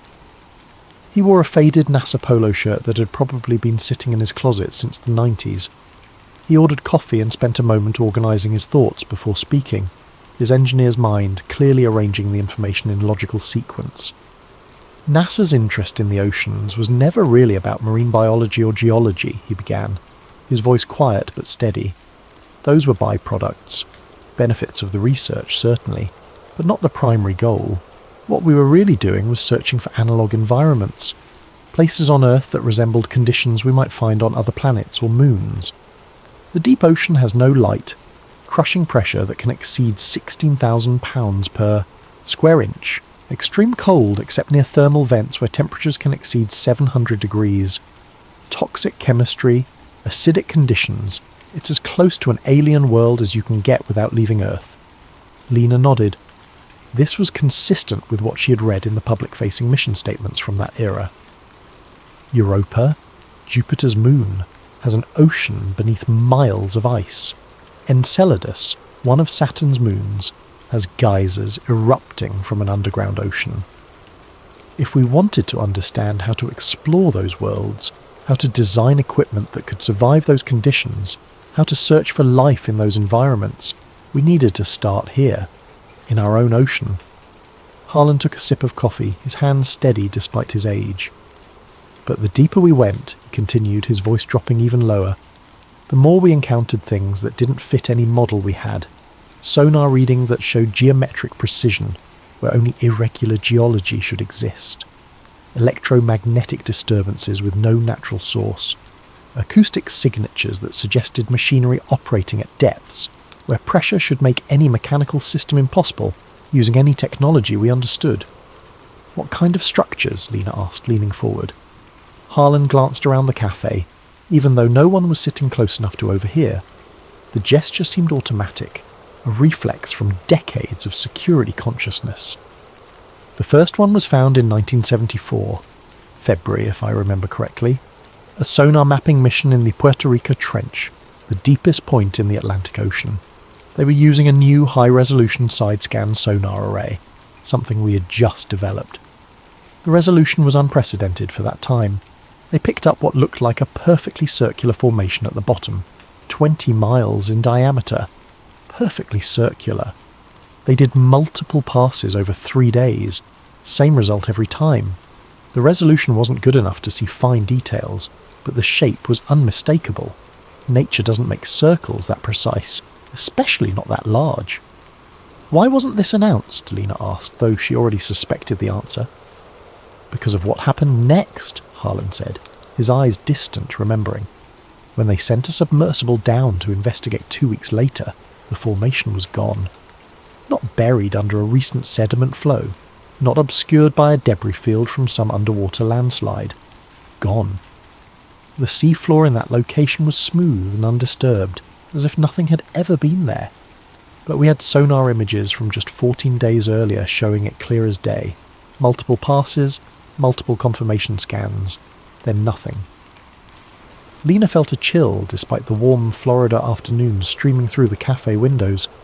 The only explanation that made sense was that it had moved, but the implications of that, of something that large moving deliberately and then concealing itself, were too disturbing to put in a report. So the official conclusion was equipment malfunction, a glitch in the new sonar system.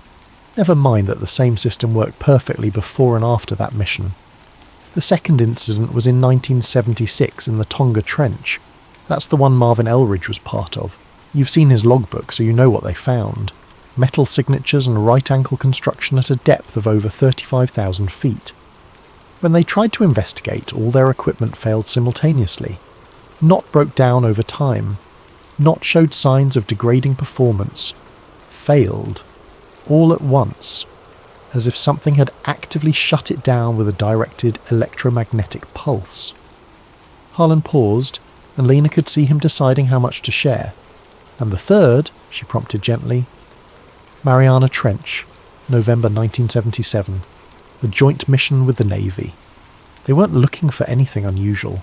They were testing new depth pressure sensors, equipment that could survive in the deepest place on Earth. Boring technical work. But what they found was a massive object sitting on the ocean floor at a depth of 35,800 feet. The sonar images showed what looked like a vessel or structure, except it was too large to be anything humanity has ever built. Length estimated at over half a mile, width approximately 200 feet. Sitting at the deepest point on Earth, in a place where no human had ever been, where pressure should crush anything not specifically designed to withstand it. Harlan's coffee sat forgotten, cooling in front of him. After that mission, everything changed. People from the Department of Defense started showing up at our facilities. Not consultants or liaisons. People with serious security clearances who didn't introduce themselves or explain why they were there. Scientists were pulled aside for private meetings. Documents were reclassified retroactively. And then, very quickly, all ocean programs were shut down. Money was reallocated to space programs. Personnel were reassigned or encouraged to retire. And we were told, very clearly through official and unofficial channels, that we were to focus exclusively on space from that point forward. Did they ever tell you why? Lena asked. Harlan looked at her directly, his engineer's mind clearly deciding to trust her with something he had kept quiet for decades. Not officially. But the rumour among those of us who had been there long enough, who knew how to read between the lines of classified briefings, was simple. Something in the ocean had responded to us. Our sonar pings, our submersibles, our equipment. We had been noticed, observed, scanned, evaluated, and someone at the highest levels of government decided that the appropriate response was to leave it alone, to stop probing, to stop investigating. NASA was told to redirect all resources to space and never come back to the deep ocean. Lena spent hours with Harlan that day, filling notebook after notebook with details. He gave her names of other scientists who had been involved, though he warned that most were dead now. He provided specific dates and mission numbers that she could cross-reference. He described technology that had never been publicly acknowledged. Pressure vessels capable of withstanding depths that the official record claimed were impossible at the time. Before she left, Harlan reached into his wallet and pulled out a small photograph, faded and creased from years of being carried. It showed a group of people on the deck of a research vessel. Young engineers in their 30s and 40s, squinting in bright sunlight, smiling the way people do in workplace photos. That's the team from the Mariana Trench mission, he said. November 1977. 12 people in that photo. By 1985, 9 of them were dead. Heart attacks, car accidents, 1 drowning, 1 house fire. The official causes were always natural or accidental, but the statistical probability of that many deaths in such a small group over such a short time period is astronomically low. He pointed to a man in the centre of the photo. That's me. And that, he pointed to a woman on the right side, is Marvin Elridge's sister. She was a systems engineer. Brilliant woman. She died in '84 from what they called a sudden brain aneurysm. She was 39 years old, perfectly healthy, no family history of that condition. Lena looked at the photograph for a long time, at the smiling faces of people who had no idea what they were about to discover or what it would cost them. "Why are you still alive?" she asked quietly. Harlan smiled, but there was no humour in it. "Because I kept my mouth shut.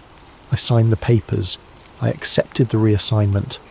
I never spoke to journalists or wrote about what we found. I made myself harmless, and apparently they decided I was worth more alive as an example of compliance than dead as a martyr." He paused. "But I'm 83 now. My wife died 2 years ago. My children rarely visit. At this point, I'd rather die having told someone the truth than live another year carrying it alone." 2 weeks later, Harlan Vick was found dead in his apartment by the facility's morning wellness check. The official cause of death was listed as heart failure, which wasn't particularly unusual for a man in his 80s with a documented history of cardiac issues. The facility's medical staff noted that he had seemed in good spirits the day before, had eaten a full dinner, and had been seen walking around the artificial lake that evening. But when Lena tried to contact the other names Harlan had given her, she found that 2 had also died in the past 5 years, both from natural causes according to official records. The other 3 names turned up no results at all, as if those people had never existed or had their identities completely scrubbed from all databases. Lena attended Harlan's funeral. It was small, poorly attended. His children were there but seemed uncomfortable, eager to complete the formalities and leave. She was the only person there who wasn't family. After the service, she stood by his grave for a while, looking at the temporary marker that would eventually be replaced with a permanent stone. She noticed a man in a dark suit standing near a tree about 50 yards away. He wasn't trying to hide, but he wasn't participating in the funeral either, just watching. When Lena made eye contact with him, he nodded slightly, then walked to a black sedan and drove away. The message was clear. They knew she had talked to Harlan, they knew what he had told her, and they wanted her to know that they knew. Lena knew she was onto something real now, something that people in power had worked very hard to keep quiet for over 4 decades. She became obsessed with finding more evidence, more proof that couldn't be dismissed or explained away. She spent months cross-referencing coordinates. The logbook from Marvin Elridge's mission had included precise latitude and longitude readings for each sonar anomaly they detected. Lena began plotting these on maps, using modern satellite data and bathymetric charts to see if any patterns emerged. What she found was extraordinary. The anomalies weren't random. They formed a geometric lattice pattern stretching across huge sections of the Pacific Ocean floor. Massive triangular points separated by hundreds of miles, but aligned with mathematical precision. Each point corresponded to one of the deepest trenches or abyssal plains in the Pacific, and they were still there. Modern sonar data, when examined carefully, showed the same unexplained signatures. Not as obvious now, perhaps better hidden or less active, but present. Whatever NASA had found in the 1970s was still there. Lena's search led her to a forgotten archive in the Library of Congress. Among microfilm reels labelled as routine congressional briefings, she found something that didn't belong. A transcript dated November 1977, marked Eyes Only Limited Distribution. The transcript documented a conversation between a NASA oceanographer named Saul Riggin and an unnamed Department of Defense liaison. Lena had to read through the stilted bureaucratic language carefully, but the meaning was clear. Riggin reported that during a deep ocean scan, their equipment had been actively pinged by an unknown source, not passively detected, actively engaged with. The source had used frequencies that matched their own sonar, as if learning and mimicking their technology in real time. The Department of Defense liaison's response was blunt. "You are to shut down all exploration immediately. This is not a NASA matter anymore." Riggin protested. "But it's intelligent. Whatever is down there responded to us deliberately. This is the most important discovery in human history." The liaison's reply was chilling. "That's exactly why you're done. This matter is being transferred to agencies with appropriate security protocols. NASA will redirect all resources to space exploration. This decision is not negotiable. The transcript ended there. Lena searched for any follow-up documents, any indication of what appropriate agencies meant, any hint of what happened to Saul Riggin. She found nothing. His name appeared in NASA employment records until 1979, then vanished completely. No retirement notice, no obituary, just gone. But Lena found one more document. It was filed incorrectly, labelled as a budget allocation memo, but the content was far more significant. ABVS Protocol, Level 6 security clearance required, initiated March 1979. The objective was stated in precise bureaucratic language. Transfer all deep ocean findings and related research to Classified Naval Special Projects Division. Prevent public scientific agencies from further contact with designated zones. Redirect NASA resources exclusively to space exploration programs. And then the reason, in a single paragraph that had been partially redacted but was still readable. Containment of non-human submerged intelligence structures to prevent unauthorized contact and potential security breach. Lena read that paragraph 10 times. Non-human submerged intelligence structures, not alien spacecraft, not ancient ruins. Intelligence structures currently active and requiring containment. Something alive, or at least functional, beneath the ocean. NASA didn't choose to abandon the ocean. They were ordered to. They were forced into space to avoid something that had been discovered in the deep. Something that someone in power had decided humanity wasn't ready to know about. Lena understood now why Marvin Elridge had died. Why Harlan Vick had waited so long to speak. Why every scientist involved had either gone silent or disappeared. This wasn't just classified information. This was something that powerful people wanted to remain buried deeper than the trenches themselves. She should have stopped there. She should have published what she had found and let others take the risk of digging deeper. But Lena couldn't let it go. She needed to see more. She needed proof that couldn't be denied. That's when she started noticing the surveillance. It began subtly. A car parked across the street from her apartment for hours at a time. Engine off. Windows tinted. The same vehicle appeared outside the archive where she worked. When she drove to meetings or interviews, the car was always 3 or 4 vehicles behind her in traffic. Her personal computer began acting strangely. Files would be in different folders than where she had left them. Her internet search history would be wiped clean each morning, even though she hadn't cleared it. Her backup drives disappeared from her apartment while she was at work, despite the door being locked and showing no signs of forced entry. Someone was watching her. Someone knew what she was researching, and they wanted her to know that they knew. A former NOAA technician reached out to her through an encrypted email service 2 months after Harlan's death. The message was brief. I have something you need to see, something they didn't collect. Come alone. Tell no one. It included a date, time, and location. A parking garage in Baltimore at midnight. Every instinct told Lena this was dangerous. Meeting a stranger at midnight with something classified was exactly the kind of thing that ended badly in stories like this. But she'd gone too far to stop now. She drove to Baltimore, parked on a different level than specified, and walked down the concrete stairs to the designated meeting spot. The technician was waiting near a support pillar, a man in his 70s wearing a windbreaker and a baseball cap. He looked nervous, his eyes constantly scanning the garage. He didn't give his name, didn't shake her hand, didn't waste time with pleasantries. I worked with Marvin Elridge in 1976 and 77, he said quietly. I was the one who processed the film reels from the submersibles. Every mission, I'd develop the footage, catalogue it and send it up the chain. After the Tonga Trench incident, men in suits showed up and collected everything. Every reel, every photograph, every piece of paper. They went through our facility like it had been raided. He handed her a metal film canister, old and dented, with faded labels barely visible in the dim garage lighting. This is from the Elridge mission. Dive 7. I made a copy before they collected the originals. I've kept it hidden for 46 years. I buried it in my backyard inside a waterproof container. I told myself I was keeping it for history, for proof, but really I think I was just too afraid to destroy it, and too afraid to show it to anyone. My wife died last year. My kids don't talk to me. I have cancer. The doctors say I have 6 months, maybe less. I don't know what to do with this anymore, but I know it shouldn't die with me. Maybe you'll know what to do with it." He turned to leave, then stopped and looked back at her.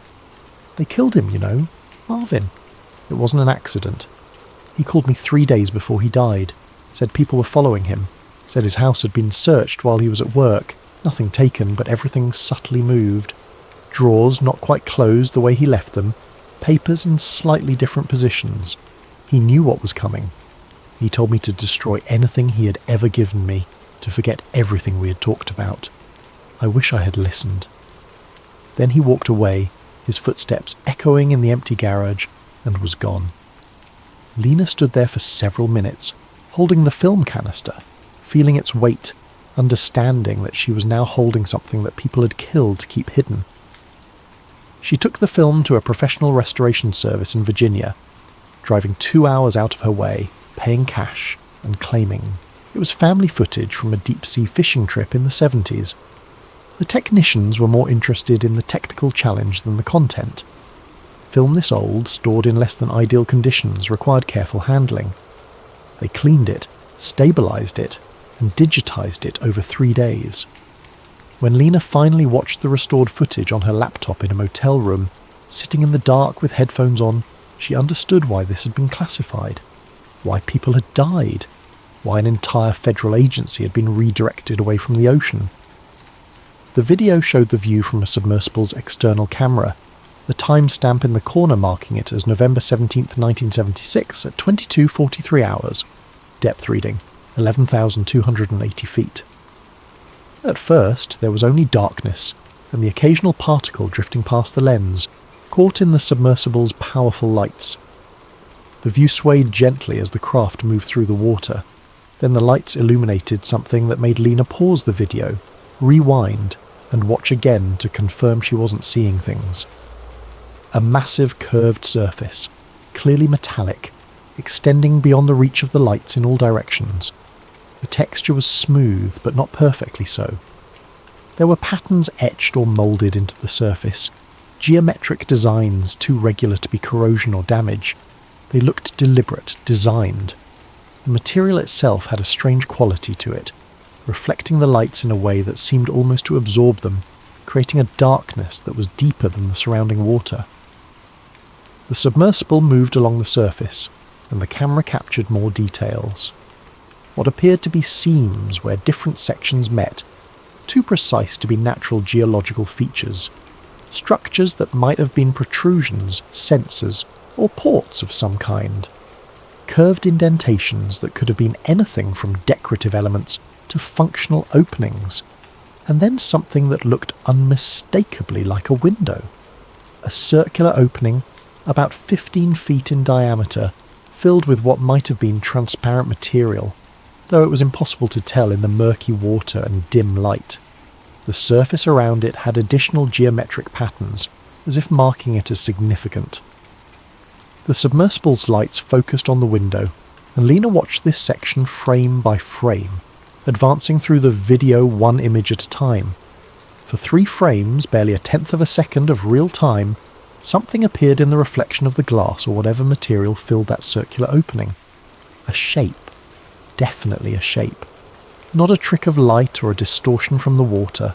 Something inside the structure, moving past the window. The resolution wasn't good enough to make out details. It could have been machinery. It could have been something else. But it was there, visible, real, captured on film. Then the lights failed. The video feed dissolved into static, but the recording continued, the timestamp still, advancing. The audio kept running, and Lena had to increase the volume to hear what came next. A low-frequency tone, deep and resonant, felt more than heard even through laptop speakers. Not the sound of machinery or water pressure or any mechanical system she recognized. The frequency was around 20 hertz, right at the edge of human hearing, kind of deep bass that you feel in your chest more than hear with your ears. But what made Lena's skin crawl was the pattern. The tone rose and fell in a sequence that repeated. Not random, not mechanical. It had rhythm. It had structure. It sounded almost like language, like something trying to communicate using sound in a frequency range that would travel through water effectively. She played it back multiple times, recording the audio on her phone, analysing the waveform. The pattern repeated every 11 seconds. Each repetition was identical in structure, but varied slightly in amplitude, as if the source was adjusting, testing, learning how to modulate the signal. Then, abruptly, it stopped. The audio went silent except for the quiet hiss of the recording equipment. The video timestamp showed the camera had recorded for another 18 minutes after the lights failed, but that entire section was corrupted or erased, showing only digital artifacts and noise. The footage ended. Lena sat in the dark motel room, her hands shaking slightly. She had just watched proof, real, documented, recorded proof that something intelligent existed in the deep ocean, something that built structures, something that noticed when we came looking, something that responded. Lena tried to contact the technician who had given her the film. His phone number was disconnected. The email address bounced back as non-existent. She drove to the address he had mentioned working from decades ago, but found only an abandoned building.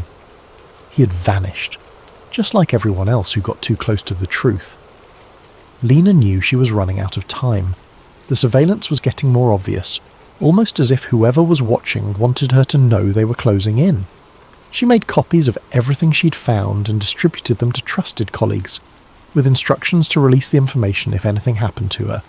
Then she did something risky.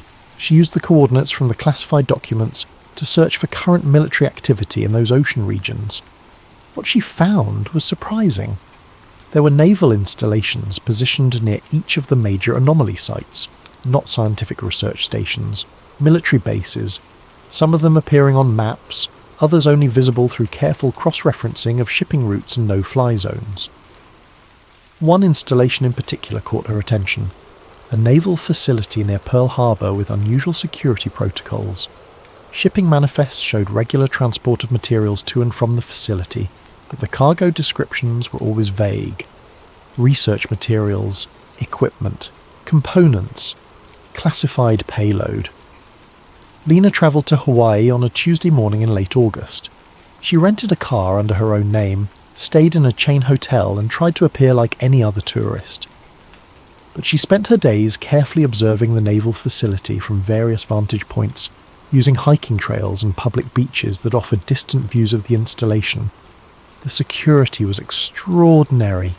Multiple perimeter fences, each one taller than the last, guard towers with visible security personnel, sensor arrays that covered every approach, motion detectors, cameras, lights powerful enough to turn night into day. She watched security patrols follow precise patterns, vehicles checking the perimeter every 40 minutes like clockwork. But what interested her most was the shipping activity. Large trucks arrived multiple times per day, always with military police escorts. The containers they carried were standard military issue, but several had markings she could make out through her long lens camera. Abyss, non-terrestrial materials, level 6 clearance required, non-terrestrial materials.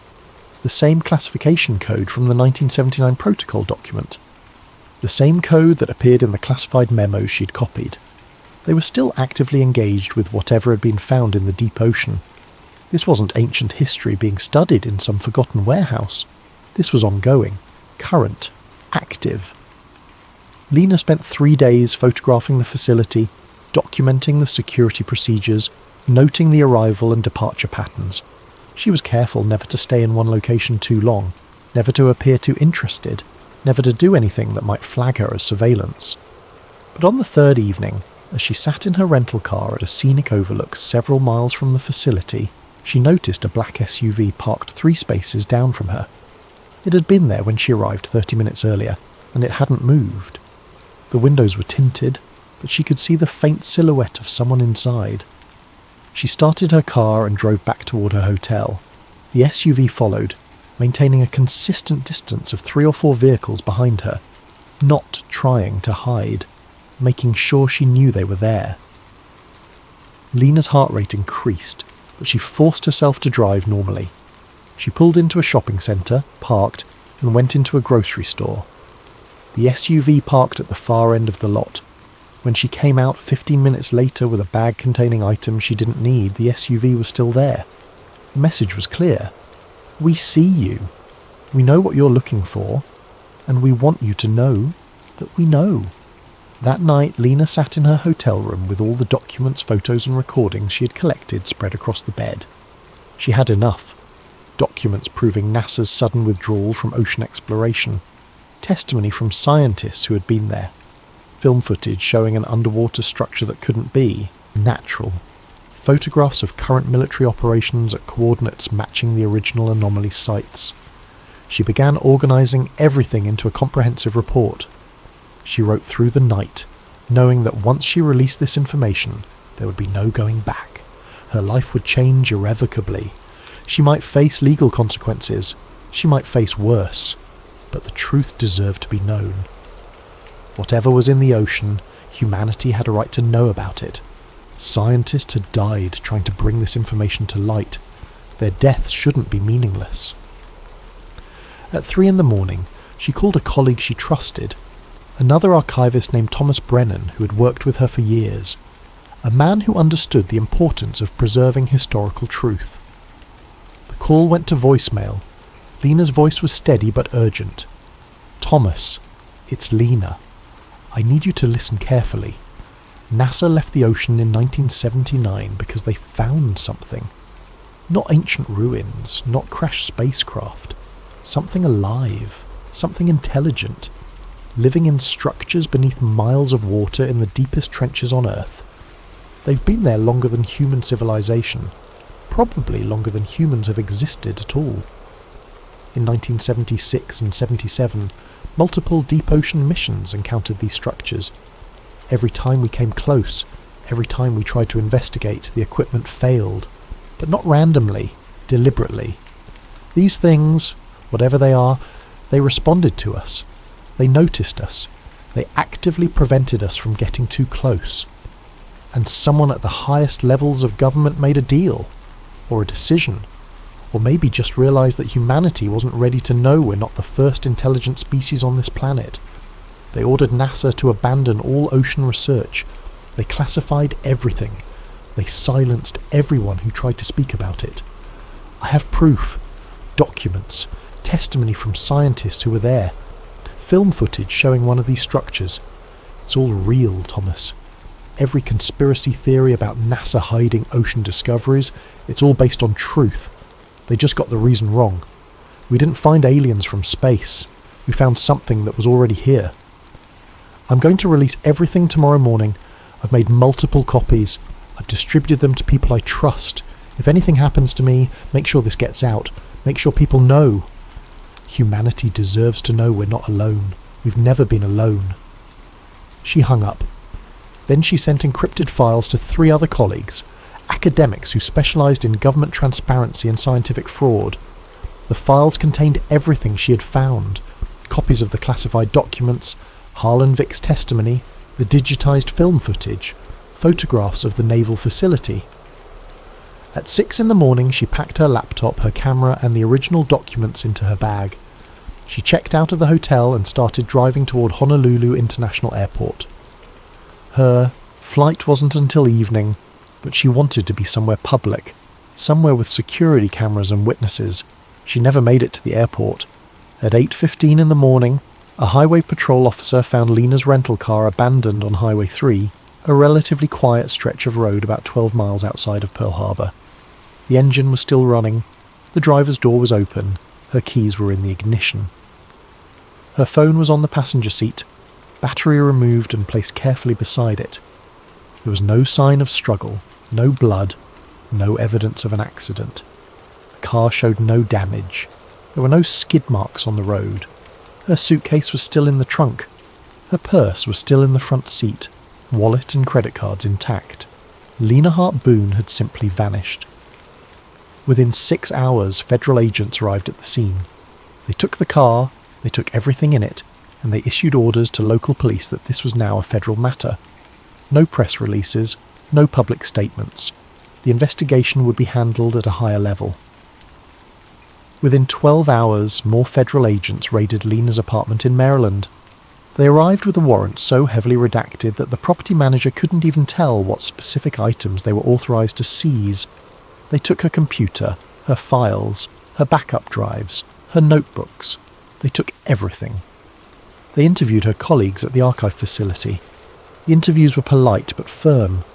They explained that Lena had been involved in unauthorized access of classified materials, that her recent behavior suggested significant psychological stress, that anyone who had received documents from her should turn them over immediately and refrain from discussing her work with anyone, as doing so could result in serious legal consequences. The official statement from authorities was brief and carefully worded. Lena Hart Boone had been reported missing. Her vehicle had been found abandoned in Hawaii. There was no evidence of foul play. Given her recent behavior and the stress she had been under, authorities believed she may have wandered away from her vehicle in a state of confusion or distress. Search efforts were underway. The public was asked to contact authorities if they had any information. No mention of classified documents. No mention of NASA or ocean exploration. No mention of what she'd been researching. Just a troubled woman who had disappeared, probably due to mental health issues. Nothing more to see here. Thomas Brennan received the voicemail that evening when he woke up for his night shift at the archive facility. He listened to it 3 times, his blood chilling more with each repetition. He immediately checked his encrypted email and found the files Lena had sent him. Everything she had mentioned, all the proof. For 2 days he debated what to do. Then 2 federal agents appeared at his home. They were polite, professional. They explained that Lena had been suffering from a mental health crisis, that she had been accessing classified materials without authorization, that any documents she had shared were the product of her deteriorating mental state and should not be taken seriously. They asked if she'd sent him anything, if she'd shared her theories with him, if he had any of her documents. Thomas lied. He said no. He said Lena had seemed stressed lately but hadn't shared any specifics of her work. He said he was worried about her and hoped she would be found safely. The agents thanked him and left, but Thomas noticed the car parked down the street that evening, and the next evening, and the evening after that. He deleted the encrypted files without looking at them again. He erased Lena's voicemail. He told himself he was being smart, not cowardly, that he had a family to think about, that getting himself killed or disappeared wouldn't honour Lena's sacrifice. The other colleagues Lena had sent files to made similar choices. The risks were too great. The evidence could be dismissed as forgery. The penalties for possessing classified materials were severe. One by one, they deleted the files or turned them over to authorities. Within a week, it was as if Lena's entire investigation had never existed. But 1 week after her disappearance, on a Thursday at 2:17 in the morning, a single document appeared on an anonymous forum dedicated to government conspiracies and unexplained phenomena. The forum had existed for years, a place where people shared theories about everything, from UFOs to assassinations to hidden technologies. Most of it was speculation and wishful thinking. This post was different. It was uploaded from an untraceable account that had been created minutes before the post appeared. The routing data, analysed later by forum administrators and independent researchers, showed the post had bounced through 17 different countries, using VPN services and proxy servers to obscure its origin. Whoever posted it understood digital security in a way that suggested either professional training or serious paranoia. The post contained a comprehensive summary of everything Lena had discovered: the 1976 and 77 ocean missions, the classified documents showing NASA's sudden withdrawal, the testimony from deceased scientists, the description of structures found in the deepest trenches, the geometric lattice pattern connecting the anomaly sites across the Pacific, and it included a scanned page from what appeared to be a classified government memorandum, marked with security classifications that verified it as authentic to anyone who understood government document formatting. The memo was dated March 1979 and included partial text from what was clearly the Abyss Protocol. The post read, "We didn't stop exploring the ocean because we couldn't. We stopped because we were told not to disturb what's down there. They've been watching us for as long as we've been watching the stars. The Abyss Protocol isn't about preventing contact. It's about managing a relationship that began long before NASA was even founded. Someone made an agreement. We stay in the atmosphere and space. They stay in the deep ocean. As long as neither side violates the boundary, we coexist. But if we go back down there, if we start probing again with modern technology, the agreement ends, and nobody in power wants to know what happens then. The post was live for exactly 5 minutes. In that time, 47 people viewed it. 12 took screenshots. 3 downloaded the attached document. Then it was gone, deleted. The account that posted it vanished from the server logs as if it had never existed. The forum's administrators received an official government order within an hour, demanding they surrender all server logs, IP addresses, and any cached versions of the deleted content. The order came with specific federal statute citations and a warning that failure to comply would result in the forum being shut down and its operators facing criminal charges. The administrators complied. They turned over everything they had. But the technical analysis showed something the government didn't want to acknowledge. Whoever posted that information had skills that exceeded typical internet users. The routing was sophisticated. The security measures were professional grade. This wasn't some random conspiracy theorist. This was someone who knew what they were doing. Someone who had planned this carefully. The 12 people who had taken screenshots began sharing them on other platforms. Reddit, Twitter, obscure forums dedicated to ocean mysteries. For about 48 hours, the story gained traction. People debated whether the documents were real. Amateur analysts examined the formatting and concluded the memo appeared authentic. Researchers dug into NASA's history and confirmed that the agency had indeed abandoned ocean programs in the late 1970s with minimal explanation. Then the systematic suppression began.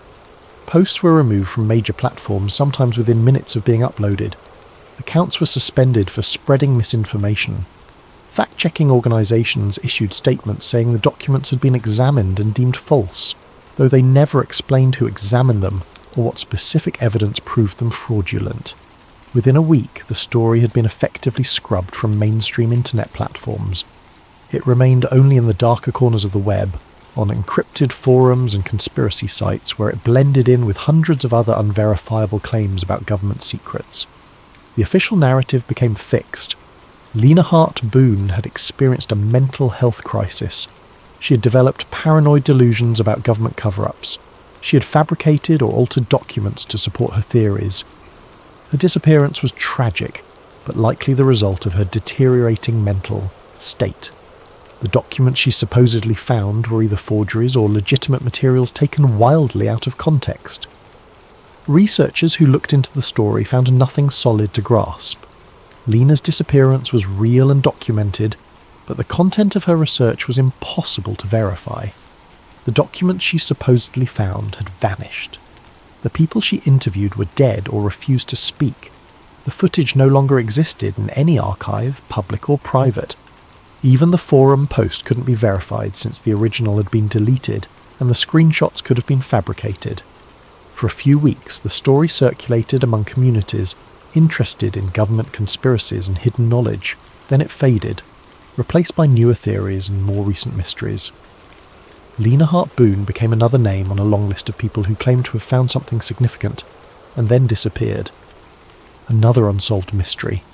Another story that couldn't be proven or disproven. But in late October 2023, on a Saturday morning when most of America was sleeping in or having breakfast with their families, something happened that brought the whole story roaring back. A satellite image appeared on an anonymous image-sharing platform. Not one of the major social media sites, but a smaller platform used primarily by researchers and scientists to share large technical files. The image was uploaded at 6:32 in the morning Eastern Time from an account with no history, no profile information, and a username that was just a random string of numbers and letters. The metadata had been carefully stripped from the image file, making it impossible to determine when or by what satellite it had been captured. But analysis of the photograph itself, conducted later by independent researchers with expertise in satellite imaging, suggested it came from a commercial constellation that provided high-resolution ocean imagery for scientific research. The specific characteristics of the image, the angle, the resolution, and the wavelength sensitivity all matched known specifications of satellites operated by a European space agency that sold data commercially.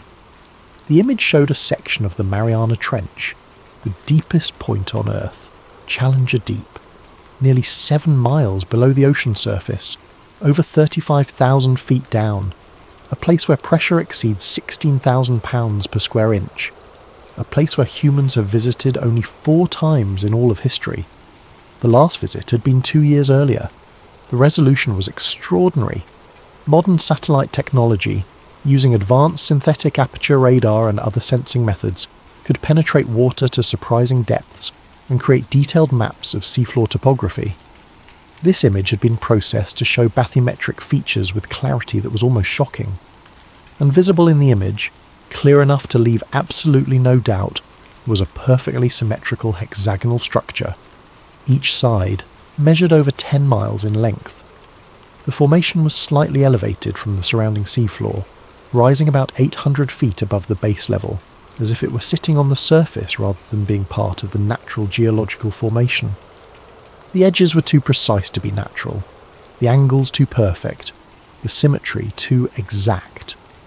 But what made the image truly extraordinary was the thermal data overlaid on the visual imagery.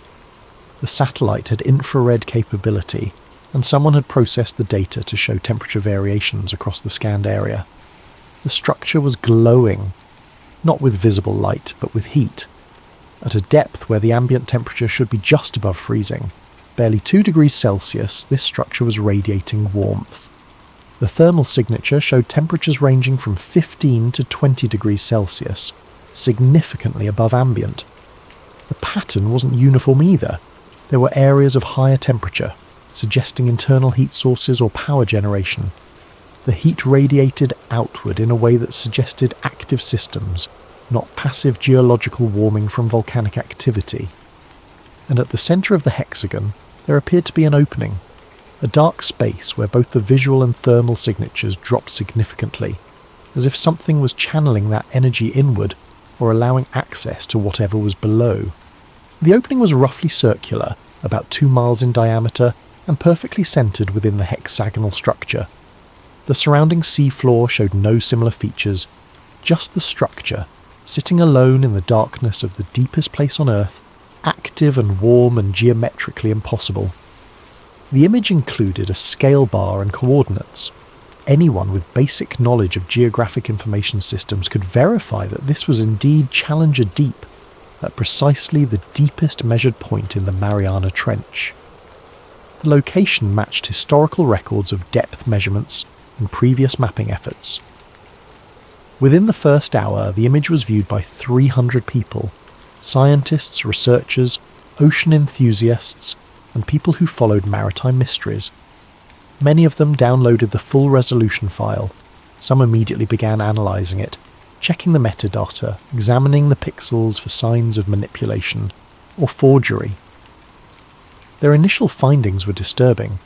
The image didn't show obvious signs of digital manipulation. The noise patterns were consistent with legitimate satellite imagery. The compression artifacts looked natural. The thermal data aligned properly with the visual data in ways that would be extremely difficult to fake convincingly. The post that accompanied the image contained no explanation, no manifesto, no detailed claims. Just the image and a title that sent chills through everyone who read it. NASA was right to leave. Within 6 minutes of being posted, the image was gone. The account deleted. The platform's administrators later reported that they had received what appeared to be an automated takedown request citing national security concerns. The request had come with federal authentication codes that the administrators had no way to verify or challenge. But by then, it was too late. 300 downloads had already been made, screenshots had been captured, the image had been shared to other platforms, and once something reaches the internet, it never truly disappears. Over the next 48 hours, the image spread. Reddit communities dedicated to ocean mysteries erupted in debate. Twitter accounts shared compressed versions. YouTube videos analysing the image began appearing, some racking up hundreds of thousands of views before they too were removed for unspecified violations of community guidelines. Independent analysts worked to verify the image's authenticity. Several with expertise in satellite imaging concluded that it appeared to be legitimate. The thermal characteristics were consistent with real infrared data. The bathymetric details matched known features of the Mariana Trench. If it was a fake, it was an extraordinarily sophisticated one that would have required access to genuine satellite data and considerable technical expertise. But verification was impossible, because nobody could identify the source satellite or the capture date. The European Space Agency that operated the most likely satellite constellation denied having any knowledge of the image. When pressed for their own imagery of that location, they stated that their satellites didn't routinely image Challenger Deep due to limited commercial interest, and any existing imagery was restricted for purchase by licensed researchers only. Governments refused to comment. NASA issued a carefully worded statement saying they had no current ocean exploration programs and couldn't verify the authenticity of any images being circulated on social media. They encouraged people to be skeptical of unverified information from unknown sources. The Navy simply declined to respond to inquiries from journalists. The National Oceanic and Atmospheric Administration released a statement explaining that seafloor features could sometimes appear geometric due to natural geological processes, and that thermal anomalies near trenches were often caused by volcanic activity or unique pressure conditions. They made no specific reference to the image in question, and didn't address why this particular formation was so perfectly hexagonal, or why it was located at a point with no known volcanic activity. But researchers who knew where to look found something interesting that couldn't be easily dismissed or explained away. In the weeks following the leaked image, there was a significant and measurable increase in military ship activity near the Mariana Trench. Data from commercial ship tracking services, which monitor vessel movements using AS transponders, showed unusual patterns. Naval vessels that official records claimed were conducting routine exercises in other parts of the Pacific had their transponders go dark for extended periods. When they reappeared, their position suggested they had been operating near the Mariana Trench during those dark periods. Submarine activity, which is harder to track but can be inferred from support vessel movements, and military communication patterns also increased. Attack submarines require surface support ships for long-range operations. The movement of these support vessels suggested increased submarine presence in the region. Scientific research vessels that had been scheduled to work in that region suddenly had their permits revoked without explanation. Applications for new research permits were denied or indefinitely delayed. Independent researchers who tried to book commercial deep-sea exploration found that the coordinates they requested were unavailable due to unspecified military operations. Amateur satellite watchers, people who track military reconnaissance satellites as a hobby, noticed that several satellites altered their orbits to provide more frequent coverage of the Challenger Deep area. The orbital changes were small but measurable, suggesting someone wanted more regular imaging of that specific location. Commercial fishing vessels reported increased military presence. Boats that had been working in international waters for decades suddenly found themselves being approached by Navy ships and asked to relocate. The requests were polite but firm. The explanations were vague. Ongoing operations, safety concerns, routine exercises. But the fishing captains who had worked those waters for years had never seen that kind of military activity before. Radio operators who monitor military frequencies reported increased encrypted communications on channels known to be used for submarine operations.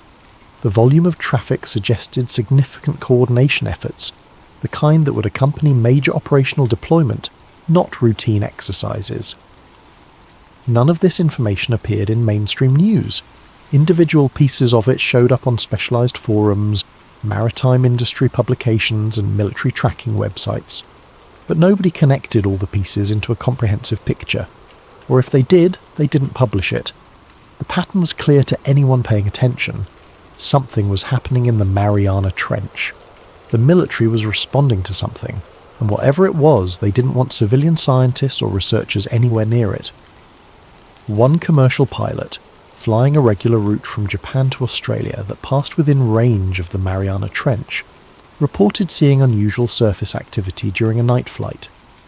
He described seeing what looked like bioluminescence, except the pattern was too regular, too geometric. He filed a routine observation report, as pilots are required to do for any unusual phenomena. The report was acknowledged, then classified. When he tried to discuss it later with colleagues, he was visited by two men who identified themselves as air safety investigators.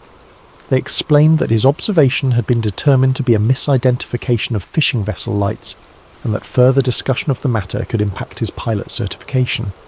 He stopped talking about it. A marine biologist conducting independent research on deep-sea species, using a small autonomous underwater vehicle she had built herself, submitted a request to operate near the Challenger Deep. Her request was denied. When she asked for an explanation, she was told that military operations were ongoing in the region, and all civilian research activities were temporarily suspended for safety reasons. When she asked when the suspension would be lifted, she was told that information was not available. 6 months later, the suspension was still in effect.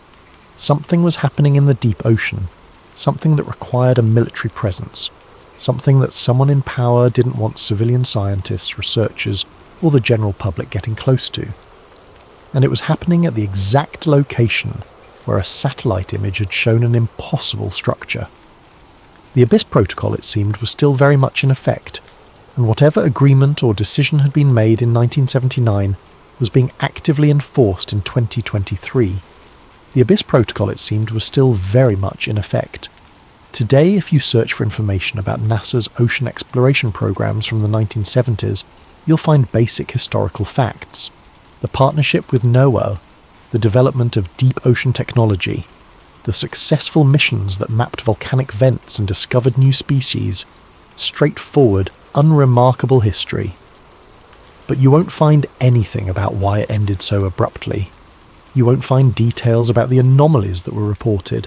You won't find the names of the scientists who tried to speak out and died under circumstances that were always ruled natural or accidental. All of that has been scrubbed, classified, or lost to time.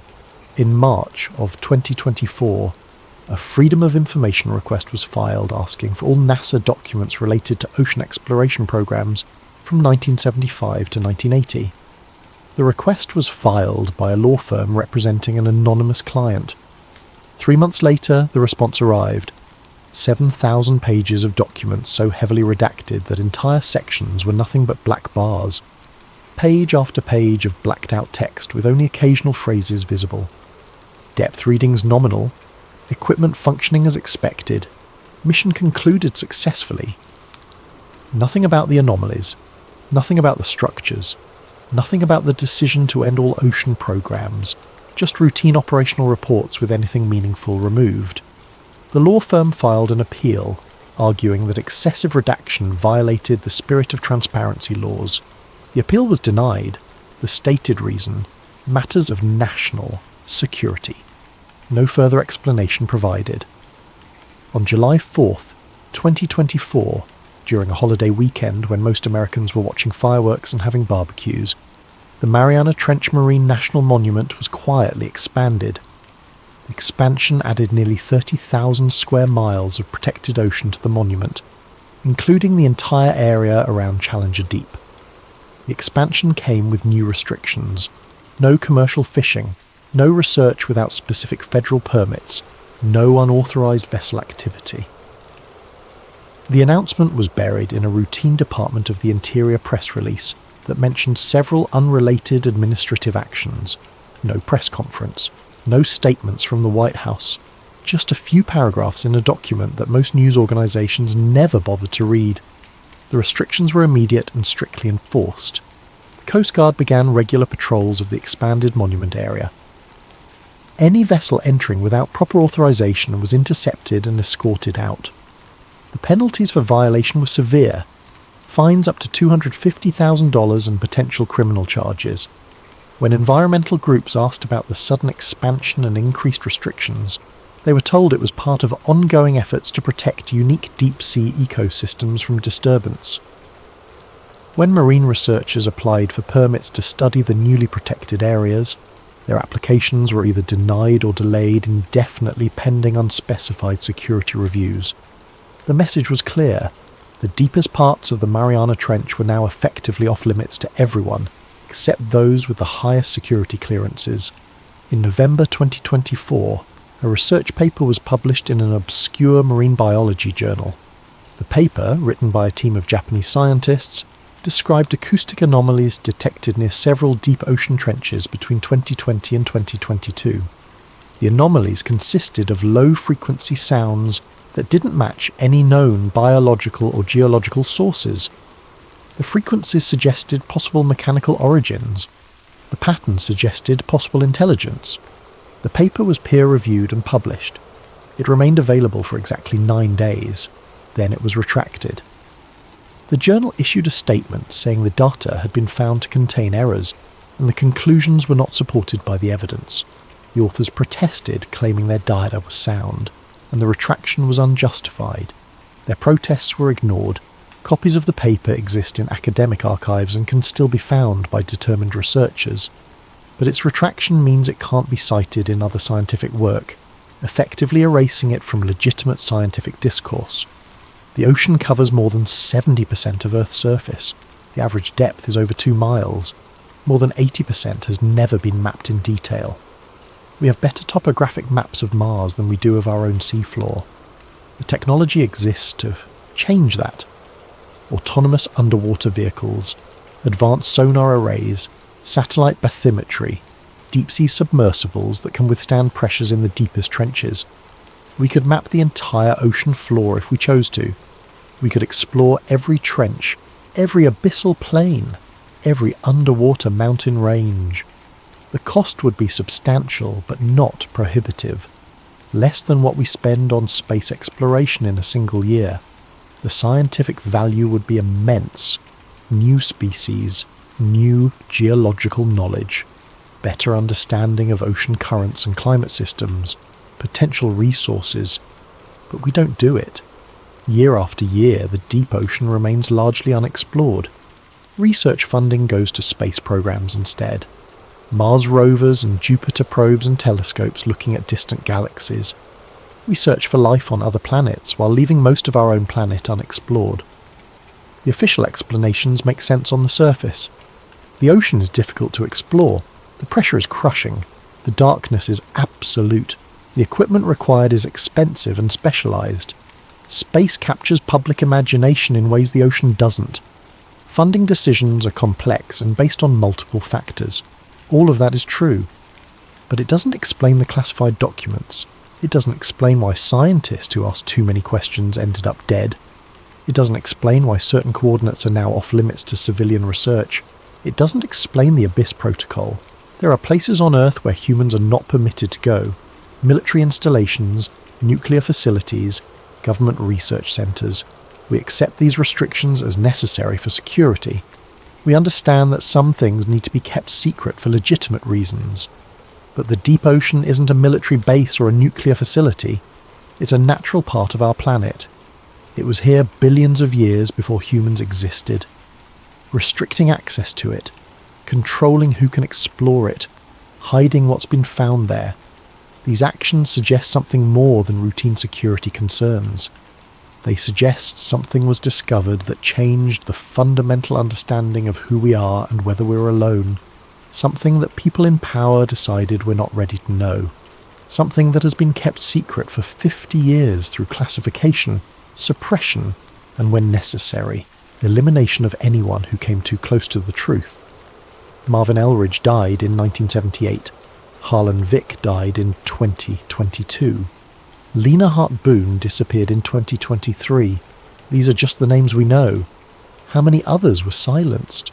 How many scientists, researchers, technicians, and engineers took secrets to their graves? How many chose silence over the risk of speaking out? The Abyss Protocol wasn't about preventing contact with something unknown. It was about managing information, controlling what humanity knows about its own planet. maintaining a narrative that humans are the only intelligent species on Earth, even in the face of evidence to the contrary. Someone, somewhere, made the decision that this secret was worth keeping, that whatever exists in the deep ocean should remain there, undisturbed and unknown, that NASA should explore space instead, that the public should believe we stopped exploring the oceans simply because space was more interesting. And for 50 years that decision has held, through changes in presidential administrations, through shifts in public opinion, through advances in technology that would make discovery easier. The secret has been maintained. Documents remain classified. Witnesses remain silent or dead. Research remains restricted. The satellite image from 2023 showed something that should not exist in nature. A hexagonal structure over 60 miles in perimeter, sitting at the deepest point on Earth, radiating heat, with an opening at its centre. It existed for 6 minutes on the internet before being scrubbed. But those who saw it remember. The structure is still there. The thermal signature hasn't changed. Military vessels continue to patrol the area. Permits continue to be denied. And somewhere in classified facilities, people monitor those depths, watching for changes, for activity, for signs that whatever agreement or understanding exists might be breaking down.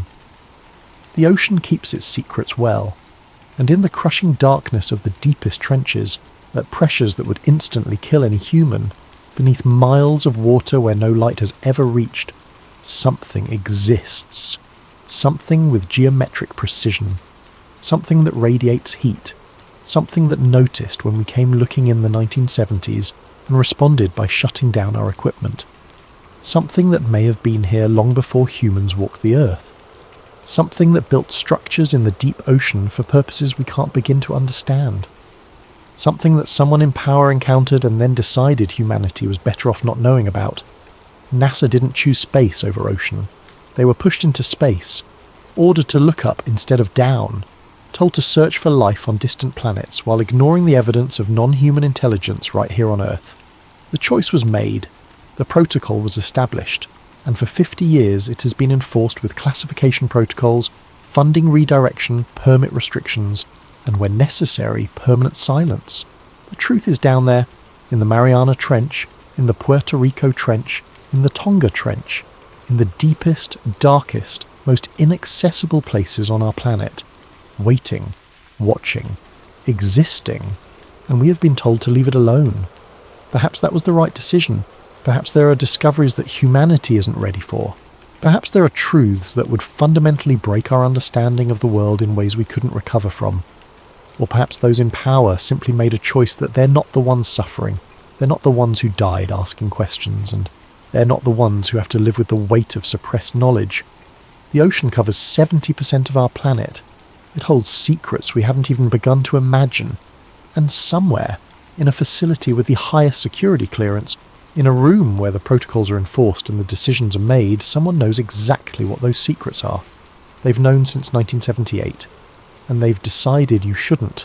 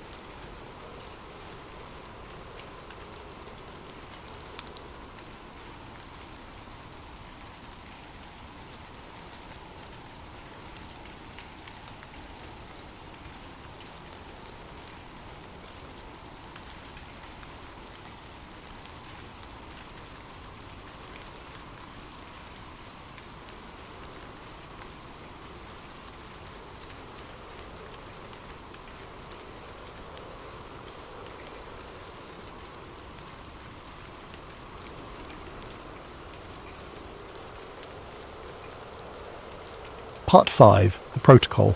The helicopter that arrived wasn't military, not officially. It was a CH-47 Chinook painted flat black. No markings except that same triangle insignia Cole had seen on the colonel's uniform. When it landed outside the cave entrance, the men who emerged wore unmarked fatigues and moved with the precision of special operations, but wouldn't respond to questions about their unit. Their commander was a woman in her 40s, grey-streaked hair pulled back tight, eyes hidden behind dark sunglasses even though they were underground. She looked at the creature's body the way a jeweller might examine a diamond, professional, clinical, already calculating value. "Captain Cole," she said, not offering her hand, "I'm taking custody of this site. Your team will return to Bagram immediately." "Like hell," Cole said. "2 of my men died here. I want answers, and you'll get them, after you sign the appropriate documentation." She gestured, and one of her men produced a tablet with a digital form already loaded. Title 50 authorization. Means everything you saw here falls under Covert Operations Statute. Violation carries 20 years minimum. Cole read the form. It was comprehensive, threatening, and entirely legal. He signed. "What is it?" he asked, as the woman's team began setting up equipment around the creature. Sensors, cameras, and what looked like a portable biohazard containment unit. "Classified," she said, then perhaps taking pity on his expression. "What you need to know is that it's not the first one we've found, and it probably won't be the last. Others have found these. Others have found many things in these mountains, Captain. Things that predate Islam, Christianity, even Bronze Age civilization. Things that suggest human history is more complicated than anyone wants to admit." She nodded toward the creature. "We call this one biological entity 147, BE-147 for short." "It's human?" Reese asked, unable to help herself. The woman's smile was thin. "It's humanoid. The tissue analysis will tell us more." She looked at Cole. "Your helicopter is waiting." As they loaded the creature into a metal container the size of a shipping crate, it took 8 men and a portable crane. Cole noticed something that made his skin crawl. The creature's chest, where Webb's .50 caliber rounds had punched through, was already showing signs of something. Not healing exactly, but the tissue around the wounds had a silvery sheen, like metal threads woven through the flesh. "What is that?" he asked. The woman followed his gaze. "That, Captain, is why this operation exists." She closed the container, and Cole heard locks engaging with heavy mechanical finality. "Now get your team out of here. The less you remember about today, the better you'll sleep." Part 6. The Silence. The after-action report took 4 hours to write and was immediately classified at a level Cole didn't have clearance to read. His own report, his own mission. Within a week he was reassigned. Not to another forward operating base, not to another unit in Afghanistan. Stateside, Fort Bragg, North Carolina. A desk job reviewing logistics requests. Webb called 2 weeks later, drunk. "They split us up, man. Everyone. Reese is in Germany, Patterson's in South Korea. They scattered us across the whole damn military." "Smart," Cole said, staring at his apartment ceiling at 2 a.m. "Harder to compare notes if we're in different time zones." "You think they'll—" Webb didn't finish the question. "I don't know," Cole lied. 3 months later, Patterson died in a training accident. Vehicle rollover during a convoy exercise. The official report said he wasn't wearing his seatbelt. 2 months after that, Reese had a heart attack. 29 years old, perfect health, just collapsed during a morning run. The medics said it was a congenital defect nobody had caught. Webb called Cole, crying. "This isn't coincidence." "Don't," Cole said, looking at his phone knowing it was probably monitored. "Don't say anything else." But a week later, Webb was dead too. Single car accident on a mountain road near his home in Colorado. No witnesses, no skid marks, just Webb's truck at the bottom of a ravine, burned to the frame. Cole put in his retirement papers that day. Part 7. The Signal. Montana was quiet. That's why Cole chose it. A cabin outside of Whitefish, no neighbours within 5 miles. Satellite internet that he could turn off whenever he wanted. He grew a beard, stopped checking the news. learned to forget what he'd seen in those caves. Almost. The email came on a Tuesday 3 years after Afghanistan. The sender was an automated system with a .mil domain that probably didn't exist anymore. No subject line, just coordinates. 36.191 north, 42.233 east. Cole didn't need to look them up.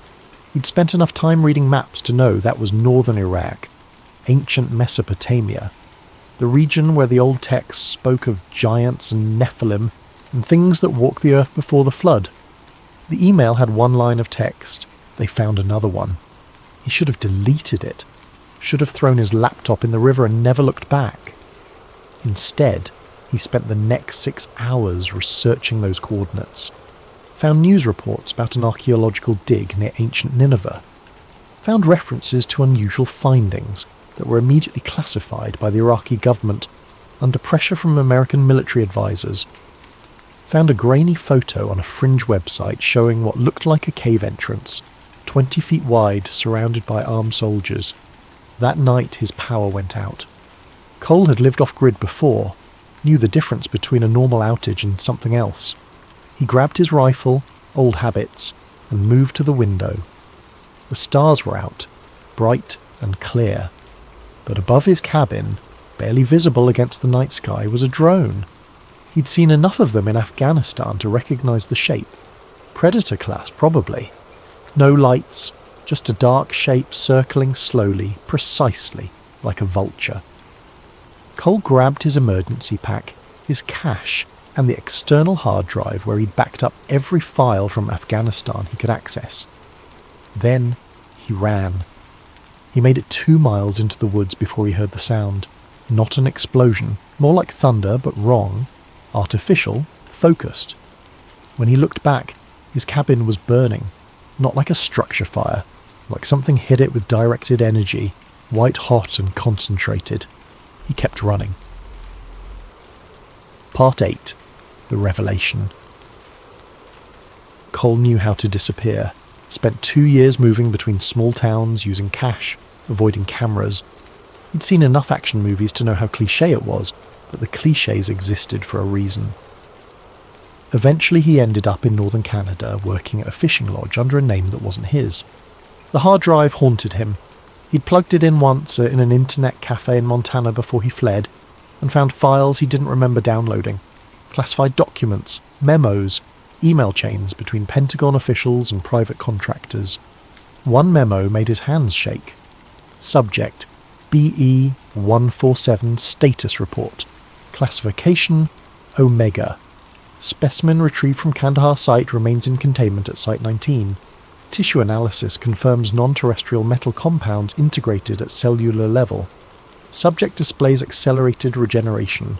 Wounds sustained during capture have completely healed within 96 hours. Neural activity scans suggest consciousness levels consistent with human cognition. Subject has made attempts to communicate, though language is unknown. Linguistic analysis ongoing. Recommendation: continue sedation protocols, increase containment measures. Project continuation approved under Black Eagle expansion. Note: DNA analysis reveals 94% genetic similarity to Homo sapiens. The remaining 6% contains sequences not found in any terrestrial genome database. The implications are clear. BE-147 represents either an unknown branch of human evolution or evidence of genetic modification far beyond current technological capability. Cole closed the laptop, sat in the cafe's bathroom stall and tried not to vomit. They hadn't killed it. The creature was alive, and worse, it was smart enough to try to communicate. Part 9. The Leak. The video appeared on a military forum 3 years later. Cole found it by accident, searching for news about former members of his unit, a habit he couldn't break despite knowing it was dangerous. The footage was grainy, shot from a distance with a handheld camera. It showed a floodlit area at night surrounded by military vehicles. In the centre, being loaded into a CH-47 Chinook by a portable crane, was a shipping container identical to the one they'd used for BE-147. But that wasn't the disturbing part. The container was shaking, not vibrating from the crane. shaking. Something inside was moving, and whatever it was had enough strength to make 5 tons of reinforced metal rock on its chains. The video quality was poor, but Cole could hear voices over the helicopter noise.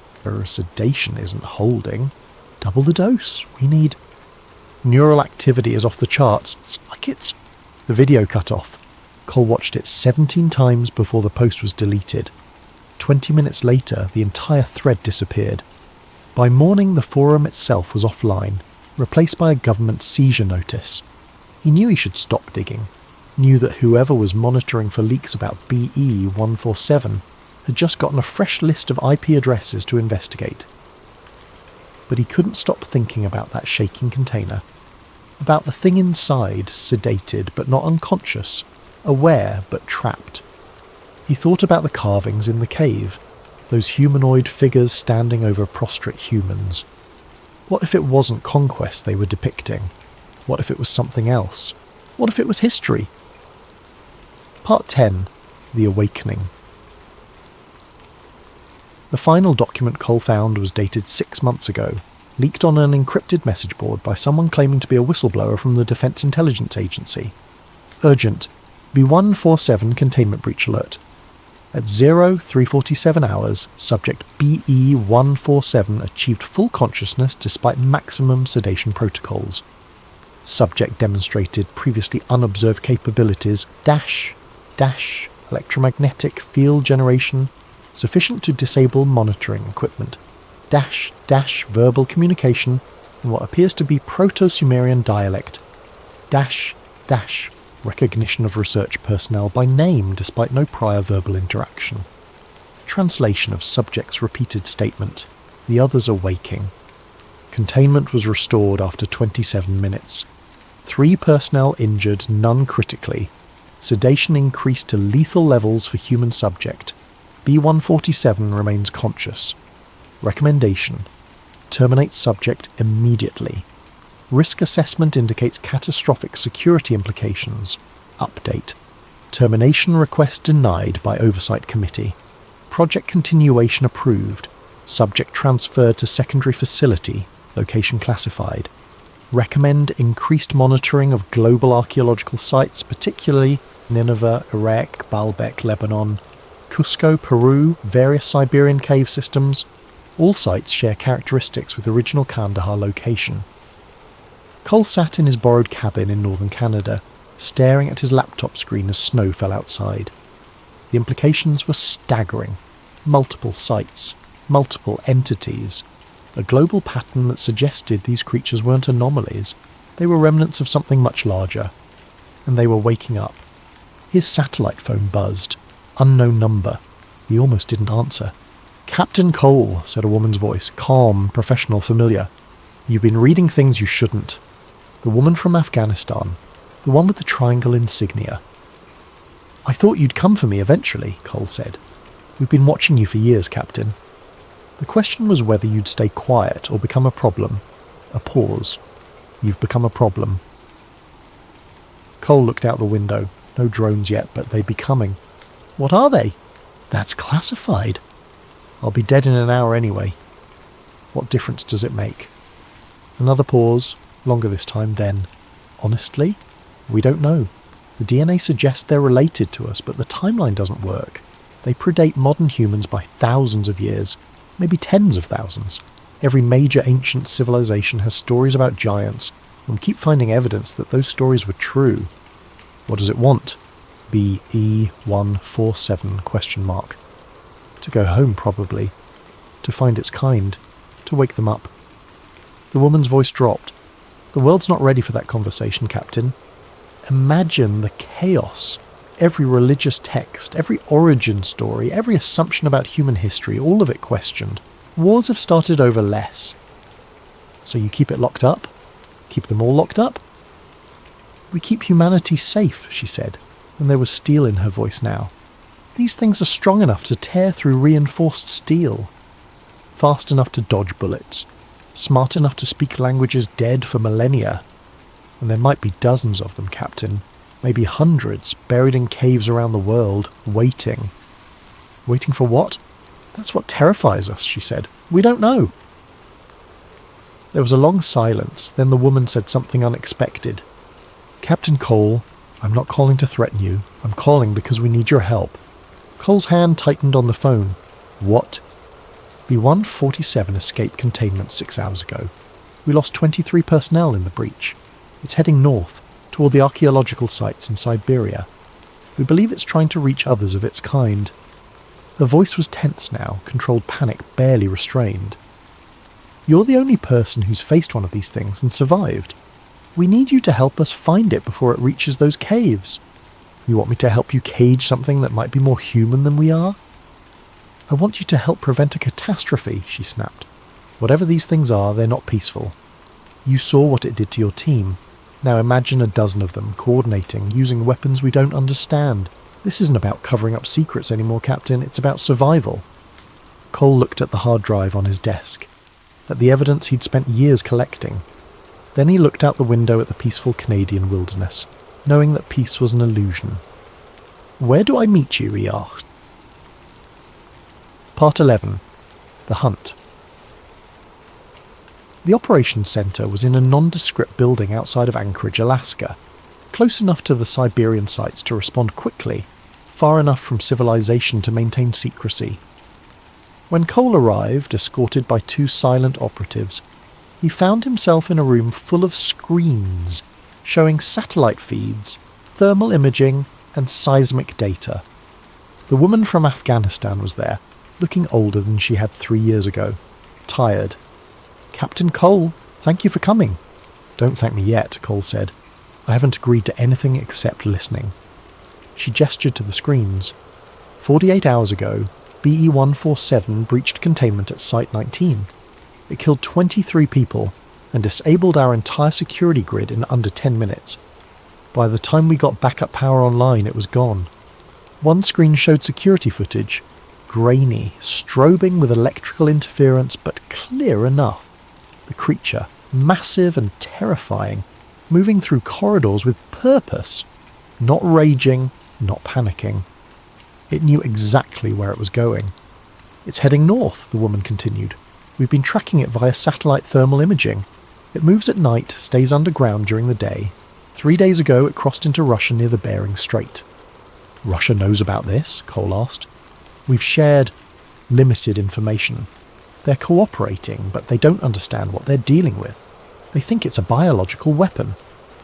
She pulled up a map dotted with red markers.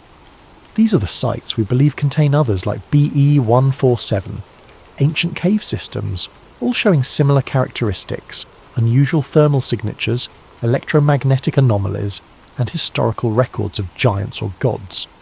Cole studied the map. "You think it's going to free them?" "We know it is." 2 days ago, it reached a cave system in eastern Siberia. By the time our response team arrived, the entrance had been opened from inside. We found evidence of a second entity. Tracks, tool marks, signs of communication. "Communication?" The woman nodded grimly. "Carvings on the walls. Fresh carvings. The same Proto-Sumerian script we found in Afghanistan. Translated, it says, 'The time of silence ends. We reclaim what was stolen.'" Cole felt that old familiar cold in his gut. "How many sites are there?" "Confirmed? 17. Suspected? Maybe twice that." She met his eyes. "Captain, if even half of these sites contain entities like BE-147, and if they all wake up simultaneously..." "It's not an invasion," Cole said quietly. "It's a reclamation."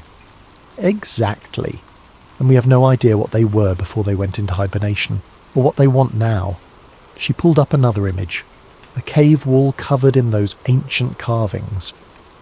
"We've had linguists working on translating everything we've found. The story they're piecing together is unsettling." The carving showed a history. Beings descending from the sky, teaching humans agriculture and metallurgy, building great cities, then conflict, war, the beings being hunted, killed, driven into hiding. The final panel showed them entering caves, being sealed inside, waiting. "They weren't monsters," Cole said. "They were refugees." "Maybe. Or maybe they're the monsters our ancestors barely managed to contain." The woman's expression was hard. Either way, we can't let them all wake up until we know what they'll do. We need time to prepare, to negotiate if possible. But BE-147 is moving fast, and every day it's free, it gets closer to the next site. What do you want me to do? Lead a team? Track it. If possible, communicate with it. Find out what it wants. She paused. And if communication fails, stop it by any means necessary. Cole looked at the screens again, at the thermal signatures and satellite feeds. Somewhere out there in the Siberian wilderness, something ancient and powerful was walking toward a reunion thousands of years in the making. I'll need full autonomy, he said. No oversight, no political interference. If I'm doing this, I do it my way. The woman smiled for the first time since he'd arrived. That's why we called you, Captain. Welcome back to the war. Part 12. The Expedition. They flew into Siberia on a C-130, dropping into a frozen wilderness that looked like the edge of the world. Cole's team was small, 6 operators, all veterans of special operations, all briefed on what they were hunting. None of them liked the mission, but they were professionals. They'd do what needed to be done. The tracking data led them to a cave system in the Sakha Republic, a region so remote that the nearest human settlement was 200 miles away. The temperature was 40 below zero, the wind cutting through tactical gear like knives. Thermals showing heat signatures inside, said Lieutenant Sarah Chen, their tech specialist monitoring portable sensors. Cole winced internally at her name, but pushed the thought aside. Multiple sources could be our target.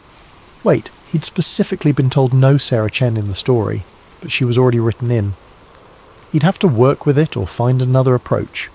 Actually, he needed to change this. The user had specifically said no Sarah Chen. Lieutenant Maria Torres, their tech specialist, was monitoring portable sensors. Multiple sources could be our target and whatever it woke up. Cole led them into the cave, weapons ready, night vision painting everything green and ghostly. The walls here showed the same carvings as Afghanistan, those towering figures, the history written in stone. But these carvings were different, more recent, and more explicit.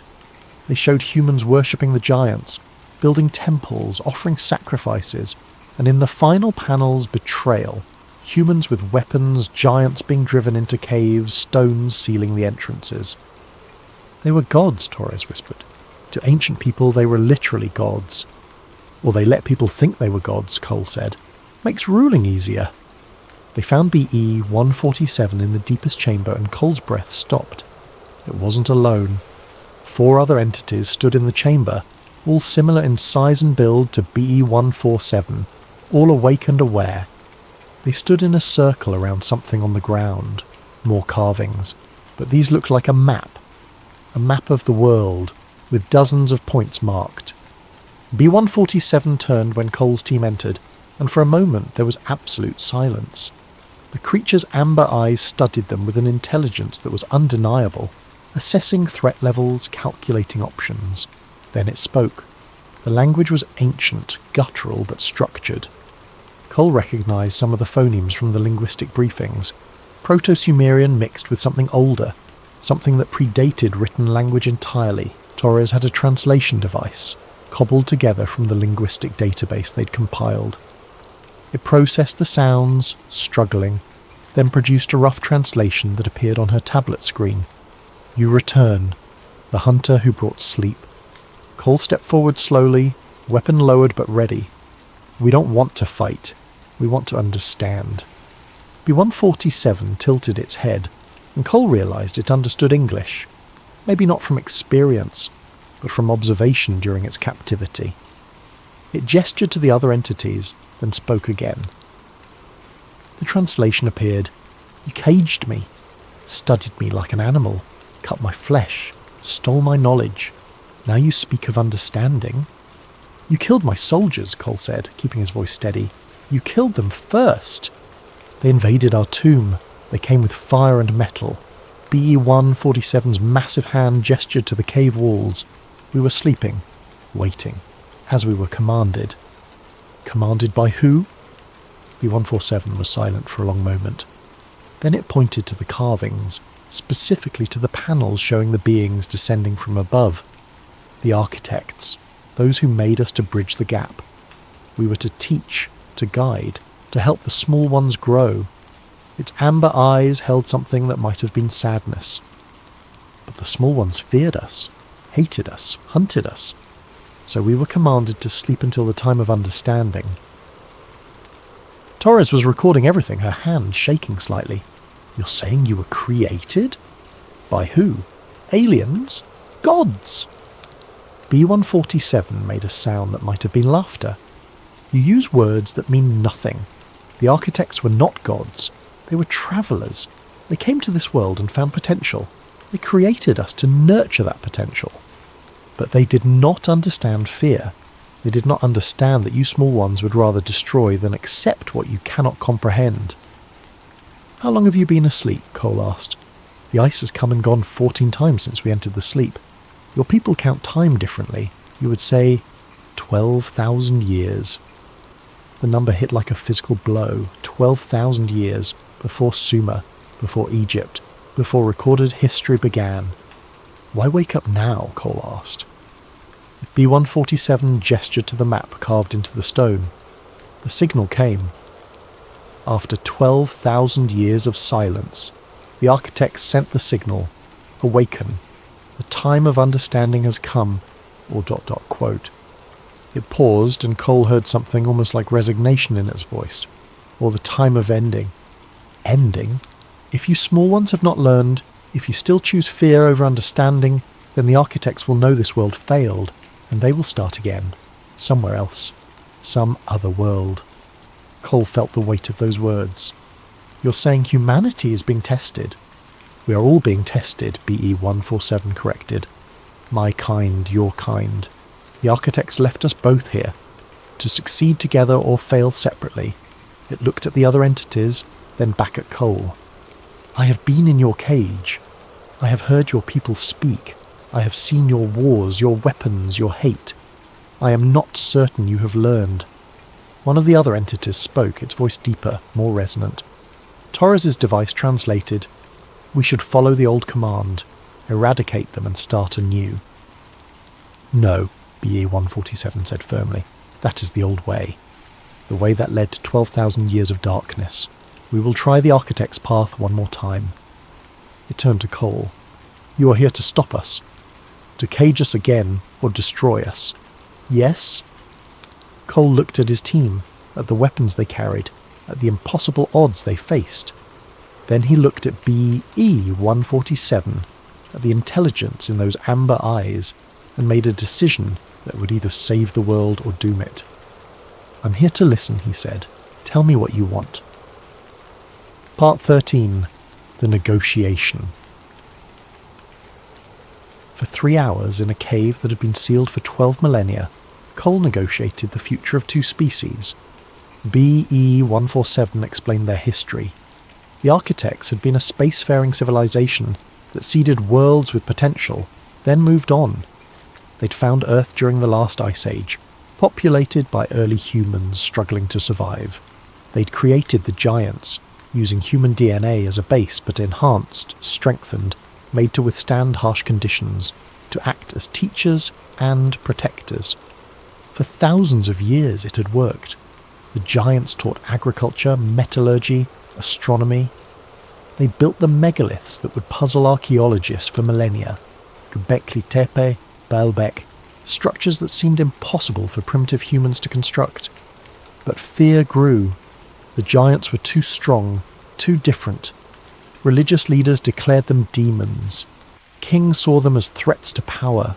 Wars began. The giants, for all their strength, were vastly outnumbered. They retreated to remote places, to caves and mountains. Then the architects sent a final message. Sleep. Wait. Let humanity grow. Let time pass. If humanity matured, learned to accept differences, learned to reach for the stars themselves, then the giants could wake and the two species could finally work together as intended. But if humanity remained violent, remained fearful, remained trapped by hate and tribalism, then the experiment had failed. The signal came, BE147 said. We woke, and I found myself in a cage, being cut apart by scientists who looked at me with the same fear I saw 12,000 years ago. He gestured to Cole. But you are different. You fear, but you listen. That is new. Cole was thinking fast, aware that everything he said here could determine the course of human history. If you all wake up, if all 17 sites activate at once, people will panic. Governments will respond with force. It'll be a war nobody can win. Then what do you propose? Slow contact. Controlled revelation. We bring in scientists, linguists, diplomats, people who can explain what you are without causing mass panic. We release information gradually. Archaeological findings, DNA evidence, historical records. We prepare humanity for the truth. One of the other entities spoke. More delays, more lies. We have waited 12,000 years. You've waited this long, Cole countered. What's another year? Another 5 years? If we do this right, you can walk free, live openly, share your knowledge. But if we rush it, if we force revelation on a world that's not ready, we'll have another war, and this time we have nuclear weapons. That gave them pause. B-147 spoke with the others in their ancient language, a discussion Cole couldn't follow. Finally it turned back. We will agree to this, but with conditions. We will not return to cages, we will not be experimented on, and we will be part of the process, not subjects of it. Agreed, Cole said. Then, how many of you are there? Total? Across all the sites? Perhaps 200. Some died in their sleep. Some were killed before they could enter hibernation. 200 survivors from a people who once numbered thousands. 200 against 7 billion humans. Cole felt the tragedy of it. An entire subspecies nearly erased, waiting in darkness for a second chance. There's something else, BO-147 said. Something you need to understand. The architect's signal contained information. A warning. Its amber eyes fixed on Cole. This world is changing. Your weapons, your pollution, your climate. The architects are watching. They will return in 100 of your years, and they will judge what they find. Judge? Whether this world succeeded, whether humanity and my kind learned to coexist, whether you reached for the stars or destroyed yourselves. B-147's voice was quiet but firm. We are not your enemy's small one, we are your last chance. Torres spoke up, her voice shaking slightly. And if we fail, if we can't coexist, what happens in 100 years when they return? B-147 looked at her, and in its expression Cole saw something ancient and sad. Then they will do what they have done to 13 other worlds that failed. They will cleanse it and start again. A sterile world ready for the next experiment. The weight of that hung in the frozen air. Humanity wasn't just facing first contact with another intelligent species. They were facing Judgment Day, with a century to prove they deserved to survive. Part 14. The Return. The extraction from Siberia was complicated. Cole had to coordinate with Russian authorities who were understandably skeptical about everything he told them. He had to manage his own chain of command, convincing generals and politicians that bullets and bombs wouldn't solve this problem. Most importantly, he had to keep BE-147 and the others safe while they worked out the details of the Revelation plan. They established a secure facility in northern Canada, not a prison but a research station. The giants stayed voluntarily, working with linguists and scientists to translate their history, to share their knowledge, to prepare for the day when the world would learn the truth. Cole became the liaison, the bridge between two species that had been enemies for 12,000 years. It wasn't easy. There were hardliners in the military who wanted to neutralize the threat. There were conspiracy theorists who got hold of leaked information and spread panic online. There were religious fundamentalists who declared the giants were demons, proof of the end times. But slowly, carefully, Cole and his team built the foundation for Revelation. They started with academic papers, anonymous sources providing archaeological evidence of prehistoric giants, DNA studies showing anomalous genetic sequences in ancient bone samples, linguistic research on Proto-Sumerian text that suggested advanced knowledge. The media picked it up, scientists debated it, the public started asking questions. Then came the controlled leaks. Grainy photos of the Siberian cave system, government documents with heavy redactions, testimony from military personnel who'd encountered something unusual in Afghanistan. The woman with the triangle insignia, Cole learned her name was Director Elizabeth Reeves, managed the information flow with precision. "We're not lying," she told him. "We're just controlling the narrative. When we finally reveal the truth, people will already be halfway to accepting it." 6 months after the Siberian encounter, they released the first video, BE-147, sitting in a comfortable room in the Canadian facility, speaking through a translator. Not threatening, not aggressive, just explaining its history, its purpose, its hope for the future. The video went viral, 20 million views in the first hour, 100 million by the end of the day. The world's reaction was mixed. Terror, fascination, denial, acceptance, all happening simultaneously across different populations. The United Nations called an emergency session. Religious leaders issued statements ranging from proof of divine creation to demonic deception. Scientists demanded access, governments demanded control, and regular people just demanded answers. Cole watched it all from the Canadian facility, standing beside BE-147 as they monitored the global response on multiple screens.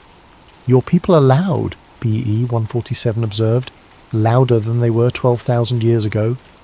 "We have better technology for spreading panic," Cole said with dark humour, "but also better technology for spreading understanding."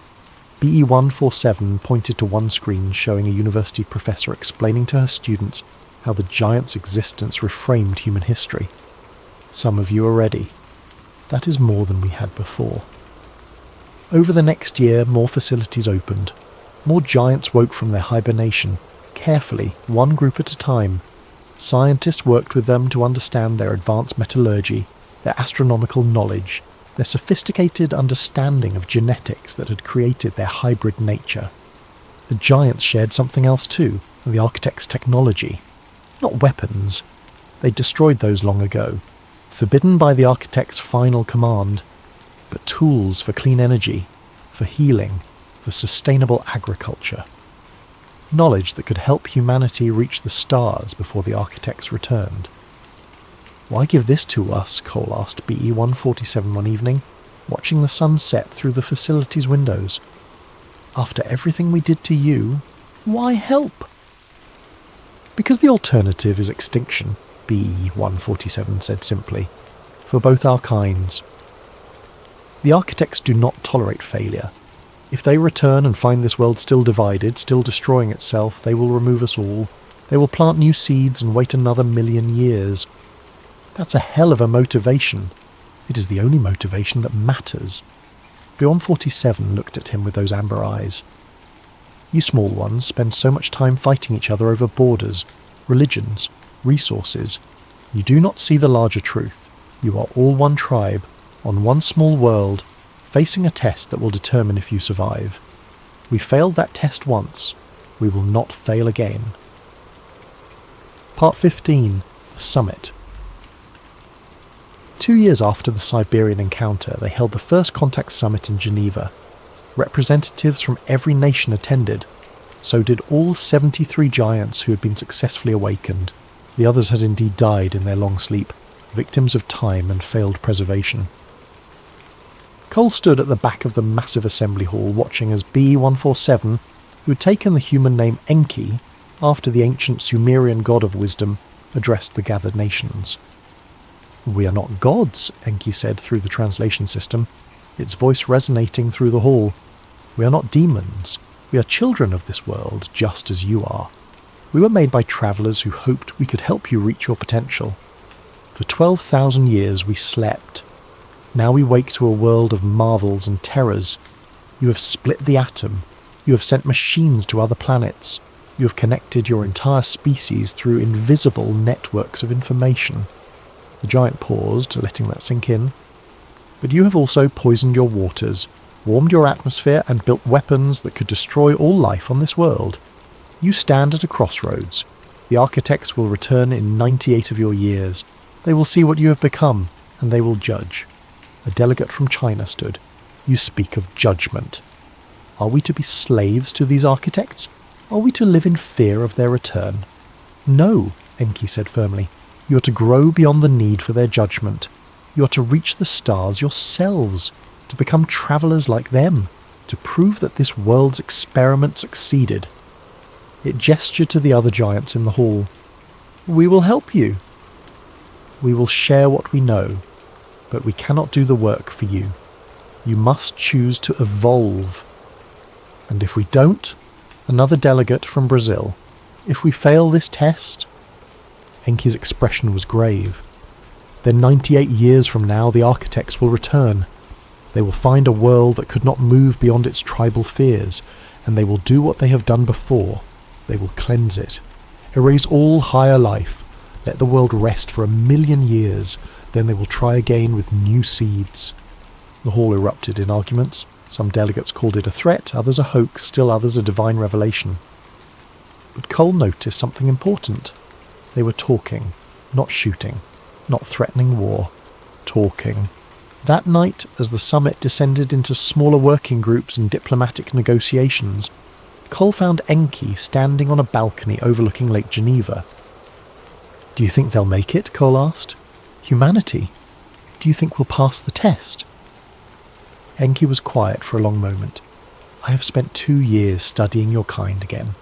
I have watched your entertainment, read your literature, listened to your music. You're violent and petty and self-destructive, but you are also compassionate and creative and resilient. It turned to look at Cole. You brought me back to ask if I wanted to be caged or free. That was not a question I expected. It was not a question my kind asked 12,000 years ago. So I think you have a chance. A small one, but a chance. Enki's amber eyes reflected the lights of Geneva. We will help you, not because we're your saviours or your servants, but because we are your partners, your lost cousins finally returning home. Cole smiled. No pressure then. All the pressure, Enki corrected, but that is good. Pressure creates diamonds, or it creates dust. We will see which one humanity becomes. Part 16. 100 years later. Recorded historical document, Earth Archive, year 2102. When the architect's ship entered Earth orbit, humanity was ready. Not ready for war. The giants had made it clear that weapons would be useless against beings who could seed worlds and create new species, but ready to show what they'd accomplished in the century since the giants woke. The cleanup of Earth's oceans and atmosphere, achieved through a combination of human innovation and giant technology. The 13 colonies on Mars and the Moon, bustling with humans and giants working side by side. The cure for aging, the elimination of hereditary diseases, the quantum communication network that connected Earth with the outer colonies. But most importantly, the end of major wars, the dissolution of old tribal hatreds, the recognition, slow and painful but undeniable, that humanity was one species on one small world, and they would survive together or not at all. Nathan Cole was 128 years old, kept alive by the medical advances the giants had shared. He stood in the observation deck of the International Space Station, now more of a small city than a station, watching as the architect's vessel approached. Enki stood beside him, looking essentially unchanged. The giants aged slowly and might live another 1,000 years. Are you nervous? Cole asked. Terrified, Enki admitted. I have not seen the architects since they commanded us to sleep. I do not know what they will think of what we've built. The vessel was beautiful, organic curves mixed with crystalline structures, a ship that looked grown rather than built. It was massive, easily 50 times larger than the ISS, yet it moved with impossible grace. Then contact. The message came in multiple languages simultaneously. English, Mandarin, Spanish, Arabic, and the ancient tongue that Enki's people spoke. The voice was neither male nor female, young nor old. It simply was. We are the architects. We return as promised. We come to judge what has grown in our absence. The response had been prepared years in advance, recorded by the Secretary-General of the United Nations and representatives of the giants. It played now, broadcast to the architect's ship. We are humanity and the descendants of your creation. We are imperfect, we are young, but we are learning. We invite you to see what we have built together. For 3 weeks, the architects observed. They sent probes to Earth, to Mars, to the colonies. They reviewed humanity's history, the wars and the peace treaties, the genocides and the humanitarian efforts, the destruction and the healing. Then they sent a delegation down to Earth itself. Cole was there in Geneva when they arrived. 3 beings that looked almost human but weren't. Their eyes too large, their skin with a faint luminescence, their movements suggesting they experienced time differently than other species. The lead architect spoke, and though its mouth moved, Cole heard the words directly in his mind. "You have surprised us. When we left, your predecessor species hunted our teaching caste to extinction. We expected to return to a dead world or a primitive one. Instead, we find cooperation, growth, the beginnings of a starfaring civilization."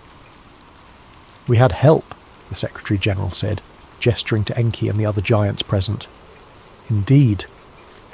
The teaching caste fulfilled their purpose after all, though later than intended." The architect's gaze swept across the assembled humans and giants. "You asked to be judged. Here is our judgment. You have passed, barely, by the smallest of margins. But you have passed." Cole felt something release in his chest. Tension he'd been carrying for decades. "Your world will be entered into the collective," the architect continued. "The community of worlds that have learned to look beyond themselves. You will be given access to our knowledge, our networks, our support. In time, you will seed worlds yourselves. You will become architects of your own." "What does that mean for us?" someone asked. "For Earth?"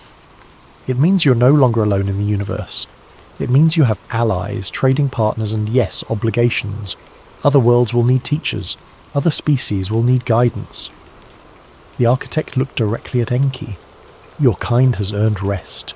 You need not serve as teachers any longer if you choose." Enki bowed its head. "We will serve as we are needed. It is what we were made for. But this time, we serve as equals, not as masters."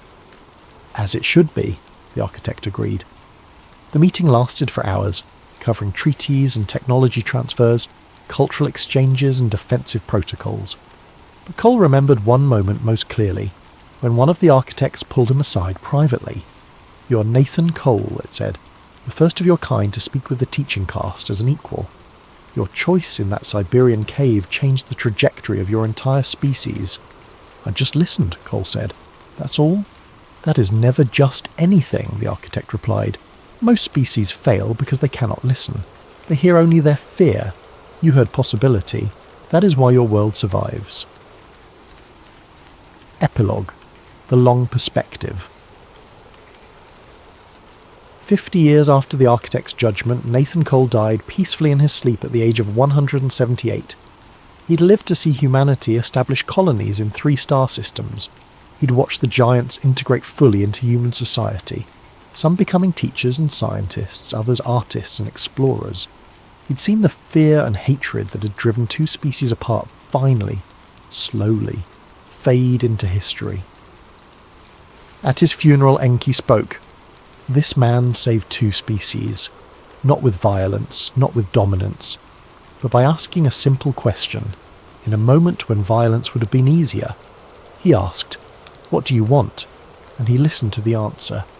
May we all learn from his example." The cave in Kandahar where it all began became a memorial site. The walls with their ancient carvings were preserved, and visitors, human and giant alike, walked through the chambers where fear had once driven 2 peoples to violence. In the deepest chamber, where BE-147 had fallen and then risen again, they placed a plaque. It read, "Here, in 2002, humanity discovered they were not alone. Here, in 2025, humanity chose understanding over fear. Here, the age of tribes ended and the age of species began." May we never forget how close we came to failure, or how simple the path to success truly was. The Kandahar anomaly wasn't an anomaly at all. It was a mirror, reflecting back humanity's capacity for both destruction and growth. And unlike so many other worlds that came before, unlike 13 failed experiments that ended in sterile silence, Earth looked into that mirror and chose to become something better. Not perfect, not peaceful, not without struggle and setback and pain, but better. And in the vast, ancient judgment of the architects who seed worlds and wait to see what grows, better was enough.